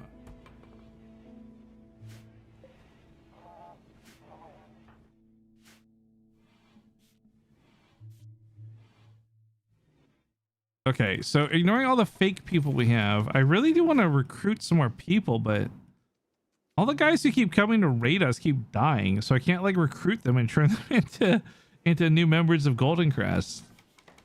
There are some events that can happen, like you can rescue people from slave traders and some of this and some of that, but like, yeah, so far kind of unlucky. For prisoners, there we go. Lucas only kills. He takes no prisoners. Yeah, that and he loves Ledoo. Or loved. Past tense. Dang, Foolish is taking so long to recover from this. My king. No. Oh my god. Dude, why is Doc hitting on everybody? So when Doc came to heal Ledoo, or sorry, when Doc came to heal Foolish, she hit on Foolish, and Foolish was like, nah. My heart belongs to someone else. Someone I don't like tried to romance me, and the 3 days debuff means like that, like it happened very recently. Doc is a playgirl, yeah. Wait, he doesn't even hate Doc or anything. I don't know. Huh, interesting. Doc just wants some love. Dude, we gotta get her dynamic duo. We got her, keep her busy with Sykkuno. We gotta recruit a Sykkuno, man. We gotta find us a Sykkuno. Someone that they can go raid all my bases with together, you know? That's still so fucking funny to me. Like the funniest thing, honestly, I've seen in so long was those Goombas raiding my side bases. Not once, not twice, but 3 times. Oh my god, that shit was so funny. And I don't know if you guys ever saw the clip of it or not, but like, there's this moment after they blow one of the doors when they're like, wait, what if this is base trade space again? And he goes to input the kingdom code on the door and it works. And he's like, oh no. it's so good. If it is Sykkuno, he'll die quickly. We can protect him. We'll find a way.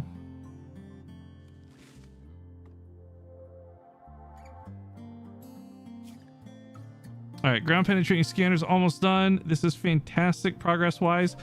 We had a fishing zone this whole time. I didn't realize we finished this. Okay, so here's the issue with fishing in this game. There's a limited amount of fish in this pond. There are 20 salmon in this pond. If I overfish them, we will lose them. But as long as I make sure I keep a tab on it, we don't overfish them, we should be okay.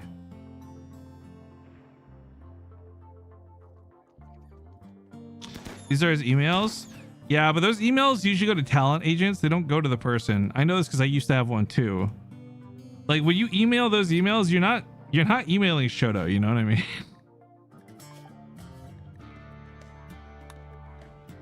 That'll be pointless because winter's coming, but we can try and research it over winter.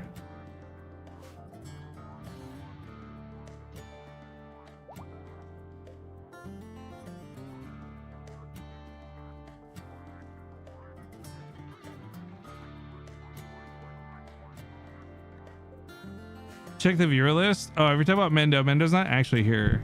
Mendo has Chatterino open, which is like a way to be in people's chat without watching their streams. He usually has Chatterino for like all of his friends. One thing that's funny though is I think if you mention, like if he's awake and you mention his name enough in chat, like every time you mention Mendo, it'll highlight and he'll get like a little alert for it. So what's funny is if you ever find Mendo in someone's chat, like mine for example, you guys gotta just like bait him into chat. Just like say his name a bunch. Like even if you were just to type the name Mendo, like if everyone right now just type the word Mendo, when he wakes up, he'll see a notification like that he's been mentioned like, 14 or 15 times in Base Trade's chat.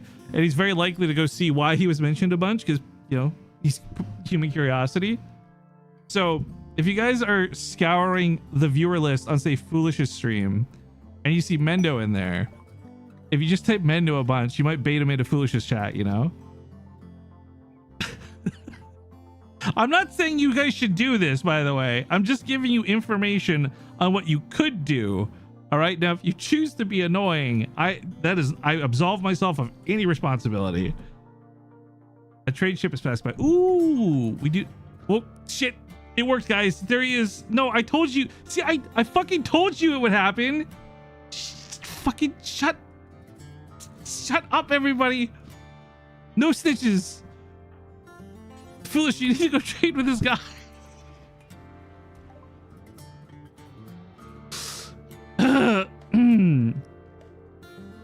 Oh shit, they're not buying anything that we're selling, and moreover, they have stuff I want to buy.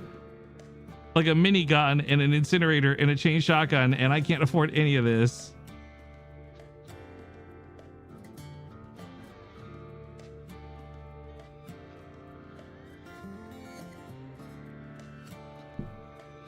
Oh boy. Beam repeater is $1,300. Guys, we're poor. Guys, we have a lot of resources, but they don't want to barter for resources. We're like poverty. I could sell some drugs. That's worth 1,800. Couple of meals. I'd rather have the meals though. I've never used the beam repeater. An ultratech weapon that emits a gamma ray laser burst in rapid sequence. The tight gamma beams can pierce shields.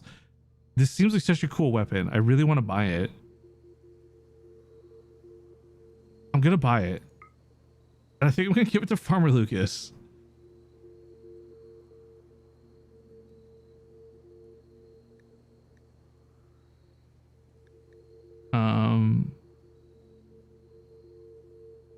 Are shuttle engines rare? Confodder, you've done this before, right? Are these rare? Is this worth trying to buy? I'm nowhere close to using them though, I think, right? So I probably have no value from getting this.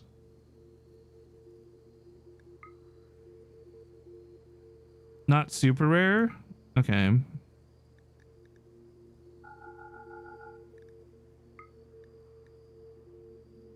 Oh, this isn't like a great trade, but I think this is the trade we're gonna make.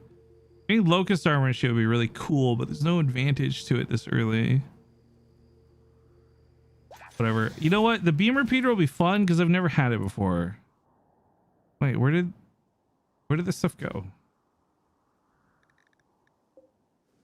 Why did it go over there? I've got a beacon out here. Is this not powered or something? What the fuck? Okay. Equip the beam. Kruger was trying to steal it? Yo, I'm telling you, I've got bad feelings about these new guys, man. All right, so who else can shoot? We got Ledoo already has a gun. Tarjan. Ooh, we can give Tarjan a gun. I feel like that would fit the MO. Because Tarjan was like always looking for an excuse to go fight. I think we have Tarjan the other gun. So Lucas is going to upgrade to this one. And then when Lucas swaps it out, we'll give Tarjan Lucas's whole gun. Easy peasy.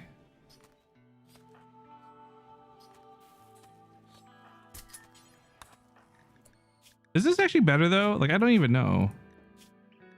Bro, wait, is Lucas carrying kibble on? Dog, why are you carrying kibble on you? Grab like an extra. We have all these meals. Why is Lucas trying to eat dog food?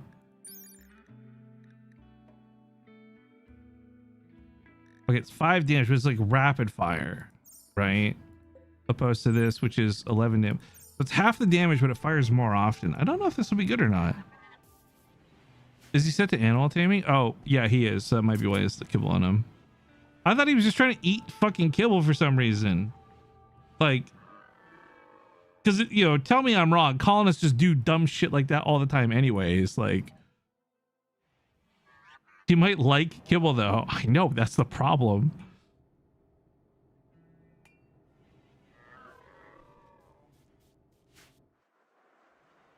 Dude, I can't believe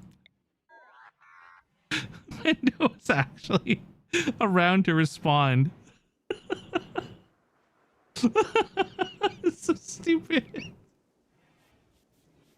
But yeah, just so you guys are aware, a lot of streamers use Chatterino. So like, if you guys ever are looking at the viewer list and like you might see Foolish and say Tina stream or something, it doesn't mean he's actually like on the stream watching. He might just have Chatterino with it open or something.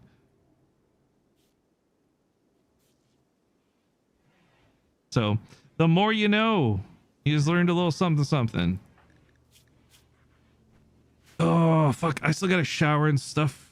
I probably gotta look at wrapping this up soon.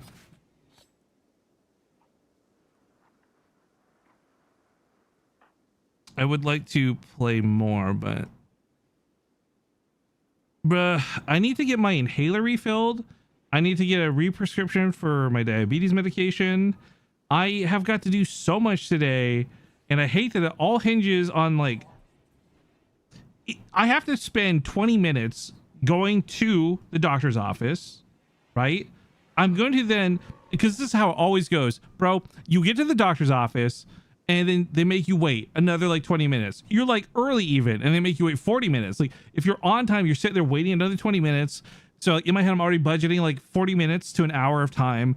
I'll see the doctor. It'll take literally 5 minutes because he's going to write me 2 prescriptions because they're just refills. Then I have to take it to the pharmacy upstairs. That's going to take like another 20 minutes to fill in. And then like, I got to spend another 20 minutes going home. And it's just like, bro, why is this? It's so much time and moving around for why? Good stream. I'm glad you guys joined too. I still got about another 20 minutes here. I'm going to see if we can go a little bit further before I have to start stressing out about stuff. But oh, I hate doing the time math in my head because it feels like such a waste of time. It's not. It literally is going to keep me like living a good life, but it's like, fuck, I don't want to do all that.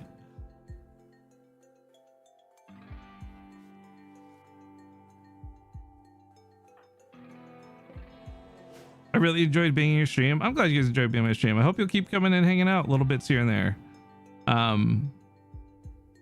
Oh wow, everyone's fishing. Yo, we're on like a fishing adventure today. Wait, Ledoo's fishing, Celine's fishing, Tarjan's fishing, Lucas is fishing. What the hell? But yeah, so for the Goldencrest themed playthrough that we got going on, for those who, again, I know a lot of you heard me yap about this already.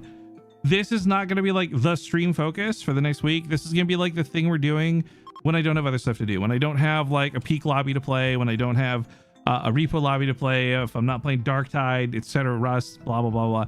This was just gonna be like our background game we fall back to.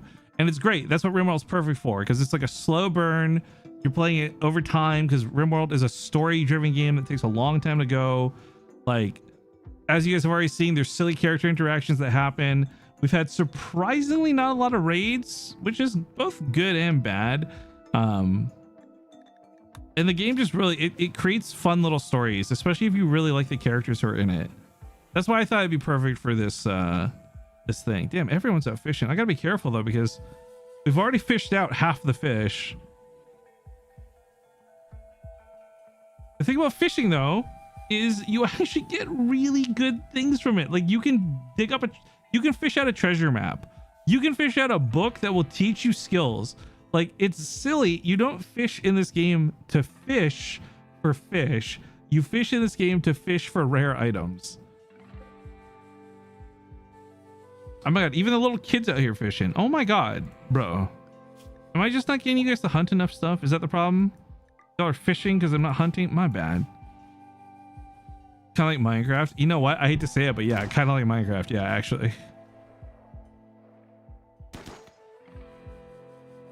Where's Lucas? I want to see this new gun in action. There's a warg or something. There's a bear. Him and Ledoo can come hunt the bear real quick and get rid of it. And I can test out this new weapon. I'll test on the badger first. Oh my god. What the fuck? That one shot the badger. Okay, let's try it on the bear.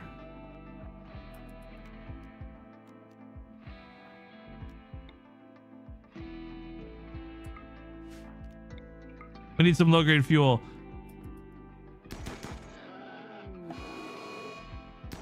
Oh, I see. It has like a really long charge up period. Oh my god. Okay, this was worth every dollar we spent on it. What the fuck? That's a new gun from the new DLC that I just have literally not even seen yet. Like, what the fuck? That gun is ridiculous. I feel like we could take on anything.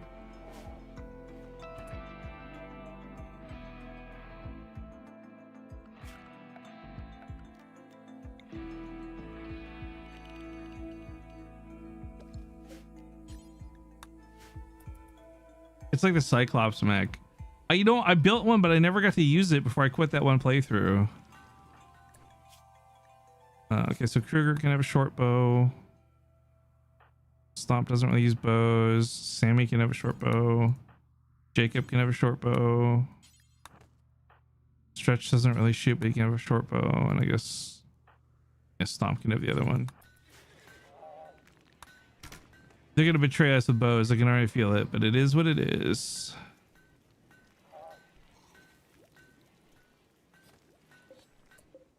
Oh, the snake woke up. Wait. Oh my god, this is so dumb. You guys don't understand. The paralytic abasia is like seriously like it's like a 1% chance every day that it rolls and you might wake up from it. The snake actually woke up. What the fuck? That's actually crazy.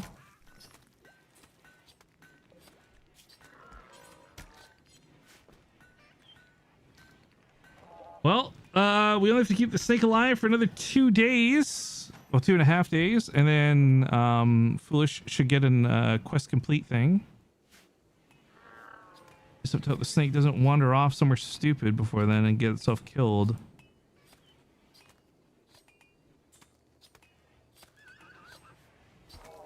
Mendo appeared and now Lucas? What do you mean?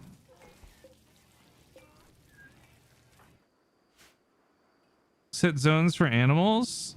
Oh, you're totally right. I should, but I'm not going to. Because that seems like work. What I could do actually is put the snake on the clean zone. There we go. I don't have to make a new zone now. Easy. Easy peasy. How are the temps in here? We're chilling. Everyone's comfy. Everyone's comfy. Good, good, good, good, good.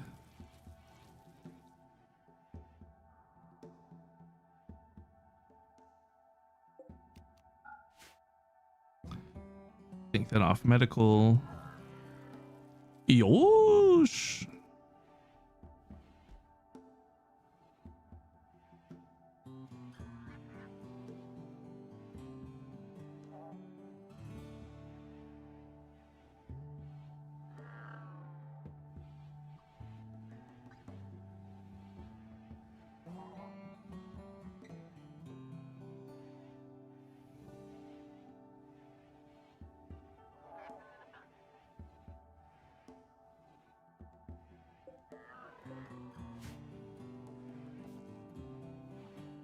I gotta be honest, I'm a little disappointed. I was hoping through this first playthrough part we would have recruited more people. We got Brooke and Celine, which is cool. I was hoping to grab a few more though. I feel a little lucky.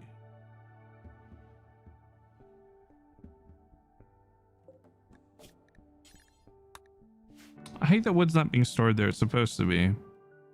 But for some reason it's not. Fishing 9 out of 20. Yeah, I don't know how low you can fish this before it becomes a problem, or how fast it regenerates over time. So we're gonna just not overfish that for now. Royal apparel is done. Oh, we can make a crown and a robe for Foolish. Oh, yo, wait, let's get our man dapped up. Hang on, hold on. I've never had to make this before. Wait, where is it? Prestige robe. Am I blind? Where's the crown?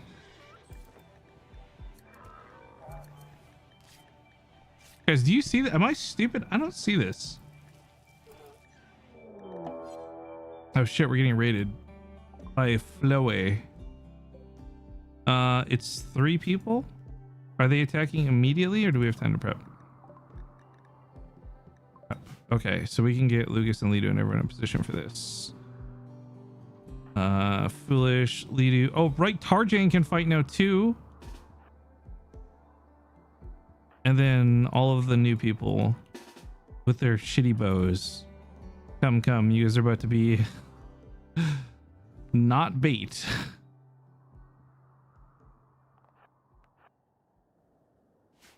Just a little bit of cannon fodder, you know? A little itty bitty bit of cannon fodder.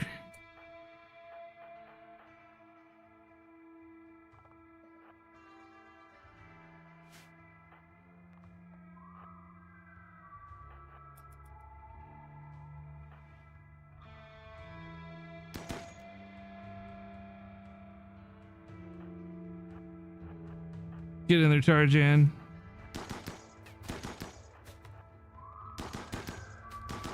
Oh, corpse at the ready. Farmerlucas with the big gun. Take him down. Oh, wait. Can we try and capture anyone here? Oh, they're all Neanderthals. I hate Neanderthals. They're not very good colonists. Okay, we can capture 1 duck. All right, Duck, what's your deal? My name is Duck. Sorry, one second, just move some stuff here. Duck. Another female. Wow, what is with this? Listen, I'm not trying to hate, but they're all female. Where are my male colonists, dude? Duck is a Neanderthal with an annoying voice. Oh, there's so many jokes I can make about that, but I'm gonna hold my tongue. They're good at melee construction, mining, and ironically, they're good at intellectual, even though they have none.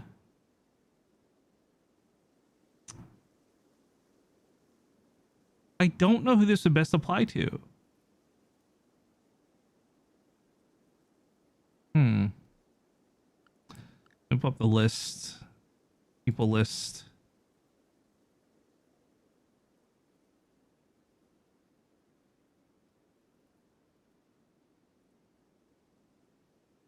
I feel bad because the annoying voice thing I feel is going to throw it off. There's some people I would apply this to, but I'm worried that people will think the annoying voice is me reading into it too much.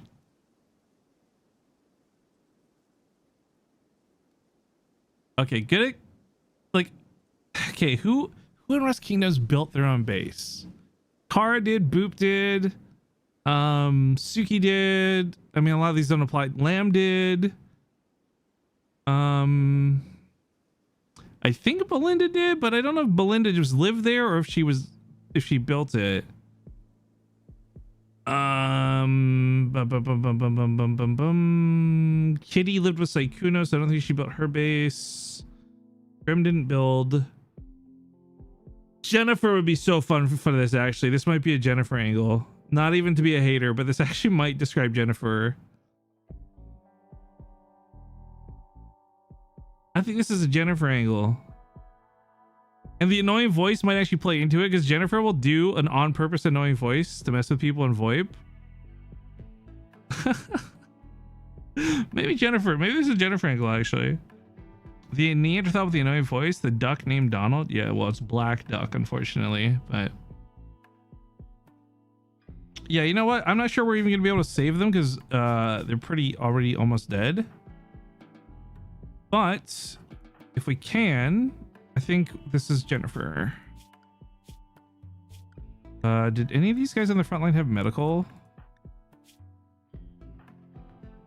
Stomp? Sammy? Like, Stomp can self-tend. He's okay though. And we'll have Sammy do some quick little triage. Doesn't have anything. Let's get Duck stabilized. We love black people. We do, but their name is literally Black, not Donald, bro. That's what I'm pointing out.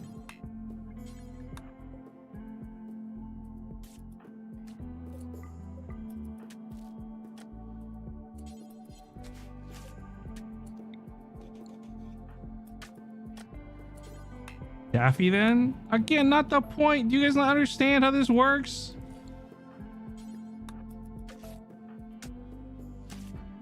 We didn't have someone in Rust Kingdom's Goldencrest named Daffy Duck running around. We didn't have Donald Duck running around, you know?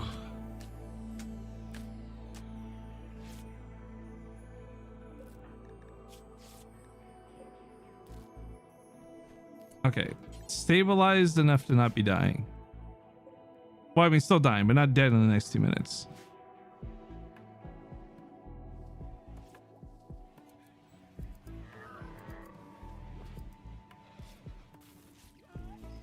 But maybe a different Donald?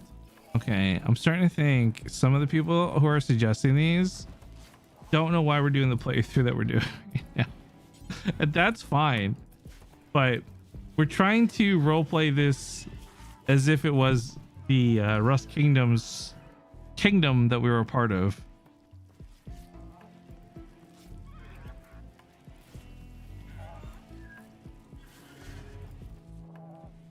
But he's a Neanderthal. I don't know what that has to do with what we're doing, Splines.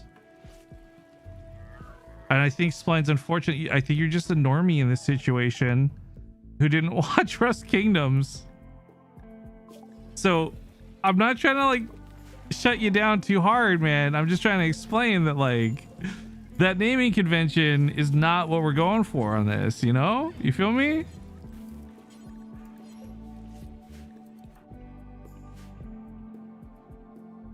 If you're role-playing Goldencrest, why are all the horses alive? Shut the fuck up. Shut the fuck all the way up. I don't know, man. Fuck you. Because me and Lucas haven't had a chance to ride them yet, I guess. I don't know. Fuck you.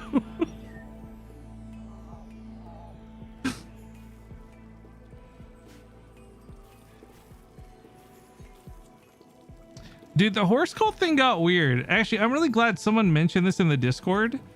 Like, it was a funny joke, but it became their whole personality. And like, I don't know, man. I don't want to be talking about horse fuckers for like a week straight. You know what I mean? Wait, why is Stomp not getting medical attention? Hello? Oh, go to bed.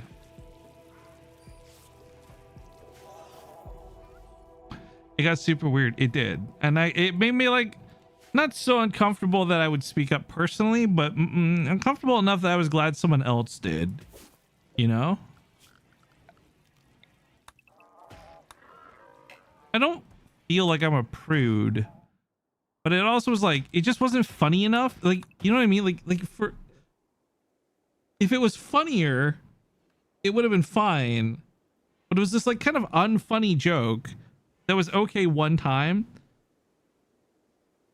Like, it's the dude in the office who told a joke one time and people laughed at it.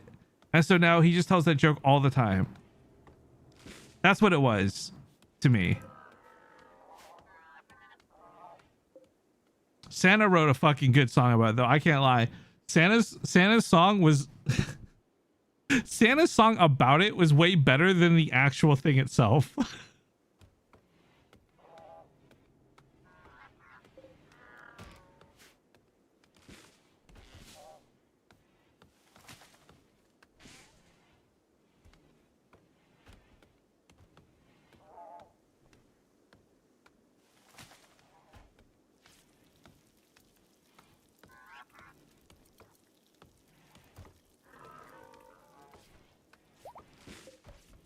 downplay its subtlety. Yeah, like it would have been, I think, 10 times funnier if someone brought it up to them and it became this kind of like, oh, I don't know what you're talking about thing, you know? Ooh, Duck has gotten an infection. Where's Doc? Doc, tend to this. And then we'll start reducing the resistance to try and recruit them.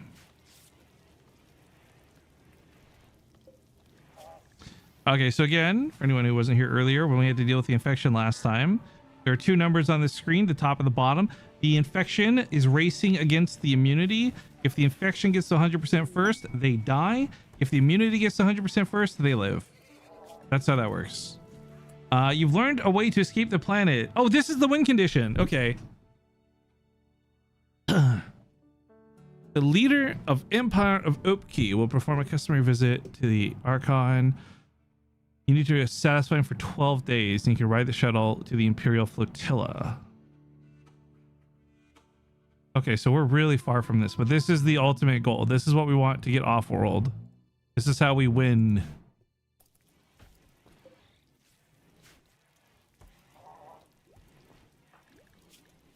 Did I not give them bed rest? I did. I was like, why the fuck are these guys like not resting? They'll get well soon, idiots.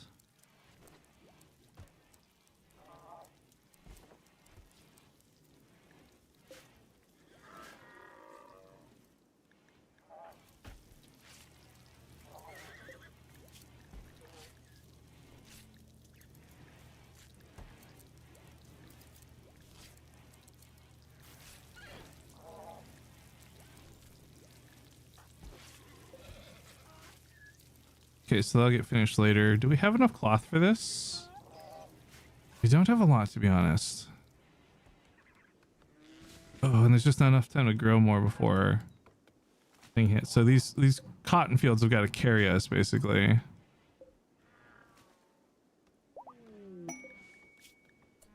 Hospitality for Royale. Leo Nicosley? I don't know. Leo Nicosley, a novice of the Empire of Opki, is fleeing troubling political situation and wants to hide at Goldencrest for 14 days. You must keep their mood above 35%. They will not do any work. Nicosley appreciates quality accommodations. You will gain goodwill with the Empire if you keep his average mood above 50%.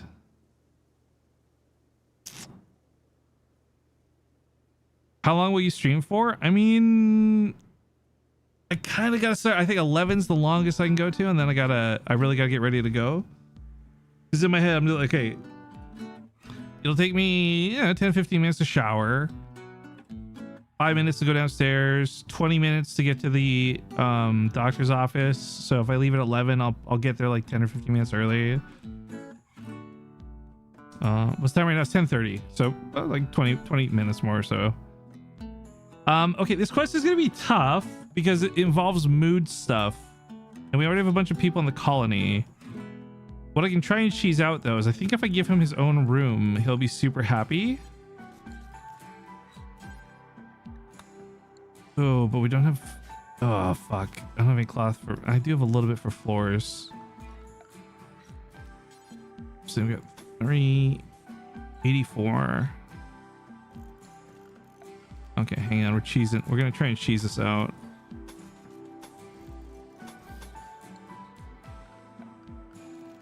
We'll give him a bed, and then a dresser, and a woodside table, and a couple of plants, and it should make his room nice.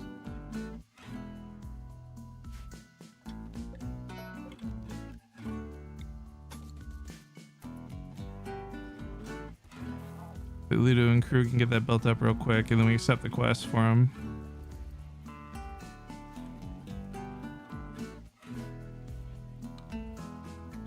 I will tell you guys real quick in advance, by the way, my sleep schedule is fucked. I got bad ADHD sleep.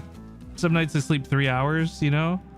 So my schedule is hardly consistent. I will, however, always try to tweet about when I'm live. I also have a Discord thing that pings it, so if you guys want to see more of these playthroughs, Twitter and Discord is probably the best way outside of Twitch to find out what's going on, but Obviously, just be following on Twitch. You'll get a notification when I'm live. Like I said, though, I think the big plans this week are really, we got the Rust Wipe on Thursday, D&D on Sunday, and then I'm just going to be playing this intermittently between all that stuff, you know, wherever I can here and there. I need this kid to not get stuck in here. This silly little kid, this child. Okay, this should be an impressive room once it's all done. So this will be our royal's room for his royal guests. His royal stay. It's a little cold outside, so we should probably give him a heater. Ah, shit.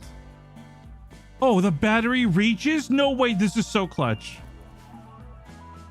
But yes, this is a mediocre room, but that's fine. It doesn't have to be super amazing. This means also, if that reaches, we can put a light in the back here probably as well. Yes. Nice. Okay, that'll be our little royals, little silly goofy guy room. Maybe make it a little bigger for space. And then what we'll do is put wood floors in the front. Oh, do I have more cloth? I got more cloth. We can do a little bit more carpeting.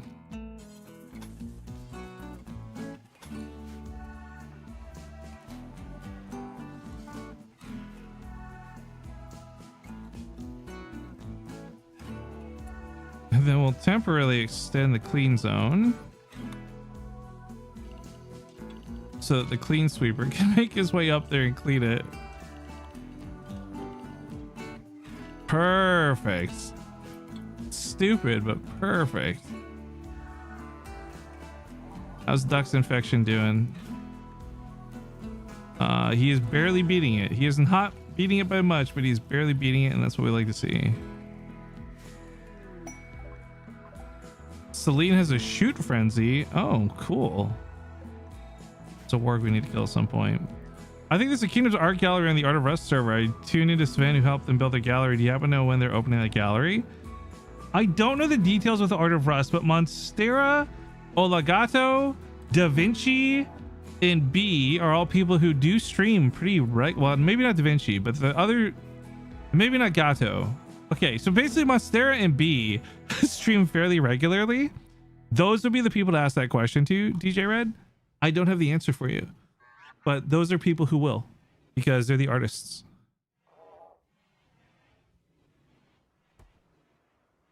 They love showing off their Art of Rust server, though. Like, they do it all the time. So I'm sure it will be open sooner rather than later, if I'm being honest.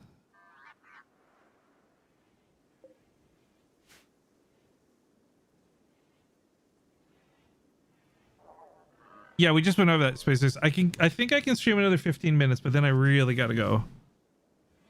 So that'll take all the time to get there and get going and whatnot. I hope Mega Bonk works without an internet connection, by the way. I charged my Steam Deck with the explicit intention of hoping to play Mega Bonk on the bus. I don't know if I'll be able to, but I hope I can.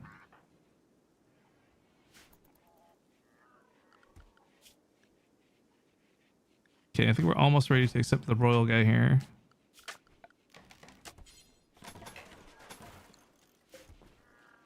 These last two carpets installed, and we should be chilling.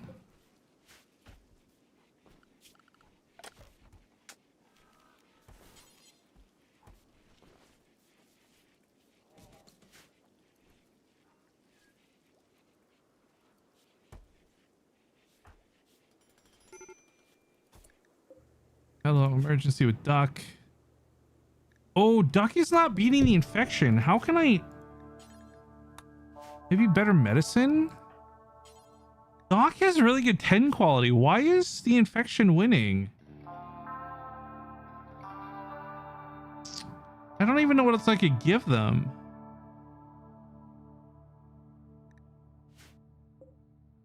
Monster Dimension will be open for a month. Monster's going to be playing D&D with us on Sunday, by the way. So if you don't find your answer before then, you can always hopefully poke her at that point. Okay, Sammy. What's your medicine? 7. No, let's have Doc do this. Doc has much higher medical, so the 10 quality should be better. That might just save them because it's really close. Ooh, that is going to seriously be such a tight race on whether that person dies or not.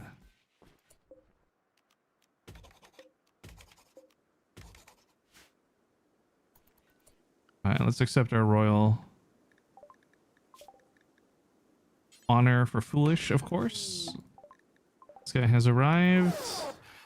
This bed belongs to Nicolasi, whatever his name is. God, he's ugly. Look at that hair. Oh, this is an ugly fucking dude. He's an undergrounder. He's bisexual, incapable of work. He's got a stun skill. I cannot make him do anything, but we'll give him recreation all day. And we'll give him regular injections of smoke leaf and tea. And that should keep him big chillin'. Where is the smoke leaf? No way we smoked it all out already. Oh, there it is.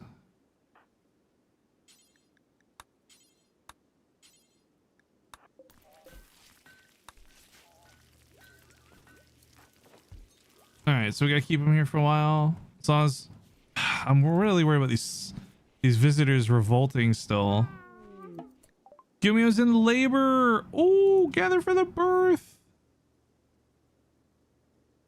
Foolish, Celine, Lucas, Tarjan, all our best friends are gonna be there.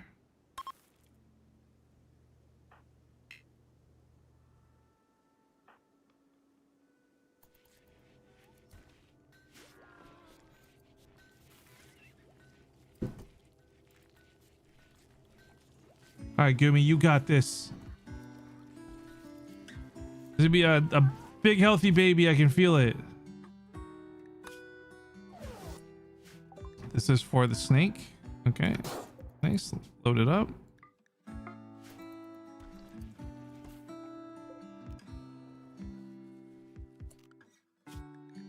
Oh wait, we gotta take the snake off of. They're going restricted.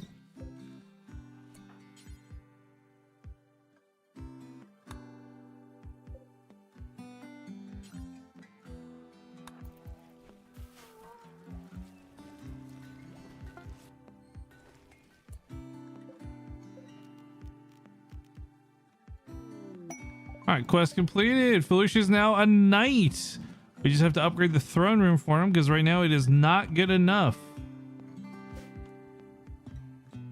Get rid of that for the weapons. That'll improve it a bit. And then we have to add braziers and stuff.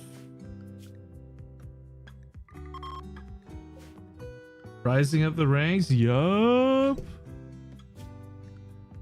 Brazier. There we go, brazier. And the back of the room, backlight it'll look cool. Column.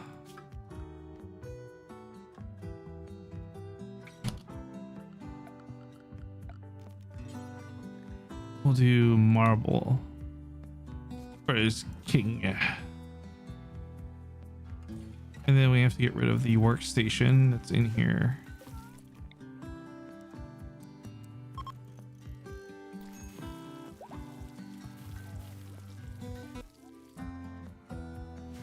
Oh yeah, I always forget they actually play the harpsichord. Changes the music. All right, and the baby. Wait, oh, is this guy gonna die? Developed immunity, nice. Oh, barely fucking developed an immunity too, just for the record. Holy.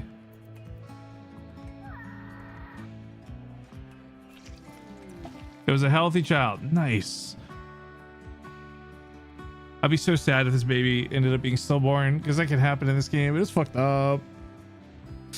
Base, do you have any headcanons for your Rust character, especially since you were in both kingdoms? I would love to answer, but I'm not exactly sure what you mean, Lily Rose. And you want to expand on the question?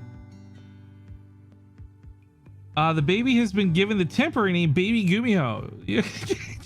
After birth. Well, shoot, I don't know what this baby's gonna be yet, so we'll just leave them Baby Gumiho for now. You can rename them later.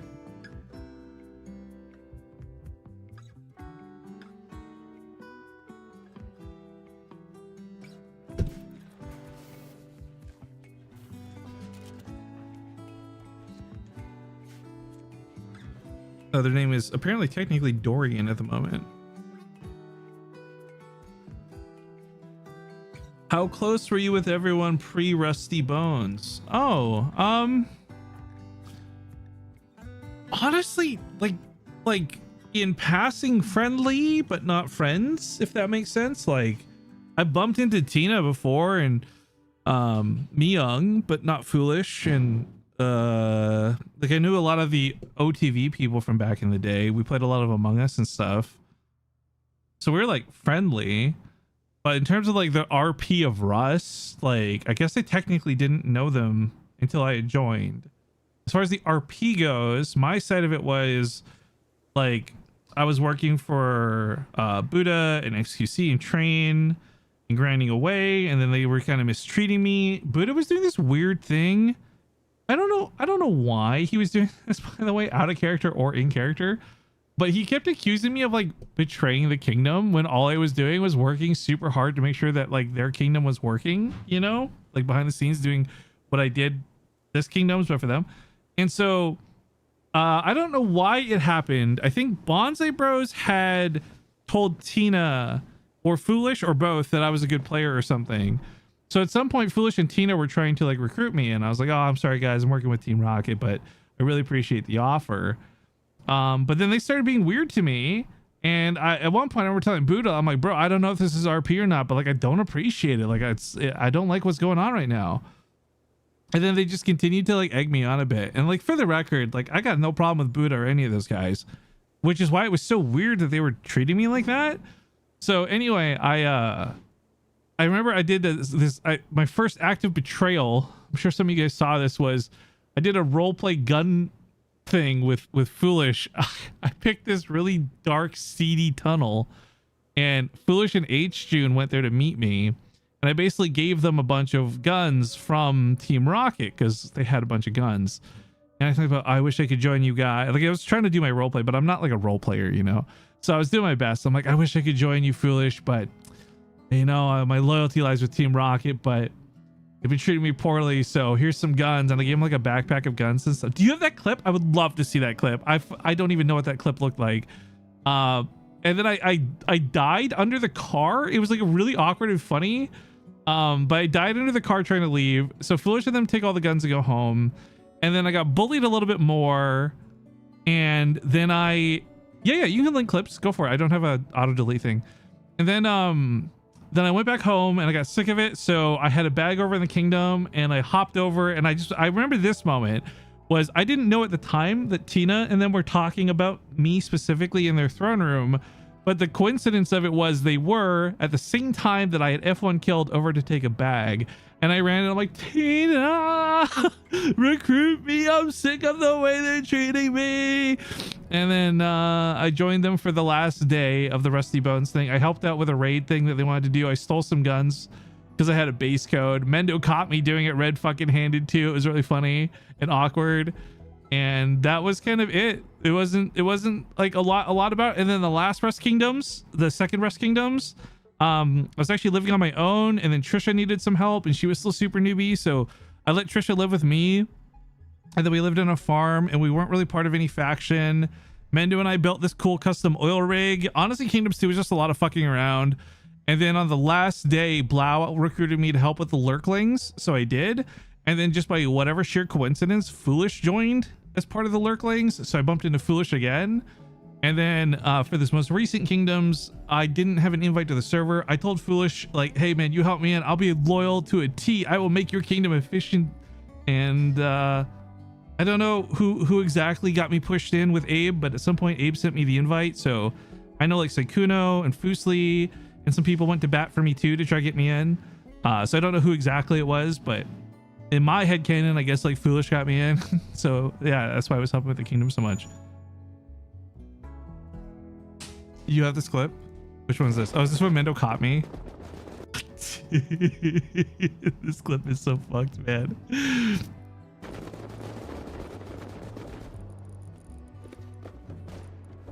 What? Wait, what happened? This base is empty.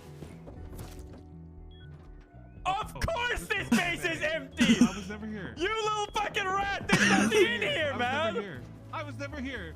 I was over here. I was over here. I was over here. I don't know what you're talking about. My timing on this whole Rust Kingdoms was impeccable, dude. The fact that like I just happened to spawn in as he was What catching. happened? This base is empty.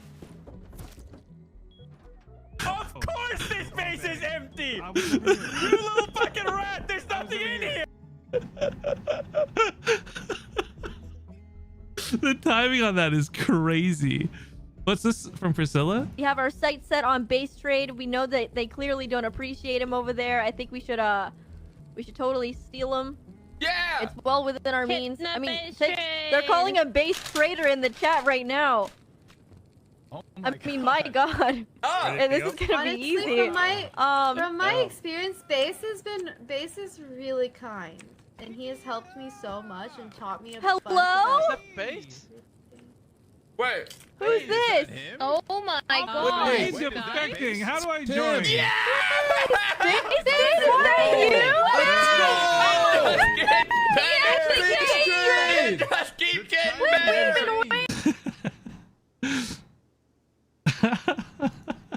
Here's you talking about fighting about Tina and Foolish on the drunk stream.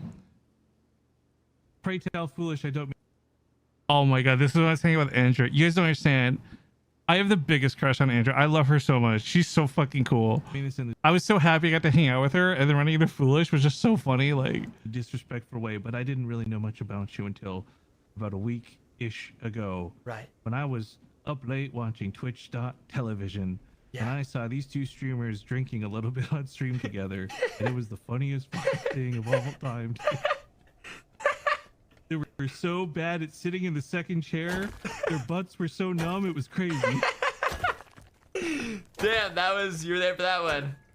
Yeah, no, it's funny. You know, it's funny too. A lot of people got introduced to me through my drunk stream from way back in the day as well. That's actually one of my longest running and best ever sponsors I worked with found me and flew me out to Toronto to have a meeting at their headquarters because they saw a drunk stream that I had done. So, but it's so funny, dude. He's like dying. You can see that look of embarrassment on his face. Does anyone have the clip where we met up under the tunnels though for that gun run? I know there's a clip on my channel of it, but I have no idea how to fish it out. It's so old at this point. That's so funny. Wait, I gotta go. I'm hitting the favorite button on that so I don't lose that. Go back to it sometime.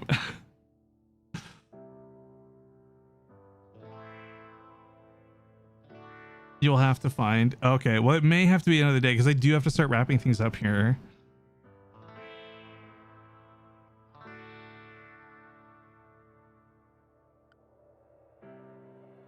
Day 6. I'll tell you what, man. You got 4 minutes while I say my goodbyes. I would love to see that clip. We can watch it together if you find it, and if you don't, no stress, just save it for next time. But yeah, this was a good Kingdoms roleplay run. We've got a decent setup. We've got our economy sorted. We've got the freedom to work on quests. We got Tarjan armed and ready to fight. We got Lucas, a really big gun to defend us with. Like, yeah, you know what? I don't know what I was expecting out of this, but it didn't feel like a struggle. We were actually doing pretty good. So the next time I'm live with this, we are set up for success. As long as I don't play risky and get anyone killed, I think we're chilling. That is the hardest part about this game, though, honestly. Like, you play so risky in this game, and it's just like you make one mistake, and it's like, fuck. Oh yeah, we even got Shoto. I forgot we got Shoto. Wait, even Shoto's a female, right? Okay, listen, I'm not trying to be sexist in any way, shape, or form, but what's with all the females? Where are all my males at?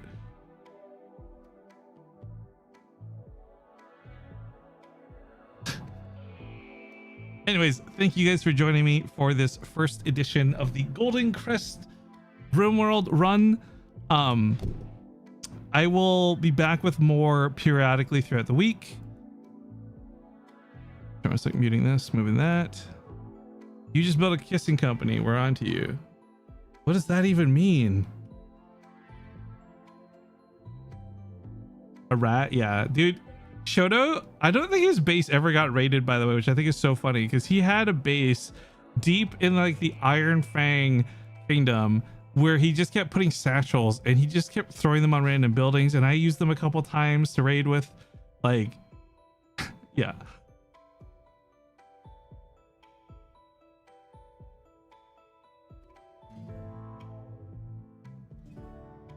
It's pretty funny.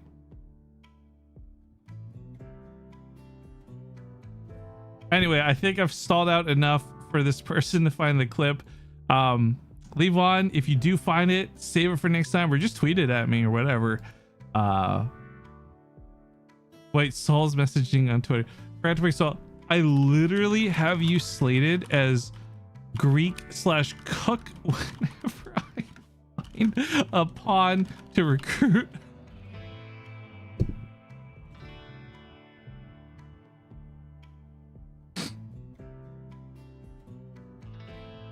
I didn't realize so many people replied to this. That's so cute. What's this? Who's Chase? Wait, is this a bot? Did I just get baited as a bot? Wait. That is a bot. I got linked to some fucking bot. I just got bot baited. Oh my god. I think I found it. 1 minute. Oh, we're really pushing it, dude. Okay, I'll wait 1 minute, like literally 1 minute, but I have really got to get into the shower and get going before I don't want to be late, dude. I got a doctor's appointment. Give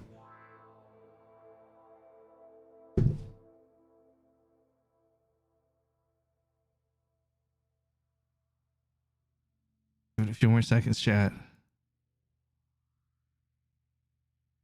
No, you said you almost found it. It's okay. When I'm late, I'm gonna tell my doctor, no, you don't understand, doc. There was this really important clip I had to watch from Levon Saffron in my chat, dude. It was super duper important. I'm sorry, doctor. Please forgive me.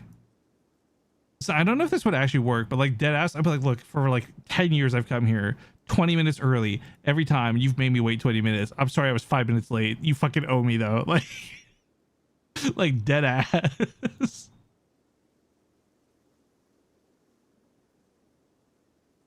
While we're waiting, I can show you guys a TikTok clip that came up actually recently.